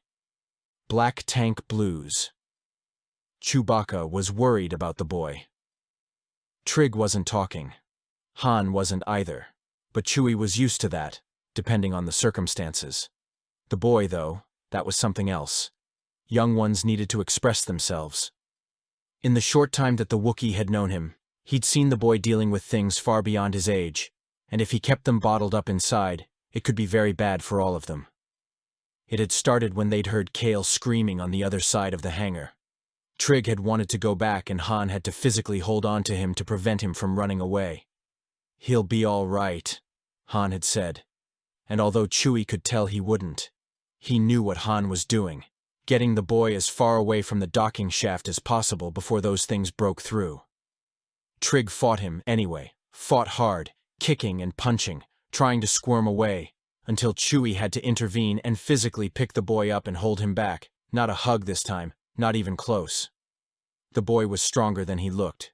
Chewie ended up carrying him for the next 20 minutes until Trig, in a low voice, had muttered, "You can put me down now." It was the last thing he'd said. As much as he understood the mission, putting distance between themselves and the shaft, Chewbacca didn't like venturing any deeper into the destroyer. The long corridors, the vacant spaces they kept coming upon, turning corners and seeing nothing but random droids. The emptiness that didn't really feel like emptiness. Who had designed all of this? And who had left it here? Had they all died? And if they had, what had happened to the bodies? Some of the avionics were still functioning, and they occasionally came across whole empty suites of blinking lights, navigation and atmospheric systems operating on and on endlessly without the influence of any living thing. At the end of one hall, they came across a stormtrooper helmet lying on its side like a broken skull. A second one dangled from a chain above it, its faceplate stained with dried blood. Han kicked the first helmet over, and Chewie could smell something horribly rotten and sweet inside it. The plasteel mouthpiece had been carefully ripped out to expose the wearer's lower jaw. It looked like an artifact from an ancient civilization, a cannibal cult. Why would anybody have a thing like that? It felt like they had been walking for a very long time, without even putting a dent in the distance that they still needed to travel. And what would happen when they did reach the command bridge? Despite his partner's bravado, Chewie wondered if they really would be able to fly the Star Destroyer. They had found a second blaster. It was the one worthwhile discovery so far, and Chewie was glad to have one of his own, if only to better protect the boy. "What's this?" Han said from ahead of them. "Chewie, give me a hand with these, huh?" Chewbacca looked back to make sure the boy was coming. He was, not looking up from his feet, and went to meet Han, who was pointing to a stack of shipping crates blocking the corridor. They appeared to have been shoved here by someone in a hurry to get onto other things. Chewie studied the writing on the side of one of the boxes. Imperial Biological Weapons Division. When he glanced back up, Han was already hauling the boxes aside, trying to clear their path. A big crate on top fell over, and Chewbacca saw a red steel canister go rolling off to the side. It slammed into the wall with an empty clang, rebounded, and stopped under Han's boot. "What were these creeps messing around with out here?" Han said, more to himself than Chewie, but the Wookiee gave his opinion anyway, which was that none of this made him feel any safer about their prospects. This one busted its pressure valve, Han said, inspecting the tank. There's no markings on it at all, like the whole thing's just been painted red. You see any more of these lying around? Up here, Trig called out. While Han had been talking, Trig had climbed on top of the next pile of crates, 20 or 30 at least, stacked 2 or 3 deep. The boy was nimble. It took Chewbacca almost twice as long to clamber up the stack next to him and yank off the top to look in. The crates were full of cylinders, dozens of them, stacked in neatly ordered rows. There were a few loose red tanks up here, but all the rest, the ones that had been repacked with military precision, had been painted jet black. Chewbacca lifted one of the black ones and heard something sloshing around inside. He held it up so Han could see it and spoke in Shiriwook. It's still full. Different formula, maybe, Han said. Different combustibility or something. Who knows? There was a whack as the bottom of the tank slipped from Chewbacca's grip and hit the others inside the crate. Hey, be careful with that thing, will ya? Chewie put the black canister back in its place, noticing that the gauge readout already stood at maximum pressure. He wondered how long it would be before these tanks started leaking like the red ones, and what would happen when their contents filtered into the destroyer's atmosphere. He didn't tell Han what he'd felt inside the tank that had made him almost drop it. The sloshing motion inside had kept moving back and forth, and in fact it felt like it was moving by itself. Like there was something slopping around inside the black tanks, dripping off its internal walls and trying to get out. Something alive. Whose idea was it to come aboard this thing anyhow? Han asked with disgust, not awaiting an answer. He'd already climbed up the makeshift barricade of crates, following Chewbacca and Trig down the other side. Chewbacca had the best hearing of the three of them, and he could have sworn as he walked away that he heard something start hissing. Han froze in his tracks. What's that? Chewie stopped and cocked his head, and then looked up with a growing feeling of apprehension. He could hear something overhead, he realized. A rising scream. It was accompanied by a rumbling sound, some gargantuan, many-legged thing plodding heavily directly above the durasteel-paneled ceiling. Han pointed in the direction they were headed. It's coming from that way. Chewbacca saw the boy's mouth fall open in shock. The light started shaking and the Wookiee heard the creak and pop of metal overtaxed with the weight of whatever was approaching. Get back, kid, Han said, pushing Trig aside as he aimed the blaster up. I think it's gonna... The ceiling buckled, twisted, and split open. Through the hole, Chewbacca glimpsed a solid mass of dark-eyed faces, arms and legs already trying to push through. Some wore Imperial uniforms, others were dressed in stormtrooper armor, a leg piece here, a shoulder piece there, or wearing broken helmets. Only then did he get a true sense of how many there were up there, perhaps hundreds, maybe more, an entire army of the dead. They were reaching down for him, reaching down for the boy. Chewie wasn't sure who fired first. One of them, he or Han, or maybe both of them at the same time, squeezed off a round of blaster fire into the tangled mass of squirming bodies. After that, it didn't matter. Some vital piece of infrastructure inside the ceiling gave a sharp pop. It was as if a hole had been torn open between the worlds of the living and the dead. Bodies came spilling down in front of them, an avalanche of stinking yellow flesh and broken armor, grasping hands and shrieking mouths. Some of them landed on their feet, others hit the ground with all fours and stayed that way like animals, grinning up at them, baring their teeth. Their eyes were flat and lifeless and hideously hungry. Get behind me, Han shouted. Trig didn't move, paralyzed, Chewbacca thought, grabbing Trig by the arm and yanking him around behind him as he and Han turned and opened fire. The dead things recoiled as if they hadn't expected blasters. Chewie sprayed them point blank, watching stormtrooper helmets explode and burst to reveal swollen, half-decayed faces, whose only expression was a kind of cheated rage. Next to him, Han was shouting something, but Chewbacca couldn't hear it over the blasters. The corridor in front of them was filling with smoke. Distantly, from what felt like the other side of space, he could feel Trig gripping him tightly, the boy's fingers digging into his arm, clinging for dear life. In front of them and up above, more of the things were tumbling down, half falling, half jumping, fresh corpses piling on top of the ones already there. Chewie realized that it didn't matter how long or hard they pounded the bodies with blaster fire, they were just going to keep coming. He growled loudly. I know. Han's fingers gripped his arm. Go on, I'll cover you. He saw Han pointing to another hatchway at the end of the corridor. Scooping up the boy, Chewie pivoted and broke for it, diving through the hatch without a look back. An instant later, Han leapt through behind him, slammed the console on the other side, shutting the door, and fired around into it. Chewbacca realized he could already hear them on the other side, attacking the door, screaming. He and Han exchanged a glance, and Chewbacca saw something on his friend's face that he hadn't seen in a very long time. True fear. For a moment, Han was so pale that the scar on his chin stood out in bold relief. It was like watching him age prematurely, 20 years in an instant. Han opened his mouth to speak, and then something hit the other side of the hatch with unthinkable weight and force. It was as if everything that was inevitable about their future, however brief it might be, had just arrived outside that hatchway, with a gullet full of gleaming yellow teeth. They ran. Chapter 31. Coffin Jockeys. When Jareth Sartoris opened his eyes, he was still strapped inside the escape pod.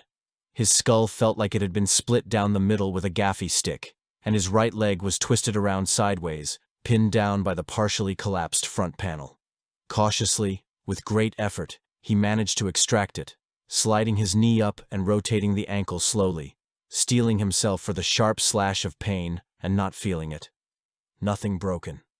He breathed in, exhaled a sigh of relief, his senses still coming back to him a little at a time. Was he in space? How long had he been blacked out?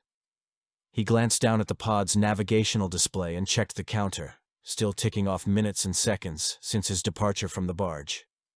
According to the readout, he'd ejected almost 4 hours earlier, which meant he'd been unconscious since. He turned his head and looked out the shattered viewport. Then he remembered. The pod had ejected from the purge as planned, leaving the Longo brothers standing there with matching looks of anguish stamped across their faces. The slight twinge that Sartoris had felt at that moment had actually caught him by surprise. Had they really expected that he'd take them with him? No, of course not. Imperial Corrections had a saying, "There are no children here." They were inmates, convicts, nothing less than enemies of the Empire, and whatever had happened between him and their father. Sartoris had already started thinking about Longo's death in the vaguest of generalities. Had nothing to do with anything now. Still, that voice spoke up within him, faint but implacable.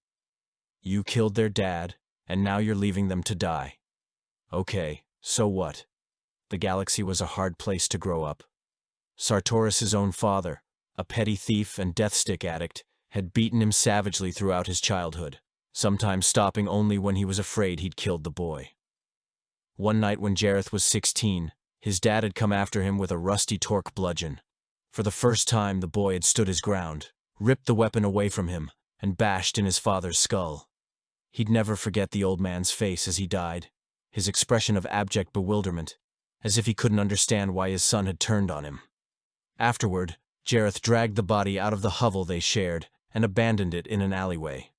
The local law enforcement would simply assume the old man fell victim to the latest of his countless bad decisions. The next day, Jareth had lied about his age, joined up with the Empire, and never looked back. To this day, Sartoris had never fathered any children of his own. None that he knew of anyway, and that was a mercy. Throughout his adult life, he'd rarely wasted a thought on the roaring, chaotic creature that had once called himself his father, let alone the prospect of his own fatherhood. But as the pod blasted off from the prison barge, leaving Trig and Kale Longo behind, Sartoris realized he'd been remembering the old man more vividly than he had in years. In fact, remembering was too sentimental a term for it. It was almost as if Gil Sartoris were sitting next to him, beaming in approval at the way his son, after a lifetime of misdeeds, had finally lived up to his own full destiny. Just because Jareth Sartoris never spawned offspring, it hadn't stopped him from relegating another man's sons to permanent darkness. He'd been thinking all of these things 4 hours ago, when he'd realized something was wrong before the klaxons started blaring inside the escape pod. Something inside the guidance system had gone seriously wrong. Rather than spiraling off into space, he had felt its trajectory curving back upward, pitching around on its side, rising up alongside of the barge. He'd stared up through the viewport, and then he'd seen it overhead, the open maw of the Star Destroyer's docking bay descending from above, as the pod rose up into it. A tractor beam, he'd thought, as the shadows of the hangar engulfed him. That's why we couldn't keep going, even with the thrusters repaired. There was a tractor beam turned on. He remembered thinking that, at a little over 200 meters, the prison barge was too big to be pulled inside the hangar. But the destroyer could have locked on after they had docked, holding it there with the tower connecting them. By the time the engineers figured out what was going on, it had probably been too late. As the pod swung up inside the bay, he'd felt himself swiveling sidelong, then a lurch and an abrupt bone-jarring smash. The pod sank a little, metal squealing against metal as if pinned between two larger objects, and then the sides began to crumple inward. Sartorus's leg gave a loud bray of pain as the navigation panel caved in around it. Everything jolted forward again. His head snapped face first and hit something on impact. The last thing he'd glimpsed before blacking out was the vision of his father, smiling beside him. Now that he'd regained his bearings, Sartorus released the shoulder restraints and took in a deep breath, shoving all doubt aside. He was alive, and that was all that mattered. Switching the internal locking system to manual, he bent his leg and shot it forward to kick out the door. It fell off its hinges, waffled through the air, then disappeared. A moment later, he heard it clatter distantly to the floor. He stuck his head out and looked around. The pod had lodged between two other ships, an old X-Wing fighter and an upended TIE fighter lying on one solar array wing. Lucky for him, the pod had landed hatch-up. Otherwise, he would have been trapped in here permanently, imprisoned between two icons of the galactic power struggle. The notion of starving to death inside the pod, beating his shoulder against the hatch until he was too weak to move, didn't allow him to appreciate the irony of such a death. Lowering himself, he stepped over onto the X-Wing and paused a moment before dropping to the floor, looking around the hangar. It was exactly the way he remembered it, mostly desolate with a handful of abducted ships strewn out across this end. Sartorus moved forward, mindful of his sore ankle, taking his time so he wouldn't slip and make things worse. The last time he'd passed through here, he'd ordered the rest of the boarding party onward without pausing for close inspection. But now he wandered among the vessels with the sharp eyes of a man evaluating his resources. Back in his early days, they'd joked about the pilots who flew these smaller TIEs because of the high mortality rate on such missions. They called them coffin jockeys. Gazing up, Sartorus could see how the hatches and canopies had been ripped open, sometimes with such force that they dangled on their hinges. He wondered if these particular coffin jockeys had been fighting their way out, or if some unknown predator from the outside had been trying to get in. What sort of predator? It's deserted in here, remember? As if in answer, a high, frantic chorus of screams rang out across the hangar, ripping a hole through the silence. It was so unexpected that Sartorus actually jumped and felt the skin on his back bristling upward over his shoulders and down his arms. His scalp abruptly felt too tight on his skull. For an instant, he stood perfectly straight and still, feeling a leaden sense of profound and unreasonable terror bulking down in the pit of his stomach, and looked across the hangar but couldn't see anything. Another mutated blast of screams, this one louder. Straight out of childhood, another vision of his father flashed through his mind for no good reason at all. The old man smacking his lips. The death sticks had always given him dry mouth. Sartorus never forgot the moist, soft smacking sound his father made as he slipped into his room to deliver the nightly beating. "Get a hold of yourself," he muttered, heart thudding against his sore ribs, unaware that he was even speaking aloud. "Right now. I have to—" Then the scream came yet again, this time seeming to emanate from everywhere at once. It was cycling up and down, bouncing off the walls of the hangar like a living thing hunting for food. Sartorus whirled around, now close to screaming himself. He couldn't see anything.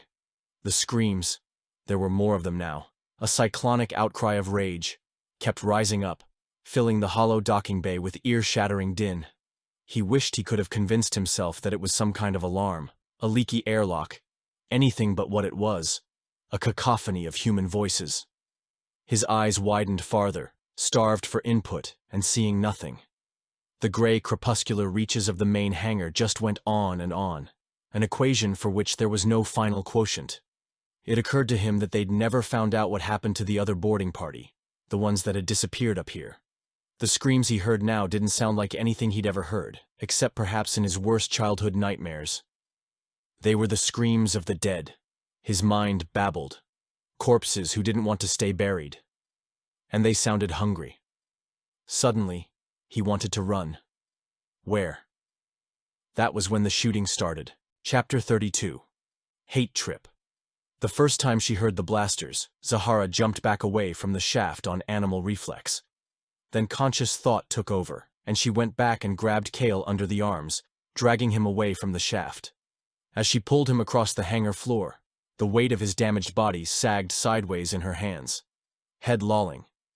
But she saw that his eyes were partially open, a pinpoint of lucidity still buried deep inside there somewhere. Shooting point, Kale managed. Why are they? His eyelids lifted a little, awareness dawning over his features, and he frowned. His mouth went up and down, trying to shape more words, a question she couldn't hear over the noise. She pulled him along faster, running backwards so she could keep an eye on the shaft. At that moment, the first bolt of blaster fire pierced the docking shaft's outer shell. She simultaneously heard and felt it recoiling through the durasteel floors, a sizzling crack that left a black gash in the wall of the tower like a crooked idiot grin, emitting a tiny puff of smoke. Then another explosion burst through it, and another, the smell of cooked metal already wafting through. The ozone smell and acrid smoke that she associated with broken machinery. There was another series of blasts, even bigger, some heavier gauge artillery, followed by a swarm of shrapnel spitting through the air in front of her face. She kept moving backward, not looking away. The hole in the shaft was big enough now that she could see them inside the shaft, leering out at her as their hands gripped the hot, twisted durasteel and tried to peel it back. They had packed the shaft with their bodies, prison inmates still in their uniforms, human and non-human alike. Guards, administrators, no longer segregated, but jammed together with a pressing, eager confederacy they'd lacked in life. She could already see their faces, sagging lips, wrinkled noses, dead yellow eyes lit up with a kind of stupid animal cunning. A scaly green arm came out clutching a blaster rifle and fired a shot blindly across the hangar, the red streak fading off in the distance, slamming into something too far off to register. More blasters fired inside the tube, widening the hole they'd created, making it longer and bigger on all sides. Be careful, you can't see where you're going if you go too fast. Even as she thought it, her feet tangled over each other and she went down hard, Kale's body landing on top of her. Go. Go. Get up. Now. She jumped back up, groping for Kale, struggling to haul him off the floor, and made the mistake of looking up one more time. They had started crawling out. The blaster-twisted hole they'd created in the shaft was jagged, and they cut themselves along the way, twisted spikes of durasteel slashing their uniforms and gouging deep into the pouched sacks of rotten innards that were their bodies. One of them, a guard whose face she vaguely recognized from his visits to the infirmary, was instantly impaled and hung there flailing while the others scrambled over him. In her arms, Kale groaned, tried to straighten his body, writhing around to look at her, and then fell slack again. He was trying to talk to her, she realized. Despite his injuries, he'd actually found the strength to shout, but she still couldn't hear him over the blasters. She pulled him faster, moving blindly, taking shorter, quicker steps. His weight was slowing her down, and now the first few of the things were already making their way toward her. One of them was Gat, his once familiar face contorted into a hideously hungry grin. "I am going to eat you," that grin said, "and you are going to taste good to me." There was a brief moment of silence, an incidental lull, and although Zahara's ears were ringing, she realized what Kale was shouting. "Let me go." "No," she said, not concerned with whether he heard her or not. The important thing was that she'd said it to herself. She wasn't leaving him here. In front of her, perhaps 6 meters away, 3 dead guards and maybe a dozen inmates paused as if acclimating to their new environment. Then they broke into a loose, shambling, open-mouthed run straight at her, arms swinging, legs clanging, firing all the way. They were already getting better at it. The shots were actually getting close to hitting her now. "Drop me!" Kale screamed. "Just go! Go! Run!" Shut up, she thought. Her adrenaline hit hard, erupting through her skull base, and her backward run became a backward sprint, her legs not even feeling like part of her now, paddling the floor beneath her with a crazy, blurring speed. The things were receding, trying to run but not as fast as she was. She could outrun them all, even dragging Kale behind her. There was another metallic jolt, and Kale jerked violently in her arms and fell still. She stopped running, aware of a damp warmness spreading through her lower torso and legs. Everything below her waist was soaked in blood. She looked down. The right half of Kale's face was gone, a pulped half-moon. The broken skull protruded from his scalp like shattered terracotta, the jawbone dangling crookedly on one hinge. He'd taken the shot that would have torn straight through her abdomen. His good eye rolled up, fogging over. Already she smelled the terrible sweet odor of cauterized hair and skin. As his head swung down, Zahara saw that the left side of his face was almost completely untouched, except for a single freckle of scarlet under his eye. There was a muffled snarl, and she looked up again. In front of her, the things were moving faster now, motivated by fresh bloodshed. Zahara dropped him and fled. Chapter 33. Catwalk. They were lost. Trig knew it. It had happened when they were running blindly from the other side of the hatchway that Han had blasted shut. Nobody had spoken up and said which way to go. They'd just gone, sprinting as fast as they could, away from the scratching, screaming things they'd left behind. They'd run for what felt like whole kilometers. Impossible, he knew, but the subjectivity would not be argued with. Eventually, too exhausted even to breathe, they'd slowed down, gasping for air and still not speaking. That was the first time Trig thought Han had somehow gotten turned around and was now leading them in the wrong direction. Maybe back toward those things in the ceiling, maybe… Trig cut the thought off, refusing to give it any further credence. Better to concentrate on where they were headed. The long corridors and main transit shafts had long since become identical, air exchangers and manifolds all starting to look the same. And when they arrived at yet another bank of turbo lifts that looked just like the last set, Trig couldn't keep it to himself anymore. "We're going in circles," he said. Han didn't say anything, didn't even glance back at him. He was looking back and forth down the upcoming nexus of concourses, running the options in his head. Trig cleared his throat. "Did you hear me?" I said. "You think you can get us to the command bridge, kid?" Han snapped. His eyes looked hollow and deep-set. "Be my guest." "I'm just saying—" He pointed the way that Han appeared to be favoring. "This doesn't feel right." "Yeah, well, we're on a star destroyer, being chased by the living dead. None of this feels right." Han rubbed his hand over his face, and when he lowered his palm and looked at Chewbacca, his expression showed a deeper gradation of doubt. "We came back from that way, right?" The Wookiee gave a mournful, uncertain groan. "Great, you're supposed to be the one with the keen sense of direction. I think if we just take this turbo lift, up," Trig started. "We're almost to the conning tower." Han squatted down and touched his fingertips to the deck below their feet. "You feel how the floor's vibrating?" Trig nodded tentatively. "We're probably standing right on top of the primary power generator." Han cocked a thumb off to the right.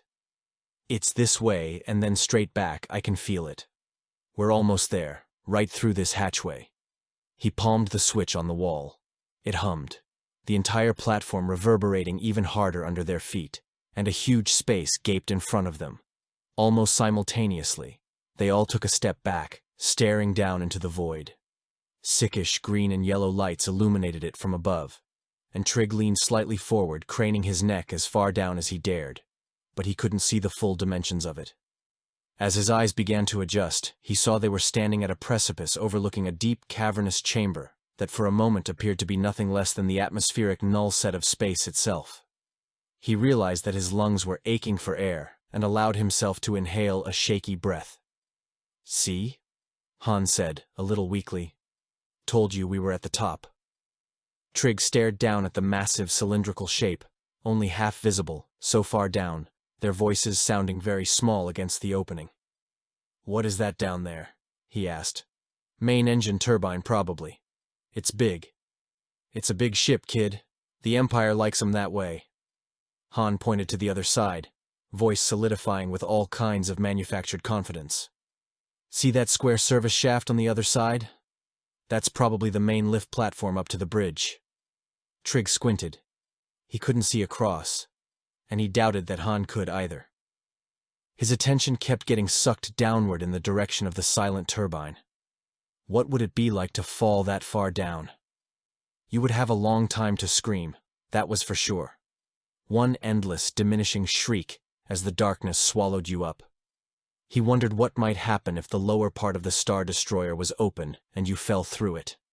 If it was possible to drop straight down into the hostile, icy bath of the galaxy itself.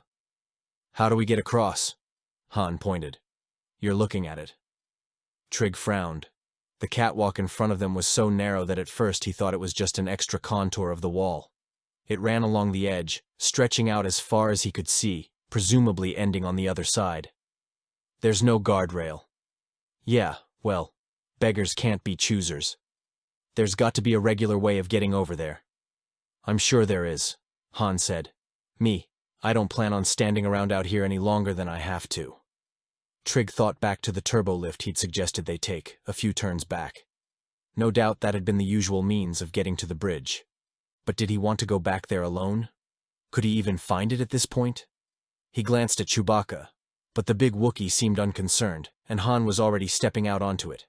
He put his back to the wall and crept forward, keeping his palms flattened on either side to maintain his balance. "Just keep your head up and don't look down and you'll be fine." He jerked his head at the Wookiee. "Well, what are you waiting for?" With an unhappy yawp, Chewbacca stepped out after him, and Trig knew that it was his turn. He thought that Han was probably right about the conning tower. In his headstrong, cocksure way, he did seem uncannily well informed about the general layout of the destroyer, but as Trig approached and put his foot onto the catwalk, he felt his guts go loose and turn to water. His legs felt so weightless that his knees trembled all the way up to his thighs, and when his palms started sweating he was abruptly sure that this was how he was going to die, falling down into the pit. Any remaining sense of balance and equilibrium fled. "I can't," he mumbled. Han turned and looked at him. He could feel the man's eyes on him, making his face blaze up hot all the way to his hairline. "Come on, we don't have time for a pep talk here." Trig tried to swallow, but his throat was too gummy. He forced the words out. "There's gotta be another way. Maybe I'll go back to the turbo lift." "Alone?" Han asked. "Then I'll wait for you here. Once you get the engines going again?" He bobbed his head up and down, selling the idea to himself. "I'll just meet you back here, okay?" Han looked at him one last time. The distance between them was already wide enough that Trig couldn't make out the expression on his face, but some small and shameful part of him guessed it was probably a mixture of exasperation and maybe a little contempt. But if there was contempt, it wasn't evident in the man's voice. "All right," he said. "We'll come back for you." Then he and Chewbacca turned back in the opposite direction and continued to pick their way along the catwalk. Trig stood staring at the two shadowy forms advancing deeper into the shadows until he wasn't sure he saw them anymore. Then they were gone, and he was standing there all alone. He'd never hated himself more than he did at that moment. It struck him that Kale would have gone out there without question, that his own life had been full of these failures of nerve, large and small, and that this was probably the most recent of many to come. He stood at the edge of the abyss, for what felt like a very long time, waiting to hear Han call out, "We're here," or "We made it," from somewhere far off in the distance, but no such sound came to him. "Maybe they fell," a craven voice inside him whispered. But if they had, wouldn't he have heard them scream? He sat down by the open hatchway, a careful distance from the edge, and stared down into it, listening to the sounds of his own breathing, the steady thud of his pulse. Eventually, he began to hear sounds from down inside the chamber, low rustling noises from far below where he couldn't see. It's them. They're down there. He bounced to his feet, more startled by the thought than the popping sound that his knees made, and tried to look deeper into the pit. He'd heard that Star Destroyers carried a crew of 8,000 or more. Suppose they'd all been infected. They would nest somewhere, wouldn't they? A place together in the dark? Maybe this was where the ones in the overhead ventilation shaft had come from, where they'd been waiting, and they were headed forward in the direction of the main hangar, as if summoned there by... He turned around, struck by the feeling that he was being watched. It wasn't just a feeling. At the far end of the shaft, 10 meters away, A face was peering at him out of the half-light, in three-quarter profile. Even at this distance, Trig recognized it instantly, though it took a moment to get the name out from his shock-numbed lips. Kale? His brother regarded him from the side without turning his head, as if in a trance. Then he reached out and pushed a button on the wall, and a door opened in front of him. Kale, wait! Don't! Kale stepped through the door and disappeared. Trig chased after him, running back up the concourse, staggering a little, feeling pins and needles creeping up through his lower legs from all the time that he'd sat motionless. Had he really been waiting there that long? His knees had the trembling, wrung-out feeling that made him wonder if they might actually buckle underneath him. He got to the hatchway that his brother had opened and pressed the switch. The door that hissed open wasn't as big as the one that Han had discovered above the turbine. It was just a normal hatchway, and that somehow made him feel better too. He stepped through it. Kale? It's... His voice broke off with a choke. The chamber was even darker than the concourse he'd left behind. At first glance, it appeared as big as the abyss he'd refused to cross. But this was some type of main refuse depository. A mountain of trash rose up to the ceiling, and the fetid, brown, excremental stink simmering off its peaks was beyond nauseating. Trig clamped his hand over his mouth and looked around through watering eyes, trying to keep from gagging. He couldn't see his brother in here, but Kale had just come inside, seconds earlier. Kale, he said again, strangely hesitant to shout out in here. It's me. What are you doing in here? Behind him, the hatch sealed shut. Chapter 34. Skin. Hill. It wasn't trash. Trig came to this realization as he took another step toward the mountain, hoping to find some trace of Kale around the other side.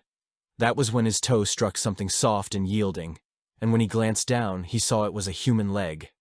Very slowly, he looked up. The leg was connected to a torso, covered up by another, and another, the pile growing in front of him comprising what he realized was hundreds of dismembered corpses. Heads, arms, legs, and whole bodies, bare bones, many of them still dressed in rotten Imperial uniforms and incomplete stormtrooper armor. The pile rose up to the ceiling. Details leapt out at him from everywhere. The bodies had been mangled like parts at an abattoir, some of them in handcuffs and manacles, others hacked recklessly to pieces, still others looking partially devoured, whole gobbets of flesh gnawed off. Many of the parts were bloated to the point where the skin itself had begun to split open like sausages, and Trig realized he was standing in a tacky puddle of whatever had leaked out of them to coat the floor. He felt the room start to spin. A scream ballooned in his throat and died there, snuffed out by his own inability to open his lips and release it. Instead, he stumbled backward, trying not to look at what was in front of him, all around him, wanting it not to be there, but unable to get away from it. Somewhere behind him was the door he'd come through, the hatchway that would get him out of here, but he couldn't find the switch to activate it. He began slapping the walls blindly at random, pounding them, and nothing changed. At last the seal broke in his throat, and he let out a shriek, a combination of help and Kale. And that was when he heard the sounds, a soft, moist rustling noise from inside the mountain. Bodies shifted, shoved aside and rearranged by something within. And then he saw the thing come burrowing out. First the white head, maggot white. Then the rest of it, slithering through to emerge outward on the floor. It rose to its feet, a figure in dripping, ragged clothes and a blood-stained stormtrooper helmet, staring at him. The black polarized lenses of the helmet were streaked and filthy, clotted with slime and gore. The breath filter had been broken off on one side, and Trig caught a glimpse of the scaly, infected throat of the thing underneath it.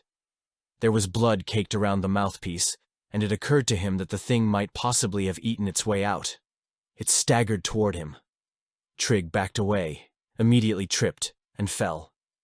Jumping up, lunging sideways, he started running around the edge of the mountain. He imagined that he heard the thing coming after him, but it might have just been his own heart hammering in his ears. He didn't dare look back. But he could feel it there, growing closer, a steadily intensifying presence like pressure buildup behind his eyeballs and chest cavity, pushing him onward, faster. The room spun around him. Trig jerked his head right and left. The door, wherever it had been, was utterly lost to him now. Fear had robbed him of all sense of direction. He didn't even remember where he'd come from. As he bolted around the edge of the pile, lunging over 3 corpses that appeared to have been bundled together, wrists and ankles bound with cords, something caught his eye from up above, a glint of light. Looking up, he saw the open ventilation shaft in the ceiling, at least 10 or 15 meters up, maybe more. He finally stopped and looked back, saw the thing in the trooper helmet coming around behind him. It was moments away. This time, Trig didn't give himself time to think. He started climbing. It was even worse than he'd expected. The huge pile of dismembered parts and severed heads made up a loosely knit, constantly shifting terrain, moving and tumbling down as he clawed his way up and over it. The stench only seemed to thicken as he uncovered submerged levels of decay that hadn't yet been exposed to air.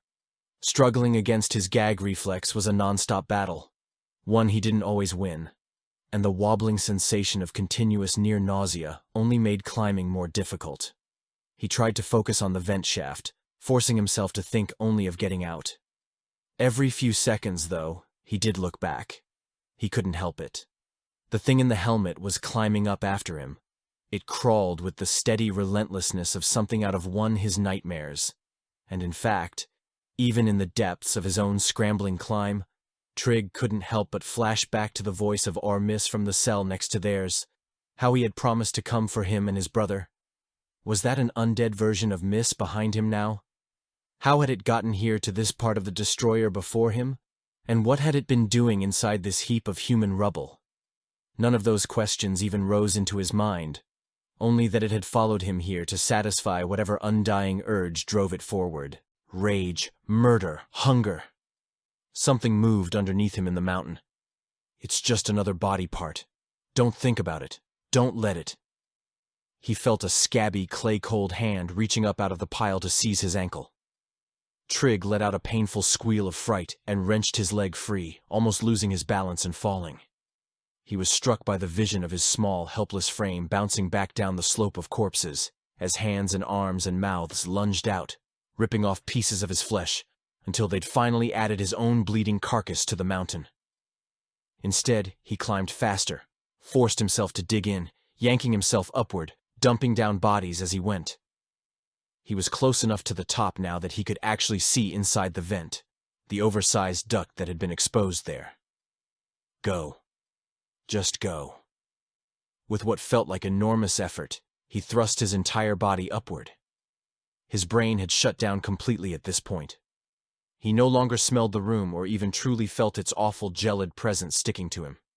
He was aware only of what lay ahead, and how much he needed to get there, and the last few moments, as he got to the top of the pile, left no imprint in his memory whatsoever. They might as well have happened to someone else entirely. A stranger.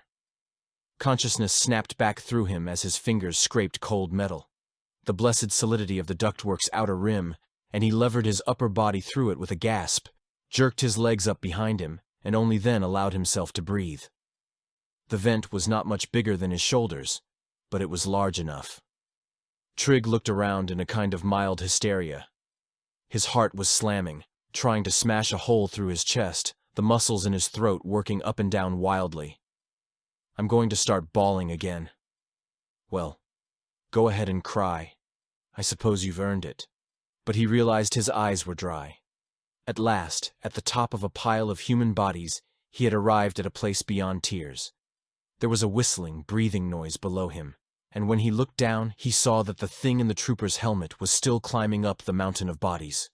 Trig looked back and forth through the open duct. Then he picked a direction and began to crawl. Chapter 35. The Whole Sick Crew. Across the main hangar, Sartoris watched dark figures moving toward him. He'd first seen them coming right after all the shooting had died down. Only a handful at first, then more. Now dozens, traveling en masse. A single organism made up of countless smaller components. They were close enough now that he could make out individual faces, men he'd worked with for years on the prison barge, guards he'd called by their first names, soldiers who had followed his command with the utmost unquestioning loyalty, prisoners who had once shuddered in fear at his passage. They traveled together now, their swollen, disease-ravaged bodies pressing against one another. Death as the final brotherhood. They were coming for him. Behind him, there was a sharp clank of metal on metal. A low, collective groan escaped the shadows, deep and ravenous, and Sartoris spun around and looked through the captured ships to catch a flicker of movement beneath the X-Wing. Somehow they had slunk around behind him, too. He could see them down there, huddled in the shadows, watching him. Where did they come from? That was Lesson 1 from Imperial Corrections Playbook. One you never forgot. Never turn your back on the cons. Now Sartoris realized it was too late. The certainty of his death filled his belly like a big gulp of contaminated ice water. Droplets of sweat began to trickle down his spine, creeping between his shoulder blades and down into the waistband of his pants. The figures in front of him had jerked closer, seeming to advance in the interstitial space between moments, like footage from which the transitions had been removed. Their eyes never left his, and there was a slinking, primitive slyness to their movement. He wondered if they were still sizing him up, or if they just derived some atavistic pleasure watching him squirm. Within seconds it wouldn't matter. They'd be close enough to launch themselves at him and tear him apart. They could even shoot him now if they wanted. They were all carrying blasters. The things behind him hooted out a scream. The inmates and guards in front of him screamed back, a call and response. Sartoris saw ropey strands of drool swinging from their mouths, human and non-human alike. There was a group of Wookiee prisoners with what looked like whole waterfalls of saliva pouring down between their fangs and slopping over their chins, soaking their fur. They looked like they'd eat him alive instead of blasting him. Maybe they preferred their meat uncooked. "Come on then," he said grimly. "What are you waiting for?" As if awaiting the invitation, they broke ranks and charged, and Sartoris, who up till that moment had had no idea what his next move would be, looked around at the abandoned X-Wing and grabbed the fighter's wing, lifting himself up and onto it. He made his way with a jouncing, bandy-legged run up the wing toward the cockpit canopy, pivoted, and dropped down into the pilot's seat, reaching up to try to seal it shut. But the canopy was broken and wouldn't close. Within seconds, every flaw in his reckless plan became glaringly apparent. He could already feel both groups of the things moving below the X-Wing, their thudding collective strength and hunger surging as they rocked the fighter back and forth underneath him, trying to flip it over, while others climbed up the nose cone in front of him. The 3 Wookiee prisoners he'd glimpsed earlier had already taken hold of the canopy and were trying to rip it loose, or maybe just haul themselves up high enough to attack him where he sat. He could picture their 3 woolly bodies hunched over the stump of his exposed torso, ripping and tearing whatever was left inside the kettle of blood that had once been the X-Wing's cockpit. For the first time, his eyes flashed down at the avionics display. The instrument panel held the milky glow of sleeping electronics, but it was brightening slowly now as if activated by his arrival. Just above the throttle, the green targeting scope blinked steadily, and Sartoris saw switches for weapons activation, laser cannons, and proton torpedoes coming online. From above, several hands reached down at once and sank their claws into his neck. He could smell them now. The infected Wookiees, the salivating bronchial snorts of their hunger as their breath drew closer. Wet-hot saliva dribbled down over his face, and he felt the press of something sharp and hard. Sartoris squeezed the trigger. His whole world jolted backward. The laser bolt burst from both sets of cannons at once, a blinding muzzle flash that vaporized the mob of inmates in front of him even as it threw him into reverse. The Wookiees that had been reaching for his throat disappeared, jerked away with a howl of anger and shock, and Sartoris realized the X-Wing was still skidding, propelled along the hangar floor by the recoil. It all ended abruptly with a jarring crash, the thrust engines of the ship hammering into something even bigger than itself, probably the hangar wall. He lunged up and out of the seat and saw he'd collided with an Imperial landing craft, a Sentinel-class shuttle that looked like it had been sucked in by the tractor beam and dropped flat on the deck. "There's an emergency hatch here somewhere. Where is it?" He vaulted onto the shuttle's hull, ran up and felt the craft lurch underneath him. They were already down there, waves of them, and that screaming noise was cycling up again. When they hit the underside of the shuttle, he lost his balance completely and fell forward through the hatch. What came next was blackness. With a silent groan, Sartoris opened his eyes. He was lying on his back in the shuttle's darkened cabin, the corrugated steel pressing against his neck. Outside the reinforced durasteel hull, he could hear them faintly, scratching, slapping, pounding. There was a brief pause. Something much heavier slammed into it. An explosion.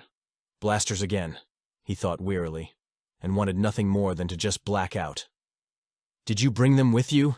a voice croaked in the darkness. Sartoris jumped a little and stared up at several sets of eyes peering down at him. As his vision adapted, he realized he was looking at a group of men in ill-fitting Imperial uniforms, leaning over him from seats mounted to either side of the shuttle's cabin walls. Reacting without thinking, he jerked backward and tried unsuccessfully to scramble away. "It's all right," the voice said. "We're not infected." Sartoris examined them more closely, his heart still wedged up in the tight pocket of his throat. Even amid everything else that was happening outside, the appearance of the men remained a shock. Their starvation-ravaged faces were little more than skulls with parchment-yellow skins stretched over them, lips drawn back in permanent sneers, cheekbones bulging grotesquely outward. One of them attempted what Sartoris supposed was a smile. "I'm Commander Gorrister," the man said, clearly waiting for Sartoris to introduce himself. When he didn't, Gorrister sank back with a sigh and continued. "From what's going out there, I can only surmise that you ended up here the same way we did." Sartoris grimaced. "Something like that." Gorrister started to say something, and a sharp slamming noise cut off his words. Outside the ship, the blaster fire continued, smashing and pounding against the armored hull. The commander waved it away with scarcely a glance. "They'll give up after a moment," he said. "It's really just a reflex on their part." Sartoris raised an eyebrow. "Reflex?" Certain learned behavior patterns are difficult to unlearn, even when grossly ineffective." Another round of explosions slammed into them, the firing intensifying. "Sounds pretty effective to me," Sartoris said. The commander shook his head. "Our hull is specially reinforced. We're essentially impervious to handheld weapons. Until they're able to decipher the heavier artillery, we're relatively safe. Of course, that's only a matter of time, isn't it?" His upper lip disappeared in his mouth with a soft sucking sound. "They haven't pulled in many ships yet, but I suppose that's to be expected, hovering out here at the edge of the unknown regions. There's not much traffic this far out." He made a weak effort to point up to the cockpit, where the shuttle's instrument panel shone faintly, a myopic eye afflicted with cataracts of energy lack. "We saw how it dragged your prison barge in," Gorrister said, and then, uttering a terrible, humorless chuckle that was more like a gasp, "Too bad they can't eat their own." "Who?" Sartoris asked. The man favored him with a wan expression that was less incredulity than outright disbelief. "What? Did you actually think your inmate friends out there were the only ones aboard? Who else is there?" "Who else?" This time the commander actually mustered a laugh. It sounded like a layer of dust being blown from a very old book, perhaps one that had been bound in human skin. "Oh dear. You really don't have any idea what's going on, do you?" Sartoris felt a stirring of irritation he didn't bother to suppress from his voice. "Suppose you bring me up to speed. It started 10 weeks ago when the first tanks began leaking." "What tanks?" Gorrister ignored him. "I think it has something to do with the sickness," the commander said. "The way it was initially designed. They form clusters, tribes, swarms, and they communicate with one another. I'm sure you've heard it." Sartoris thought of the screaming that he'd heard, the weird cyclic quality of it, back and forth call and response in the hangar. "And that way they are all able to adapt at the same time," Gorrister said. "As one, like a kind of system-wide upgrade, do you see?" Sartoris shook his head. "What are you talking about, designed? You mean somebody created all this on purpose?" Gorrister studied him in silence for a moment, with what might have been the tiniest of smirks. "Naive, aren't you?" he asked. "I told you we were carrying top-secret weapons. How long have you served the Empire?" Sartoris didn't bother to provide an answer. He'd noticed something else that bothered him even more than that smirk on the man's face. Throughout the course of their conversation, his fellow soldiers had begun edging slowly closer to him, and they were licking their lips compulsively, over and over. Sartoris squirmed back a little farther. For the first time, his gaze fell on the stack of uniforms folded neatly on the seat in the corner. "What happened to the rest of your men?" he asked. "You must understand." Gorister's voice was soft now, no longer mocking. In fact, it was nearly sympathetic. "We had ample water here inside the shuttle, but precious little food, and it's been 10 weeks. It was nothing more than a simple matter of survival. We were starving, you see." Sartoris frowned. The men were getting to their feet now. It suddenly occurred to him that they might have been sitting here saving their strength until this moment. "Hold it." He stood up, backing away, and felt his shoulders hit the wall behind him. "We're not like them." "Of course not," Gorister murmured, dismissing the idea. "We drew lots, to keep things fair. We gave each man a quick, humane death. At first we threw the remains out there." He nodded above, at the emergency hatch. "To those things, as if that might somehow satisfy them. But it only made them come back. So we ate the remains, too. In the end, we sucked the marrow from the bones. But none of my men felt any pain, I promise." One emaciated hand slipped into his uniform jacket and produced a small transdermal patch. "And neither will you." "What is that?" "Norbital," Gorister whispered. "A paralytic. You'll just go to sleep. And when we're rescued, the Emperor will recognize your sacrifice with the highest of honors." Sartoris started to say something else. He realized that the commander had told him there were 6 other men, and he only saw 4 of them. Then he felt a pair of hands grabbing him from behind, pinning his arms behind his back. Chapter 36. Lab Rat. Zahara wasn't sure how long she'd been running. Lactic acid cramped her thighs and calves, oxygen debt reaching the point where it cried out, no longer able to be ignored. And she'd lost track of where she was, the end of another protracted corridor somewhere deep in the Star Destroyer's main hangar level, but farther back.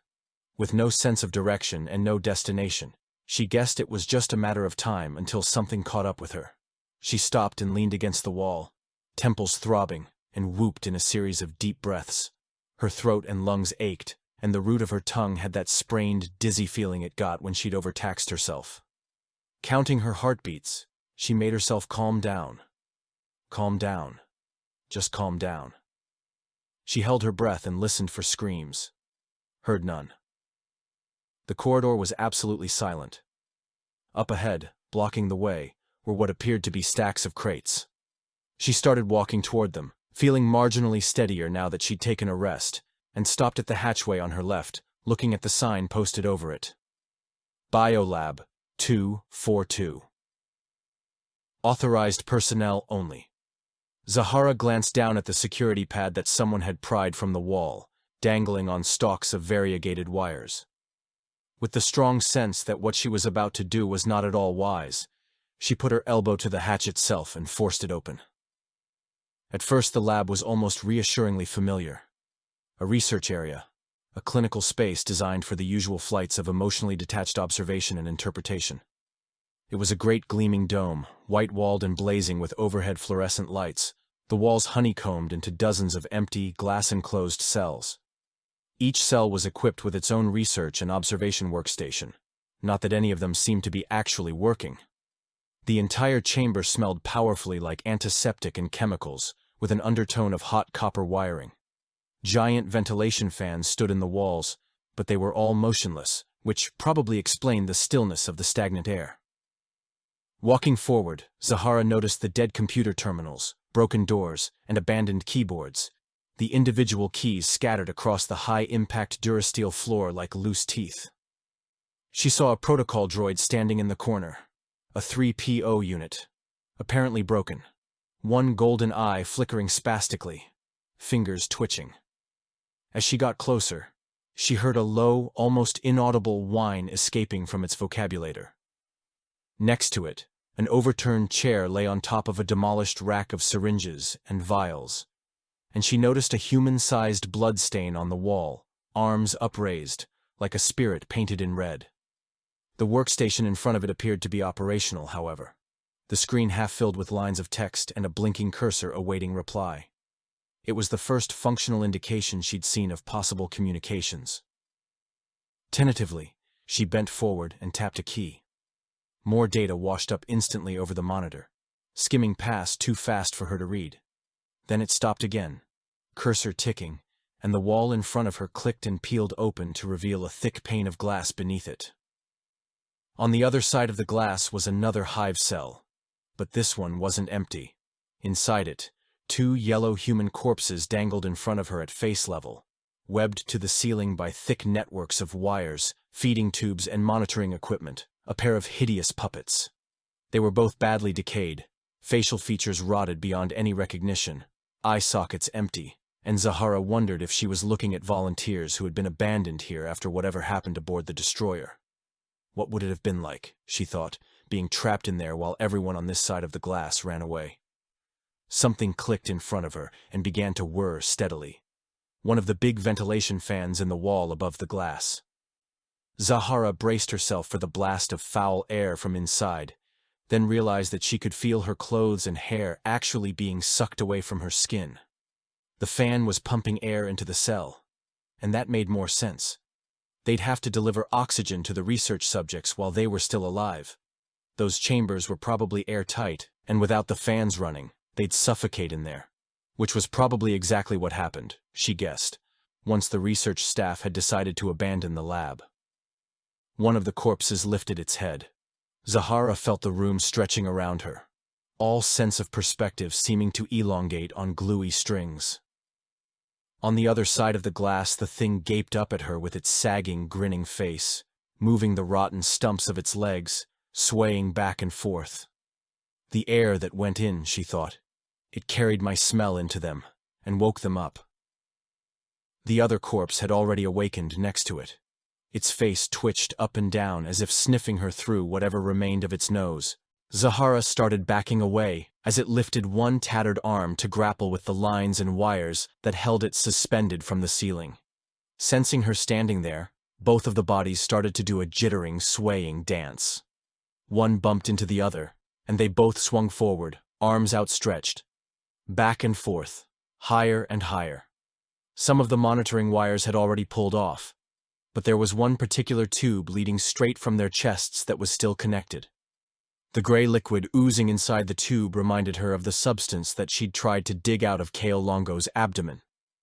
She followed the tube with her eyes and saw that it connected to a set of black tanks. They were collecting it, Zahara thought. That's what this is all about. Their bodies actually produce that stuff and… Behind her, a footstep scraped inside the lab. She spun around and stared across the white space, the path between dead research workstations, and saw nothing. Her gaze fell to the broken rack of vials and syringes on the floor, only 6 or 7 meters away, close enough that she could probably reach it before whatever came in here has a chance to get its hands on you? Do you really think so, Zahara? At the rate those things move when they're hungry? A shape emerged between 2 of the workstations, a foot crunching something beneath it. Zahara glimpsed it, and then it was gone again. She looked back at the syringes, her only weapon. The muscles in her calves and thighs felt so tight she thought they'd snap, the tension rising upward to grip the bones of her spine. Wham! With a cry of fright, she whirled around and looked back. One of the research subject corpses had managed to slam itself into the glass, leaving a red smear, a streaky imprint of its face and hands. She watched as it arced backward in its harness of monitoring equipment, while the other corpse swung forward, smacking the glass hard with its face and hands, then shoving off again. Get to the syringes and get out of here, now. She bolted, crossing the distance in what felt like 3 big leaps. Grabbed a needle in both hands, started to stand up, and felt something move in behind her. A rich smell of decay blew in over her shoulder, like wind from a grave. She spun around and it grabbed her. Zahara looked into its face. The sickness hadn't rotted the researcher away as badly as the corpses in the containment chamber. She could still see some of the features the way they'd looked pre-infection. The silvery gray hair, the aquiline nose, the deep distinguished creases of the face. A man of science. It wore a blood-grimed lab coat, one sleeve torn away at the wrist. There was a soft click as it opened its mouth and lunged for her. She rammed the syringe into its eye, and jammed another into the side of its head, depressing both plungers at once. The thing went rigid, mouth wide open, and screamed. Its legs went out from under it, its entire body collapsing. As it fell writhing to the floor, Zahara moved for the exit. She was almost there when the screaming dwindled, and she heard its voice behind her, a rasping gurgle. Frang un uff. It was trying to talk. Hating herself for it, she looked back. The thing in the lab coat was crawling blindly toward her now, both needles still protruding from its head. Somehow the injections had restored some fragile measure of its former humanity, enough for it to try to make contact. Its mouth moved up and down, making more garbled sounds she couldn't translate, pathetic attempts at speech. It raised one hand beseechingly. It was doing something, trying to tell her. "What happened here?" she asked. "What did you do?" The thing in the lab coat produced the same mucilaginous noises, more urgently. Its face worked strenuously, and it swung its arm toward the console behind her. "Thrg uff us." "What?" she asked. It made the noises again, swung its hands with evangelical fervor, and fell over. It growled and beat its fists on the floor. Its fingers crawled and prodded, and she realized it was miming the act of writing. Gradually, with great effort, it reached up and pulled one of the syringes from its eye socket, jammed the spike against the durasteel, and started dragging it back and forth, etching out some crude type of ideograph. It made a high, desperate squealing sound as it did so, grinding the needle's tip harder into the reinforced plating. The needle snapped, and it sat up, no longer looking so weak, or so human. It was grinning at her again. Zahara realized whatever she'd done to it with the antivirus had already run its course. She looked down at the series of scratches that the thing had scraped into the floor, jagged letters like an erratic brainwave. It didn't make much sense, but had she honestly expected it to? She was still mulling that over when the thing in the lab coat jumped on her, pinning her down. She screamed. The thing clamped both hands around her throat, and she felt its cold fingers slithering, squeezing, pinching, and choking off her scream at the same time that it lowered its mouth toward her gullet. She tried to push back against it, but it was like struggling against iron manacles. The harder she fought to resist, the more constrictive its grip became. She was blacking out. What had her surgeon at Renal always told her about oxygen deprivation? Time is muscle. Time is brain. She already felt the heavy penumbra of blackness crowding down on her vision, muffling her hearing, tightening into an indifferent, anesthetized nothing.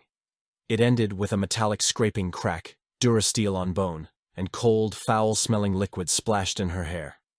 The pressure on her throat went abruptly weak, the dead hands falling slack and sliding off to the side. Zahara looked up, her vision coming clear. The thing's head was twisted sideways now, a surgical bone saw shoved through its neck, half buried in the gray flesh. What period?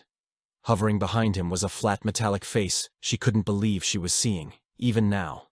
Waste. Her voice was barely a whisper. "You came back."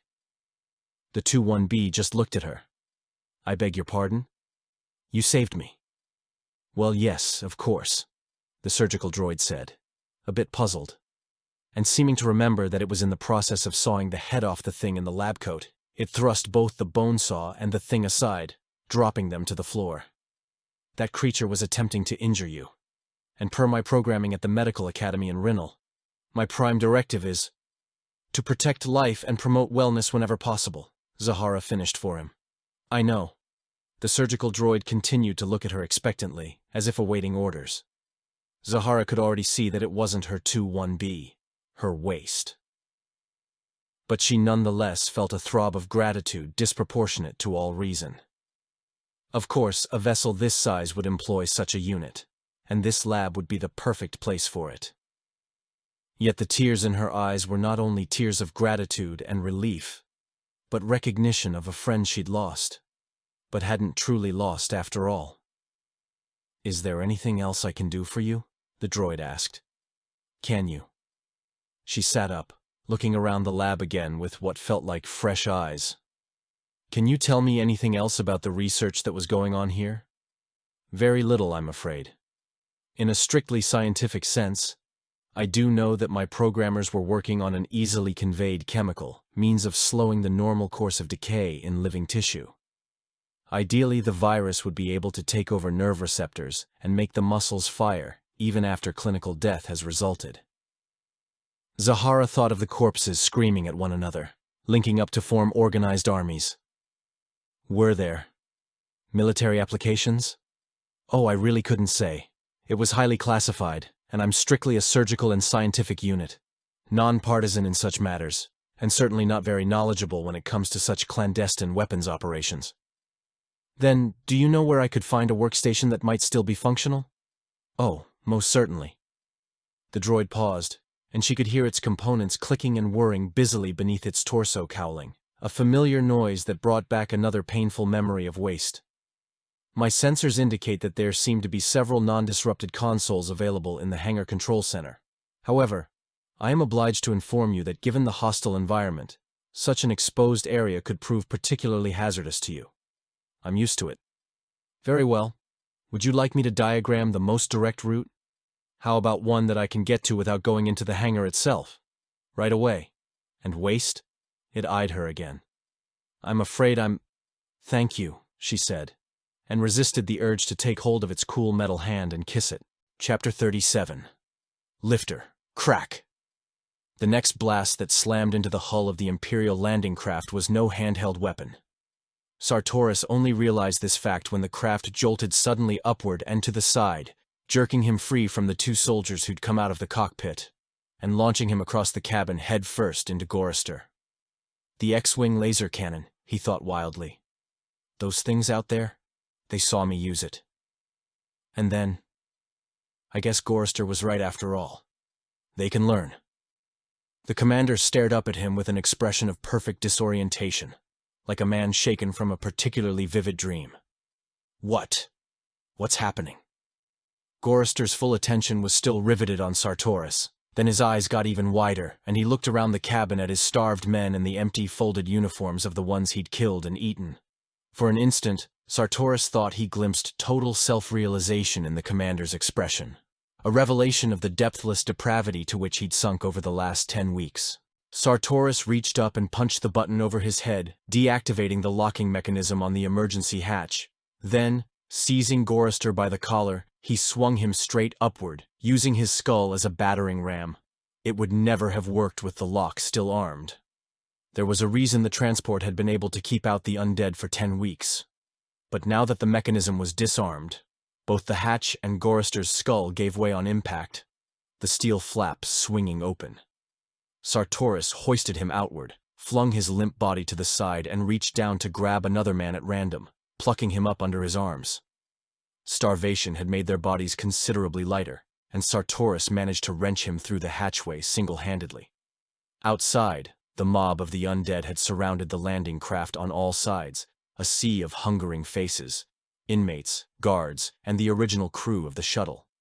As Sartoris had predicted, one of them had already clambered into the X-Wing next to the shuttle and was groping desultorily at the controls. The cannons weren't pointed at the shuttle. Had the thing inside the cockpit somehow banked a lucky shot off the hangar wall into their hull? Then he saw the other X-Wing, 40 meters away, pointed straight at him.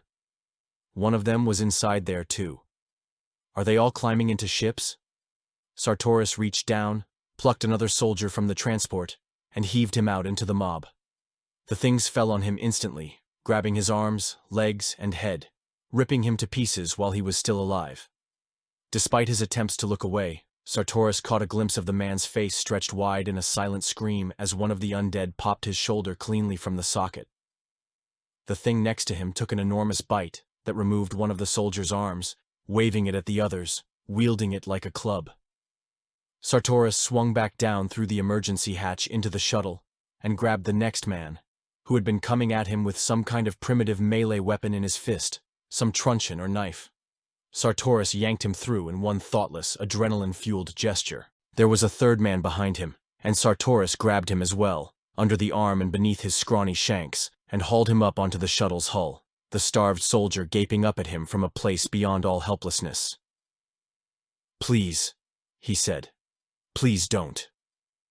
Something about the voice stopped him, and Sartoris looked into his face, and saw that underneath the filth and hunger and fatigue, the soldier was just a boy, an adolescent, thrust into service of an empire whose only enduring purpose was death. "You don't have to do this." Looking out on the soulless, shambling things, Sartoris saw them devouring the bodies he'd thrown them, waving severed limbs, fighting over the last ragged bundles of shredded viscera. Then he looked down at the young soldier again, the sunken face and terrified eyes. The boy was watching them too.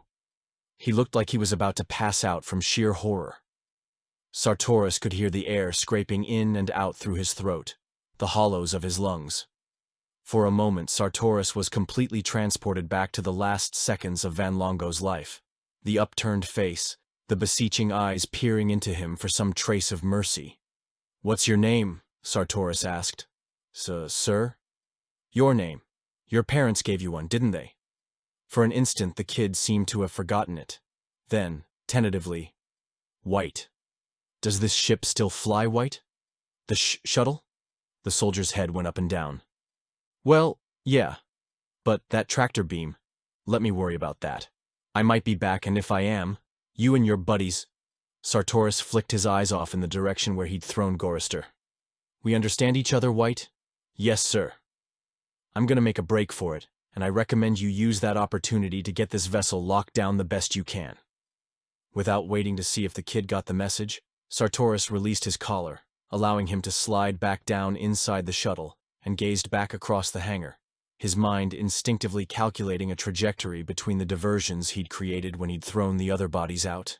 It was a simple mathematical equation, and he'd always been good at math. Turning hard, head down, he went pounding down the other direction, toward the bow of the shuttle, leapt off, and hit the ground running. Instantly, a throng of the things came slamming toward him, arms outstretched and grasping. Sartoris plowed into one of them, skidded in a pool of blood, and felt an abrupt slash of pain across his left forearm but didn't stop to look at it. He ran on, making a hard dash for the back of the hangar. The salvaged vessels behind him might be his only way off the destroyer, but they were no good to him unless he could disable the tractor beam, and that would mean getting himself to the command bridge first, and then— There was a doorway at the far end of the hangar, and as he ran through it, he heard an electronic beep go off. Probably just a simple light sensor registering traffic through the walkway. He looked around but didn't see anything. If one of those things had followed him back here, it was hiding from him now, which didn't make sense. At what point, he wondered, did fear itself become so redundant that it atrophied and dropped off entirely like an unnecessary evolved-away appendage? Or would his species always find a use for fear, no matter how extreme the circumstances? Sartoris took another look at his empty hands. Never in his life had he wanted a blaster as much as he did right now. The idea of venturing unarmed through the destroyer was practically unthinkable. But if he stayed here, death was a guarantee. It is anyway. The only question is when. Walking backward, trying to see everything at once, he bumped into something hard and felt it recoil against him, jostling on a cushion of air. Sartoris turned around and looked at it, unable to keep the half-smile from spreading over his face. It was the hover lifter they'd come across earlier, the one they'd left here because it couldn't hold all of them. Maybe my luck's finally starting to turn. He took a breath and reached up to pull himself aboard the lifter, and noticed the bloody gash just below his right elbow. That was how he realized he'd been bitten. Chapter 38. Bridge. "I don't know about you, pal, but I was hoping for better." That was Han Solo, as he finally set foot inside the command bridge of the Star Destroyer. He'd been around a long time and seen a great deal of strange things, but if he survived this, he'd definitely have people buying his drinks for a long time to come. The catwalk had, well, to be honest, it had almost been more than he could handle. Crossing over had been difficult enough, weaving their way along through open space with nothing to hold on to. The bowel-churning vertigo as his center of gravity whirled like a gyro with a broken ball and socket. He hadn't wanted to look down, but once the things down in the pit started shooting, he didn't have much choice. They fired randomly, like they hadn't had much experience with blasters, but that was little reassurance when Han saw the sheer number of them. Firing back would have been a waste. There could have been thousands. At this distance, it was impossible to say. It occurred to Han that they still seemed to be waking up, roused to consciousness by the presence of fresh meat, and their aim was poor, though by the end, it had seemed to be improving. More than once the blasts had come close enough that he'd tasted ozone, and if he'd lost his footing, if he'd slipped and fallen down into that sea of hungry bodies. With deliberate effort, he forced himself back into the present moment. They were inside the command bridge, faced with the expanse of low-slung computer modules and navigation equipment, with which the entirety of this kilometers-long miracle of interstellar destruction was steered. It was smashed almost beyond recognition. The screens had been punched through, banks of circuitry and sophisticated sensor arrays blasted, shattered, or yanked completely loose from their moorings, most of them flattened as if under some unthinkably heavy boot. Every step they took announced itself with the muffled crumple of broken glass. "Looks like we finally found somebody that hates the Empire more than we do, huh?" Han asked, shaking his head. "You try the Navi computer yet?" Chewie barked, without bothering to look around. "Okay, I'm just asking. Can't blame a guy for hoping, right?"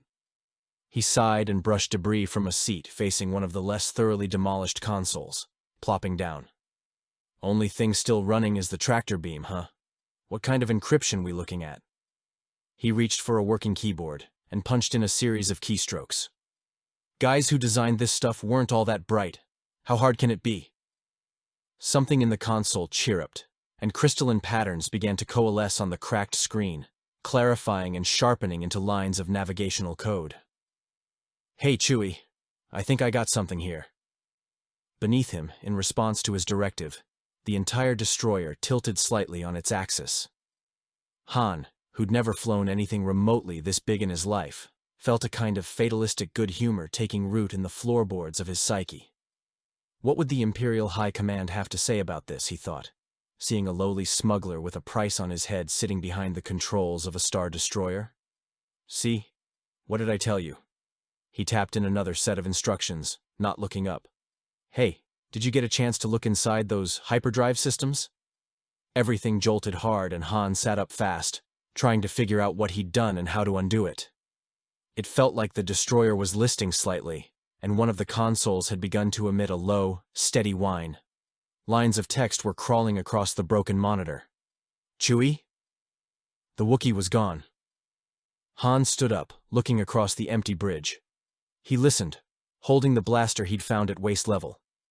The space around him suddenly felt very large and absolutely silent, except for the faint click of data emerging on the screen. His eyes flicked down to it again with increasing impatience. Whatever encryption had locked the tractor beam into place was still active.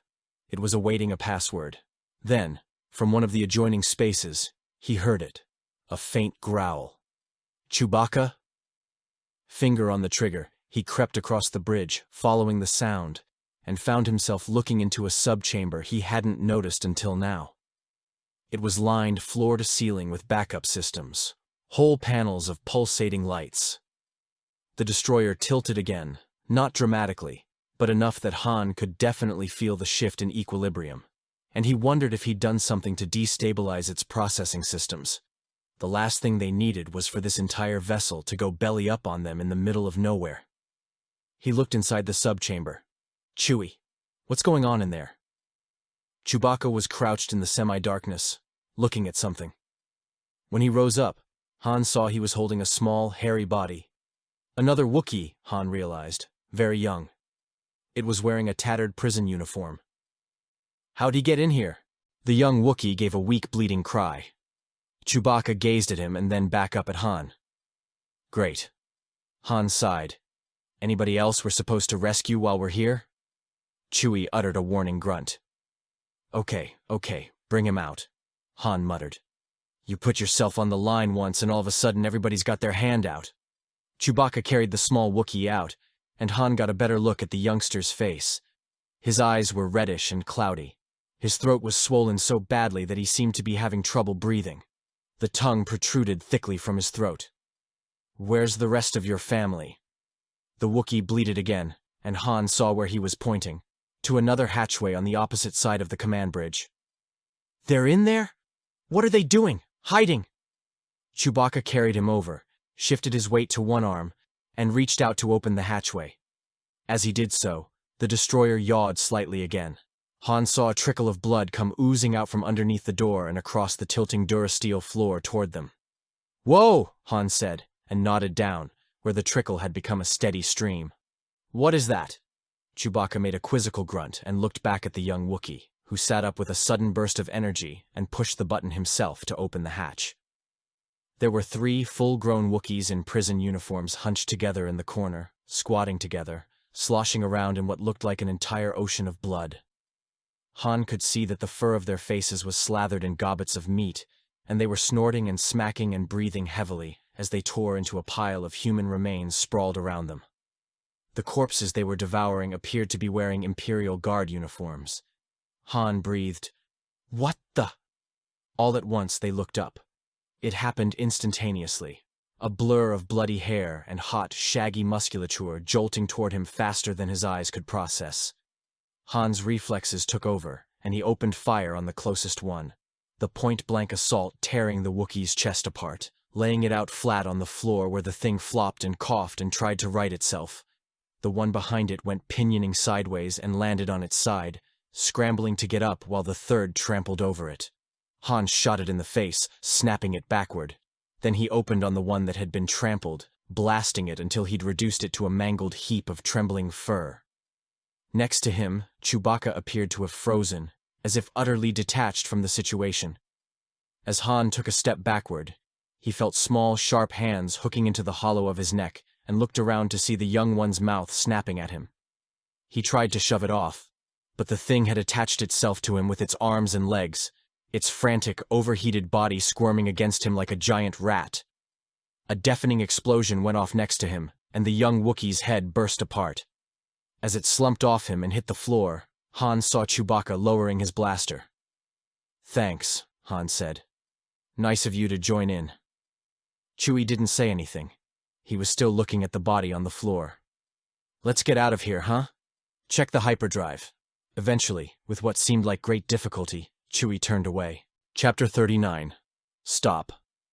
The ventilation shaft hadn't been much wider than Trig's body when he'd first entered it, and now it seemed to be constricting as he squeezed through. Every few seconds a thick blast of humid air came roaring over him, buffeting his clothes and hair, and he heard metal clanking like a broken valve somewhere inside its endless length. How far it would take him, or where it ultimately let out, he didn't know. He could just as easily die inside here, lost and dehydrated, one more speck in the indifferent maw of the universe. Then, up ahead, he saw the end of the shaft. Dim light from somewhere below cast a pale yellow rectangle on the top of the shaft. He wouldn't be able to go any farther. Creeping closer, right up to the edge, he stuck out his neck and peered over. He felt his stomach plummet down to his knees. The vent emptied out into the same abyss that he'd labored so intensely to avoid earlier. The yawning pit with the long tube of the destroyer's main engine turbine at its bottom. It looked even bigger from directly overhead. Immediately below him, less than a meter away, was the narrow catwalk where Han and Chewie had crossed, close enough that he could probably lower himself down onto it if he absolutely had to. It would mean clinging onto the edge of the vent while he swung his legs down, dropping down onto the catwalk without losing his balance, and from behind him inside the shaft, something shifted. Trig looked back, froze, wanted to scream. The thing in the stormtrooper helmet was making its way up the vent toward him. No question about what was happening now. It was groping its way forward and looking at him intently through the soulless lenses of the helmet. "No," Trig whispered. "Don't." It kept coming, the oversized helmet wobbling on its head as it crept forward. Trig looked back over the edge of the vent again. He could feel his entire body shaking helplessly, his heart racing so fast and hard that he thought it might burst inside his chest. "You have to go down there," a voice said inside his head. "You have to go to the catwalk, it's the only way. Or else that thing. I don't want to! I can't!" He glanced back at the thing crawling toward him. It ducked its head and started crawling faster. That was when the helmet fell off. Trig blinked, momentarily undone by shock and dismay so disorienting that he actually forgot where he was and what he was doing. In that second, he could only stare at the face that had been revealed under the helmet, his brother's ruined grin, one entire side of his face destroyed beyond recognition, the gleaming socket and smashed bone. And then, he heard himself trying to speak, his voice rusty, scarcely a whisper. "Kale?" The thing looked at him and just kept coming. "Kale, it's me. It's Trig." It showed no sign of hearing him. Trig could see it salivating now, the drool mixing with runnels of blood dried to its face.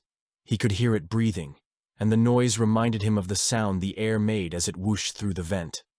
This was too much. It wasn't happening, and if it was, then it meant he'd gone mad, in which case...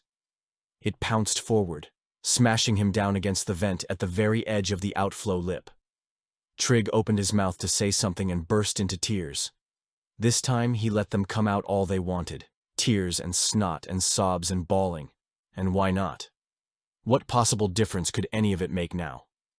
Cale's mouth opened and closed, and Trig could smell the death that was locked in there, the death that had been dealt to his brother, the death that his brother was about to deal to him. Cale wasn't going to answer him, and he wasn't going to stop. Trig had loved his big brother more than anything else in the galaxy, and it didn't matter now. Cale? It gave a snarl and lowered its face to Trig's neck, the teeth and tongue sweeping over his throat, dripping hot breath that smelled like some ghastly, poisonous moss. Cale's hands felt both hot and cold at the same time, the dead flesh moist, sticky, and clutching. He'd climbed on top of Trig now, pressing down on him with his full weight. With a cry of pain, Trig shoved him back. A white-hot spark of something he'd never felt before went sizzling across the pit of his stomach and landed on his heart, and a light went out inside him, followed by a dismal realization of what was about to happen. It was like a story he'd already heard, the ending written long before he ever got a chance to do anything about it. Look after your brother. Cale, I'm sorry. As Cale pushed in on him again, more hungrily now, Trig straightened his knee under his brother's torso and rammed it upward, momentarily lifting his brother's body off him. Throwing Cale to the side, Trig twisted around, grappled with his wrists, and levered his brother backward to the edge of the vent. Then he pushed him over. Chapter 40. Awakening. Cale fell without a sound. Trig watched him drop, growing smaller, a teardrop against the expanse. As the semi-darkness swallowed him up, the silhouette only partially illuminated by the faint lights surrounding the engine turbine, Trig saw what he hadn't seen earlier, down below. Upturned faces, thousands of them. They were, as they always must have been, clustered down at the bottom, on either side of the turbine, as if drawn to the ghost of its now absent hum. Even through his veil of shock, the delayed reaction to what had just occurred, Trig knew what he was looking at. It was the original crew of the Star Destroyer. They were screaming up at him as one. At that same second, Cale's body hit the turbine and bounced, flopping off the side and disappearing into the teeming morass of bodies. The resulting sound was an even louder scream, like a single entity awakening and achieving a kind of brute mass consciousness, awareness that hardly progressed beyond the immediate physical needs. Their breathing wafted up toward him in invisible gradations of damp warmth, their hunger seeping through the air like thermals rising before a storm. They see me. Already they began to reach up toward him, the moaning noise becoming more aggressive, rising in pitch and volume to find that steady, now familiar waveform. Shifting and swaying, some of them began attempting to climb up the sides of the turbine itself in an effort to get closer to him. Some appeared to be holding things, but at first, Trig didn't know what the objects were. Just as he started pulling himself back into the vent, thinking he could at least backtrack far enough to evaluate his options, the blasters started firing. They were shooting at him, and their aim was deadly accurate. Before he could start crawling inside, Trig felt the vent shaft jerk and burst open in front of him, squealing free of its soldered housing and dumping him straight out. He toppled out the end without being able to grab onto anything, and for a moment he was falling through space, one final trajectory echo of his big brother. He hit the catwalk hard, and it doubled him up upon impact, chiseling shards of pain up through his ankles and legs. Trig grabbed it and held on, fingers curled into the cold latticework, clamping down on it with his entire body. He could both hear and feel the blaster bolts resonating through space around him. One of them was going to hit him, and he could only hope the blaster killed him before he fell into that far-off mass of outstretched hands and gnashing mouths. He wanted to be dead before that happened. All around him the catwalk shook and bonged with the impact of the blasters. Chips of durasteel streaked past his cheek, tiny cold specks of pure velocity. He wasn't thinking clearly at all anymore, and that might have explained why he didn't react immediately when he saw Han and Chewie at the far end of the catwalk, staring back at him. They must have just come back down from the command bridge. Trig's mind droned dazedly. I guess things didn't work out so well up there either. Han could definitely see him, Trig knew. He was waving at him frantically, either to move forward or stay down. Trig wasn't sure. Meanwhile, what exactly was the plan? Both Han and Chewie had blasters, but two weapons hardly mattered against the blitz of firepower below them. They might as well have been as unarmed as Trig himself. And neither of them appeared willing to venture back out onto the catwalk in the middle of all this. Not that Trig blamed them. Trig narrowed his eyes. Han was gesticulating even more desperately now, shouting at the top of his lungs. He was pointing up, and when Trig tilted his head straight up, he saw the last section of the vent shaft dangling loose from above, swinging back and forth. Hands were reaching out of it. Trig thought of the mountain of corpses on the other end of the shaft, how it had started coming to life as he'd climbed it. They followed me down the shaft. He watched in mute and suffocating terror as the owner of the hands slithered out. It was an Imperial soldier, its dead face lit with urgency. Clamoring for Trig, it rocked back and forth inside the dangling vent, lost its balance, and then fell out, hands scrabbling furiously as it fell past him, plummeting down into the blackness. 3 more Imperials squirmed free after that, spilling out like hideous, fully formed offspring from some unthinkably fertile ovipositor. The vent section swung back again, and this time Trig realized that whatever was inside it was actually waiting for the vent to arc forward before it jumped, so it could use that last ounce of forward momentum to grab him as it sprang free from it. The corpse launched itself at him, too fast for Trig to see its face, and he plastered himself to the wall, feeling claw-like fingers scrape and smear across his torso. The thing snapped its fist around his leg, and this time it held on. Trig looked down. For an instant, the only thing he could see was the limp sack of bruise-colored flesh that had once been its face, staring up at him, the place where the piercings had been ripped out, the gaping, leech maw of its mouth. When the mouth opened, Trig could still see the glint of steel piercing up through his gullet, the blade that Kale had shoved up through there. What felt like 1,000 years ago. It was or miss. Chapter 41. Blackwing. Zahara tried 3 keyboards before she found one that worked. Fingers trembling, she jacked it into the secondary workstation and held her breath, waiting to see if they were compatible. The 2-1B had declined to accompany her up to the hangar control room, electing instead to stay in the biolab, in case I'm needed.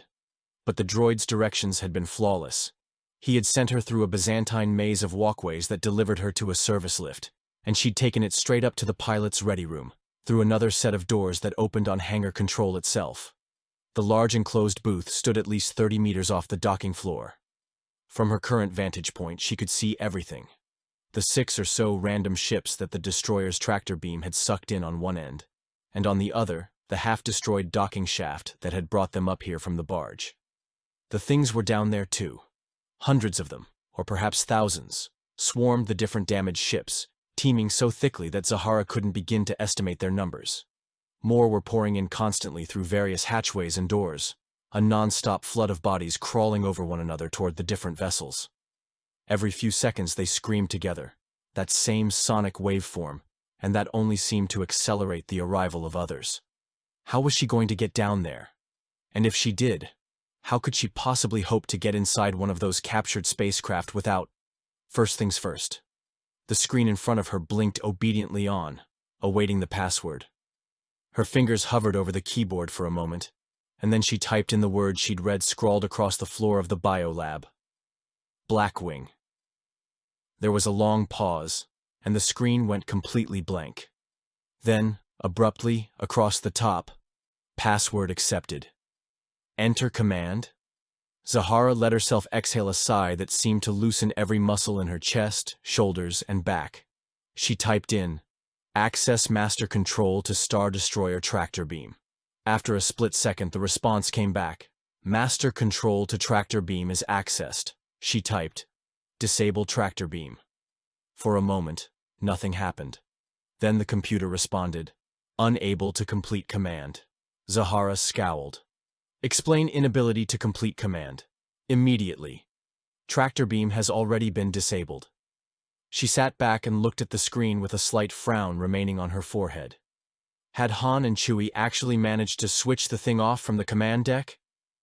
If so, then they should be on their way back now, assuming the plan was still to get out of here on one of the scuttled ships. She looked back down at the heaving mass of bodies that filled the hangar floor. Hopefully Han and the Wookiee had found some more firepower along the way. Leaning forward, she typed, "What is Blackwing?" The system replied, "Blackwing. Imperial Bioweapons Project I-71A. Galactic Virus Dissemination and Distribution Algorithm. Classified, Top Secret. Project Status. In progress." Distribution algorithm? She looked back out at the bodies in the hangar, now packed so densely that in many places she couldn't even see the floor. Every few seconds, they released another version of that ringing, rhythmic scream. And when she listened, she could hear the other scream reverberating back from somewhere in the destroyer. It only made them move more urgently. But they weren't just milling around anymore. The corpses were climbing into the different spacecraft, the X-Wings, the landing shuttles and transports, the freighter in the far corner of the hangar.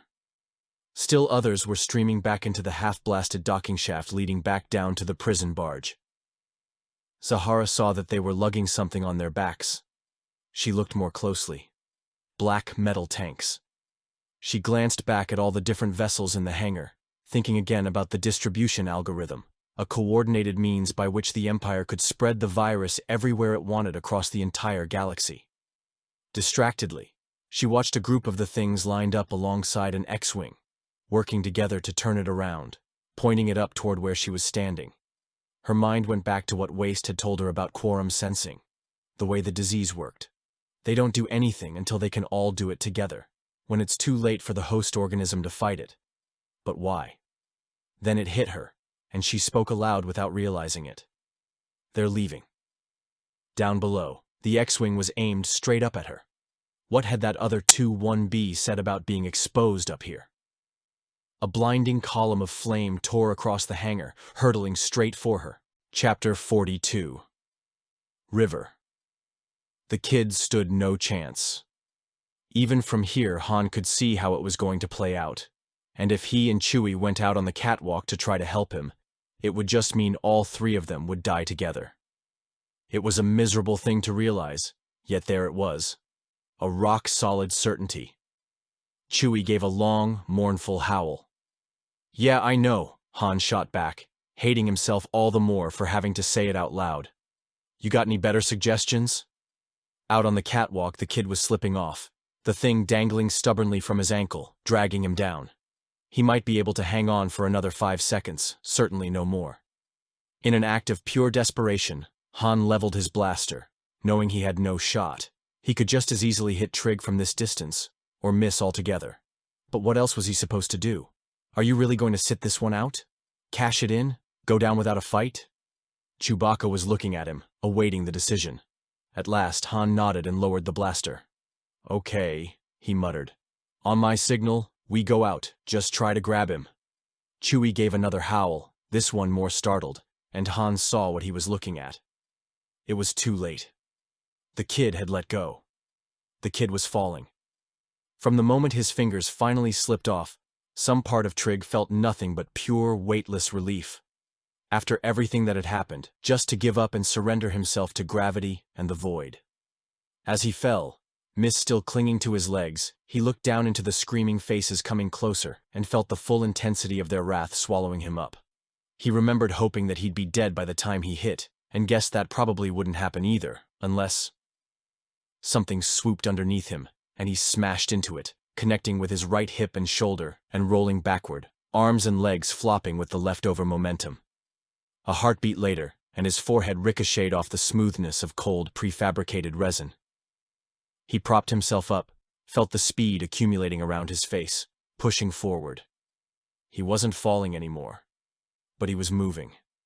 He realized that he'd landed inside some kind of hovercraft, a utility lifter, shooting across the empty space above the main engine turbine, still 20 meters above the deathscape of screaming faces. Trig turned his head and glanced forward. There was a figure perched up at the steering console. He couldn't see who it was, except that the man seemed to be wearing an Imperial prison guard uniform. The lifter tilted, arcing sideways over the abyss, and when the driver shot a glance back around, Trig got a look at his face. Not that it made any sense, but after 2.5 months aboard the prison barge, he would have recognized Jareth Sartoris anywhere. Sartoris banked hard and swung the lifter around toward the far side of the catwalk, where Han and Chewie stood staring at it, with a look of disbelief that matched Trig's own. The guard's voice was a hoarse croak above the screams and blaster fire. "You coming?" Han and Chewie dived in without a word. The lifter sank under the new weight, and Sartoris rammed the stick forward and up. Watching him wrestle with it, Trig noticed the deep bite on his forearm, the way the underlying tissue had already started to bulge and pucker from some gray, squirming necrosis deep inside. Sartoris was fighting more than just the throttle, he realized. The lifter rocked sideways, straining to hold them above the mob below, faces lit up by steady, strafing blaster fire. Han and Chewie had already taken their positions over either side, shooting back. "You're that pilot, right?" Sartoris shouted, not looking over. "Can you fly this?" Han blinked at him. "You're gonna let me see this?" Sartoris held up his bitten arm, the exposed tissue squirming visibly now as though it had a series of small electrically charged serpents writhing just below the flesh, trying to find a way out. "I don't have much time." "Yeah, well..." Han leaned over and squeezed off another round of fire into the masses. "Chewie and I are a little busy right now." Sartoris looked over his opposite shoulder. "What about you?" "Me?" Trig squeaked. "We're overloaded." Sartoris gestured over at the pitch and yaw alarms that had already started flashing faster on the main console, and Trig realized with horror that they were still going down, descending slowly but steadily into the shrieking morass below. Within seconds they'd be feeling the clutching hands thumping the underside of the lifter, yanking themselves on board. "The hover won't take the weight." "I don't think I can..." "Time to learn." Sartoris took hold of the boy's arm and steered him forward past Han, planting him in front of the console. "Got it. Where are we going?" "There's an Imperial shuttle down in the hangar with some soldiers aboard. Look for a kid named White." Trig realized the captain of the guards was holding onto his shoulder, looking at him. The man's eyes burned through clear and bright. "You understand what I'm telling you?" "But..." Sartoris squinted, the vertical lines deepening on either side of his mouth, furrows that you could fall through if you weren't careful. "There's something you should know about your father." "You knew him?" "He was a good man," Sartoris said. "Unlike me." Trig stared at him. "He would have been proud of you. You ought to know that." "How?" Trig started. He was still talking when Sartoris swung his legs over the lifter's side rail and jumped. "Kid!" Han cried out. "Are you flying this thing or what?" Trig leaned forward, grappling clammy-palmed with the throttle, barely keeping them from colliding with the wall. The turbine and its abyss were behind them now, shearing off at some unlikely angle. Everything in front of him was coming at him too fast, a smear of reckless velocity.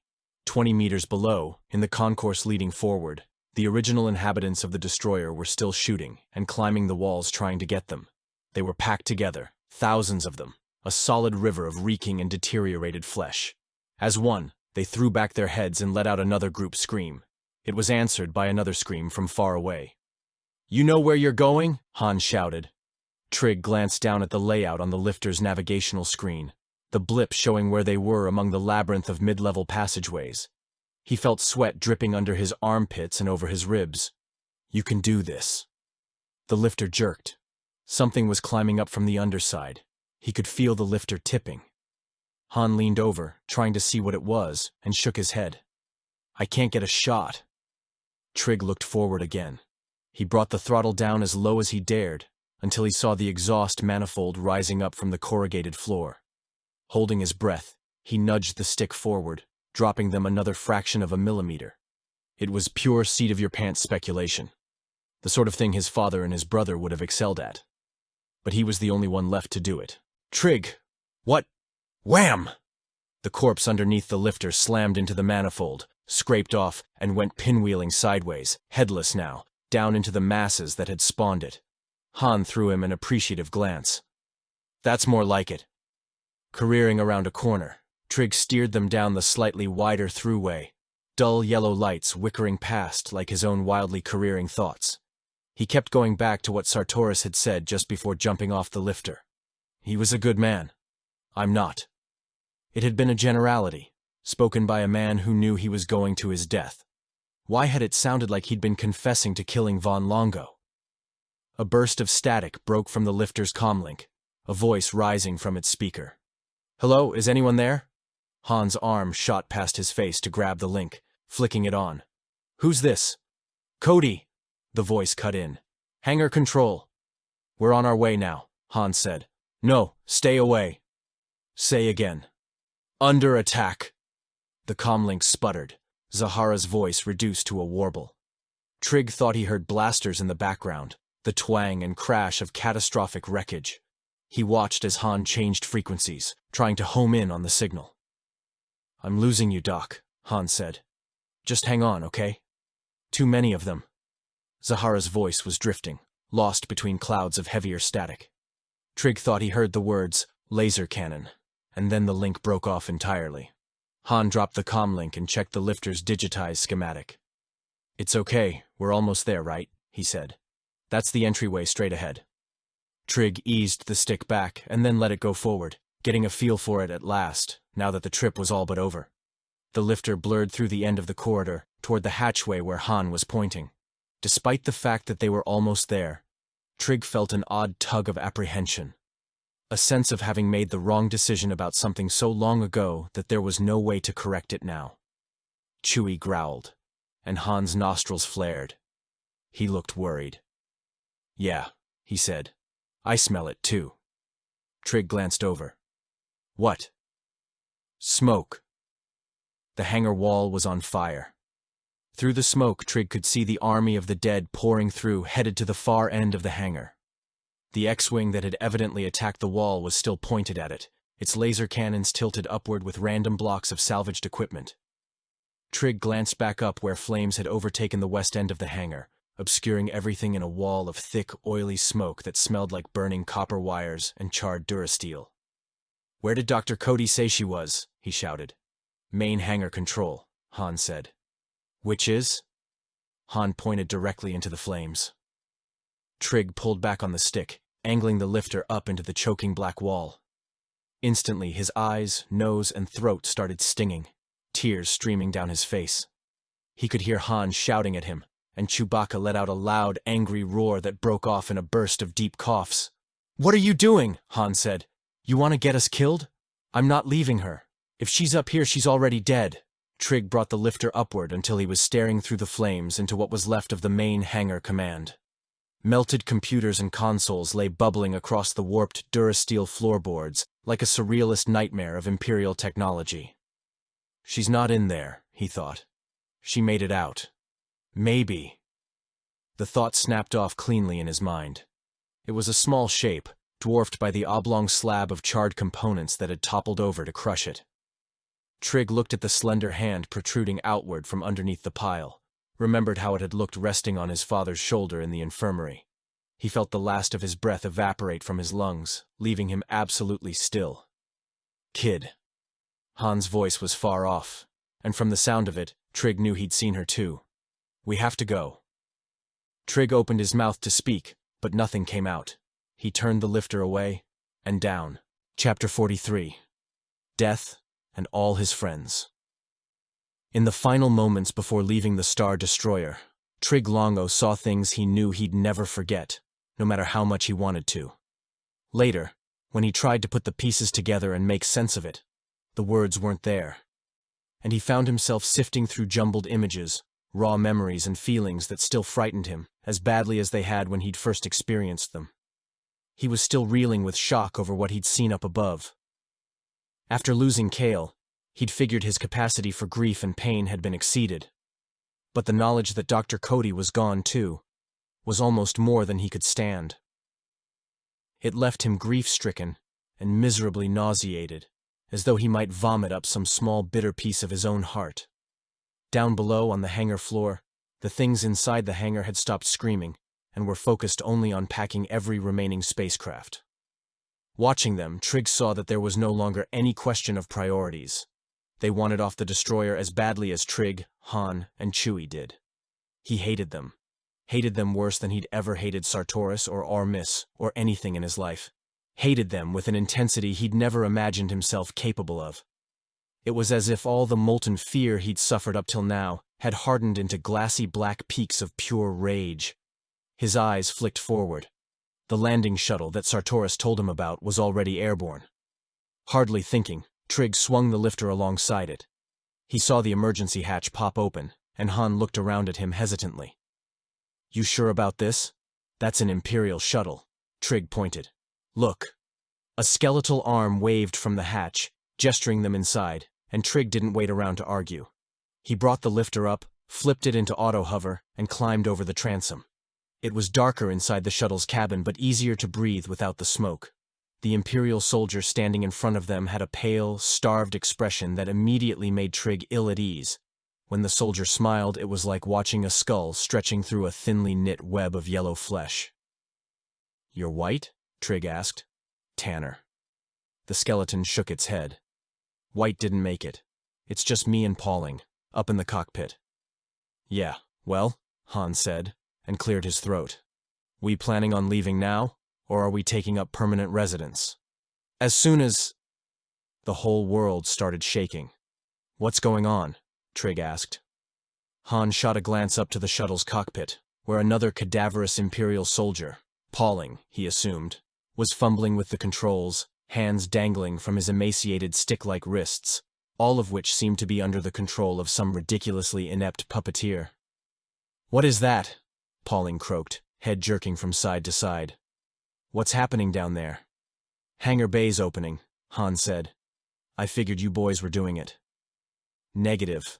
Pauling jerked one crooked thumb out the canopy. "I think they are." Down below, Han could see the bottom of the Star Destroyer sliding open to reveal the void of space.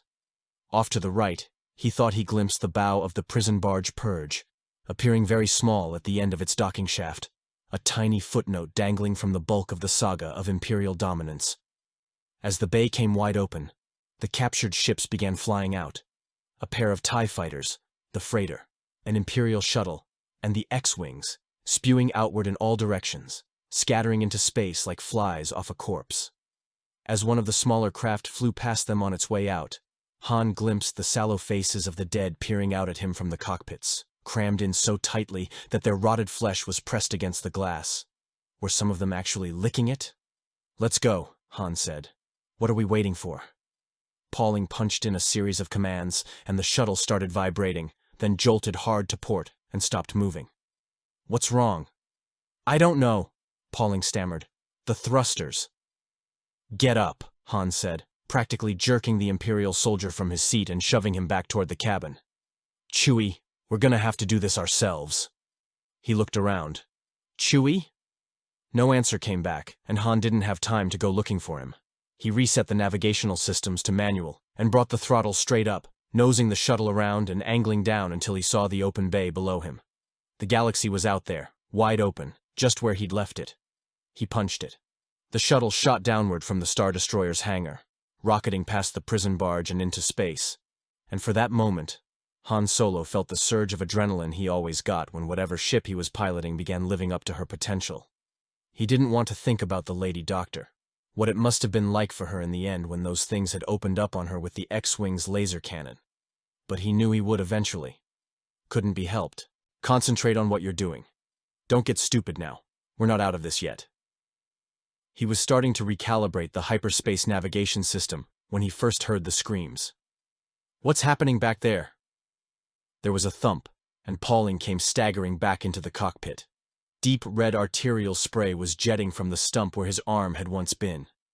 His face had gone an even paler shade of gray, his mouth gawping open in amazement. "Those things." Then his voice stopped. The screams back in the cabin were only getting louder, and Han stared as Pauling did a weird, wandering pirouette back around and flung his remaining arm in that direction, as if to tell Han about what was going on. Then something grabbed him and jerked him away. Han flicked the guidance systems on remote and groped instinctively for his blaster. What had he done with it? laid it aside when he'd taken the throttle, but where had it gone? Standing up slowly, he peered around the corner. One of the things from the destroyer's hangar was standing in the cabin. It had removed its broken stormtrooper helmet to eat. How it had managed to get inside the shuttle before takeoff, Han didn't know, and it didn't matter. Its mouth was buried in Pauling's throat, and it was busily slurping his blood, ripping off huge gobbets of his flesh. Han looked down and saw its white-booted foot planted on the chest of the other Imperial soldier, Tanner, or what was left of him. Not much more than a heap of bloody refuse, a black uniform packed with seeping meat, one eye rolled completely backward. Han's gaze swept the cabin. On the other side, he saw Chewbacca and Trig crouched at the end of the row of seats, staring back at him. Han mimed the word blaster, and both of them shook their heads. What am I supposed to do here? He wondered. I'm not the hero. How many more miracles do these people expect from me He stopped. The trooper thing was looking up at him, and grinning. Strands of Pauling's flesh were dangling from its teeth. It lurched for him, arms outstretched, howling loud enough that, inside the confines of the cabin, it made Han's ears ring. He tried to dodge backward into the cabin, but his foot caught on something, Pauling's severed arm. As his legs went out from under him and he fell, the last thing he saw was the thing in the stormtrooper uniform dropping on him with his full weight. And then, only darkness. Chapter 44. Freebird. Trig heard the blaster go off before he saw it. Hunched next to Chewie, he'd been looking around the cabin for anything he could use as a weapon when the air suddenly came alive with a now familiar jolt. When he swung his head up, the thing in the stormtrooper uniform was already flailing sideways, away from Han. Chewbacca was on his feet, running toward the thing, picking it up, smoke still pouring from the hole blasted in its back, and smashing it down into the cabin floor. Trig looked back in the direction where the shooting had come from. What he saw was enough of a shock to render him momentarily speechless. Doctor? Cody? Zahara leaned in the rear of the cabin with Han's blaster in both hands, upraised and ready. Her voice was low, not much more than a whisper. Careful, Chewbacca. I think I'd better hit him again, just to be sure. Han, still on his hands and knees, scrambled backward, searching himself frantically for signs of bites or infection. When he saw Zahara standing there, he gaped at her. Where did you come from? She didn't respond, just kept her attention fixed on the thing in the trooper armor. It was seizing now, arms and legs flailing, head flung backward as sluggish grayish fluid pulsed up from its lips to pool behind its head. As they stared at it, more of the fluid started leaking from its nose and ears, and finally from the corners of its eyes like sticky infected tears, running down either side of its face. They never did that before, Han said.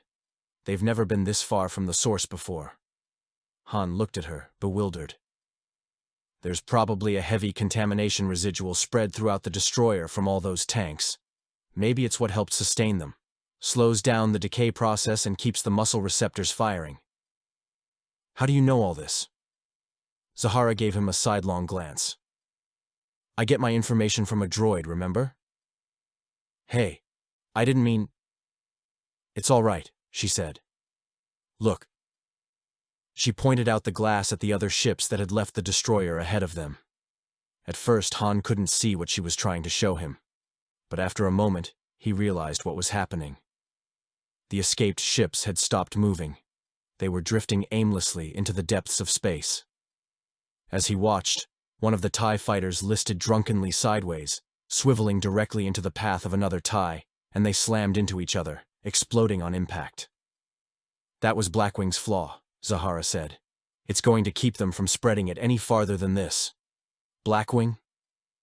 That gray liquid in those tanks was a highly refined version of the virus. The whole operation was set up to create an unlimited supply of it, probably so that the Empire could manipulate its behavior wherever they wanted. So all those zombies down there, Han said. They were just the middlemen? Like a means to an end? Zahara nodded. I think so. Their resurrected bodies were probably intended to be the suppliers and distributors. But without constant and direct exposure to the virus, they can't function. Han scratched his chin. I still don't get how you're here. We saw your body up in the main hangar control. That was white, Zahara said. He picked up my distress call. He came out looking for me, got me out of there, but he wasn't fast enough to get out himself. Some random stranger sacrificed himself to save you? Han asked. No offense. That doesn't make a whole lot of sense. Zahara's smile was a pale, wan line. He said a stranger did the same thing for him. They traveled for a long time without talking. Chewie helped Han fly for a while, and then went back into the cabin to nap, leaving Han alone. Sometimes he thought the galaxy was better observed that way, in silence, when you could sit and look at it and wait for things to make sense. Not that they always did. After a while, the kid came into the cockpit and sat down where Chewie had been. Han didn't say anything, giving him time until he was ready to talk. Where are we headed? Trig asked finally. Han shrugged. A better place. So there's no plan? There's always a plan. Sometimes it just takes a while to see what it is. Trig looked at him. What? Han asked. Nothing. That sounds like something my dad used to say, that's all. Your old man, huh? You would have liked him. Trig sat back, gazing far out into the depths of space at all those stars. Were you ever scared back there? Me? Pfft. Han cocked an eyebrow. Not that I'm looking for an excuse to go back, mind you. How do you like the shuttle? This thing? It's okay. I mean, if you want to see fast, you should see mine. Or should have, before the Imperials impounded it, that is. Not much to look at, but... He was aware of the kid staring at the instrumentation panel and navicomputer feeding itself coordinates in a steady chain of silent dialogue. You want to give it a try? You serious? You flew that hover like a champ. Seems to me like you're ready for something bigger. I couldn't. Sure you could. Han handed him a headset. Here, put these on. I'll show you how this works. Trig blinked at him, a hesitant smile finding its way around the corners of his mouth. You know, Dr. Cody said before that guy White died, he told her about the shuttle.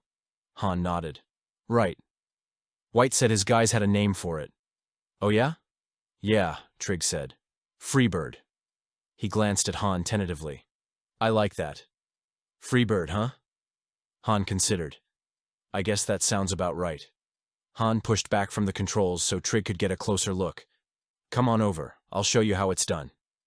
2 days later, they sold the transport to a group of Black Hammer pirates on Galantos, in a city called Galfian de Prisi. The sooner I get out of here, Han groaned, the less I'll have to try to say the name. They were sitting in a tapcaf outside the starport, Trig looking up from his side of the table, Han and Chewie on one side, he and Zahara on the other. Where are you headed? With our half of what we got for that transport. Han grinned. Buy my ship back. I thought you said it was confiscated by the Imperials. Are you kidding? As corrupt as those local bureaucrats are, they probably had the Falcon at auction before we were even loaded on that prison barge. It's just a matter of tracking her down. You're not sticking around? Nah. Han stood up and extended a hand across the table. Be seeing you, Doc. He glanced at Trig. Kid, take care, huh? You too. What about you guys anyway? You got big plans? Zahara thought for a moment and nodded. Unfinished business. Epilogue. Everyone in Hana City assumed the teenage boy and the woman were brother and sister. Although she was significantly older, they both carried themselves with the same hard-won grace, as if they'd both come through the same fire together. Something in their manner was humble, almost common, and when they traveled, as they did endlessly now, they had little trouble avoiding any difficulties with the Imperials. The morning that they arrived on Chandrila, they spent hours walking through the planet's rolling hills, along the shore of Lake Sahot. The air here was cool and almost supernaturally clear, crisp enough that they could smell the lush green land far in the distance. It was the kind of place that Trig Longo could imagine settling down in someday, and when he said that to Zahara Cody, she just smiled. Along the eastern shore, they came across a small community of local people, fishermen and farmers. They knew of the family that Zahara asked about, and it wasn't hard to find the small ranch a kilometer away, perched at the edge of a pasture overlooking the water. When they got there, she approached the door and knocked. The woman who answered was darkly beautiful, haunted and haunting at the same time, her eyes deeper than space. At her feet, 3 young children clung to the hem of her frock, gazing fearfully at the 2 strangers on her doorstep. "Yes?" she said. "May I help you?" "Are you Kai?" Zahara asked. "Yes, that's right. My name's Zahara Cody. I worked with your husband aboard the prison barge Purge." "I'm sorry, I don't understand." The woman stared at them nervously. "I already spoke to the Empire about this." "We're not here as representatives of the Empire," Trig said. The woman didn't say anything, but her look of wariness grew deeper. "Your husband had something he meant to pass on to you," Zahara said. "I just wanted to make sure that you got it." Reaching into her pocket, she handed the woman a single tattered sheet of flimsy. The children all gathered closer, craning their necks to watch as Kai opened it up. The smallest of them, too young to read, looked at his mother. "What is it, Mommy?" The woman didn't answer for a long time. Her eyes moved back and forth across the page, and Trig saw tears glimmering there, rising up and spilling over. Then she looked back up at Zahara. "Thank you." Zahara and Trig waited while she read it silently to herself a second time. By the time she finished, the tears were running down her cheeks. She didn't bother wiping them away, and the oldest child had slipped his arm around her, as if he could somehow protect her from her own sadness. "Thank you for this," she said. Would you like to come inside? I was just making some tea." "That sounds good," Zahara said, and she and Trig stepped inside to the clamor of children and the smell of tea. The end.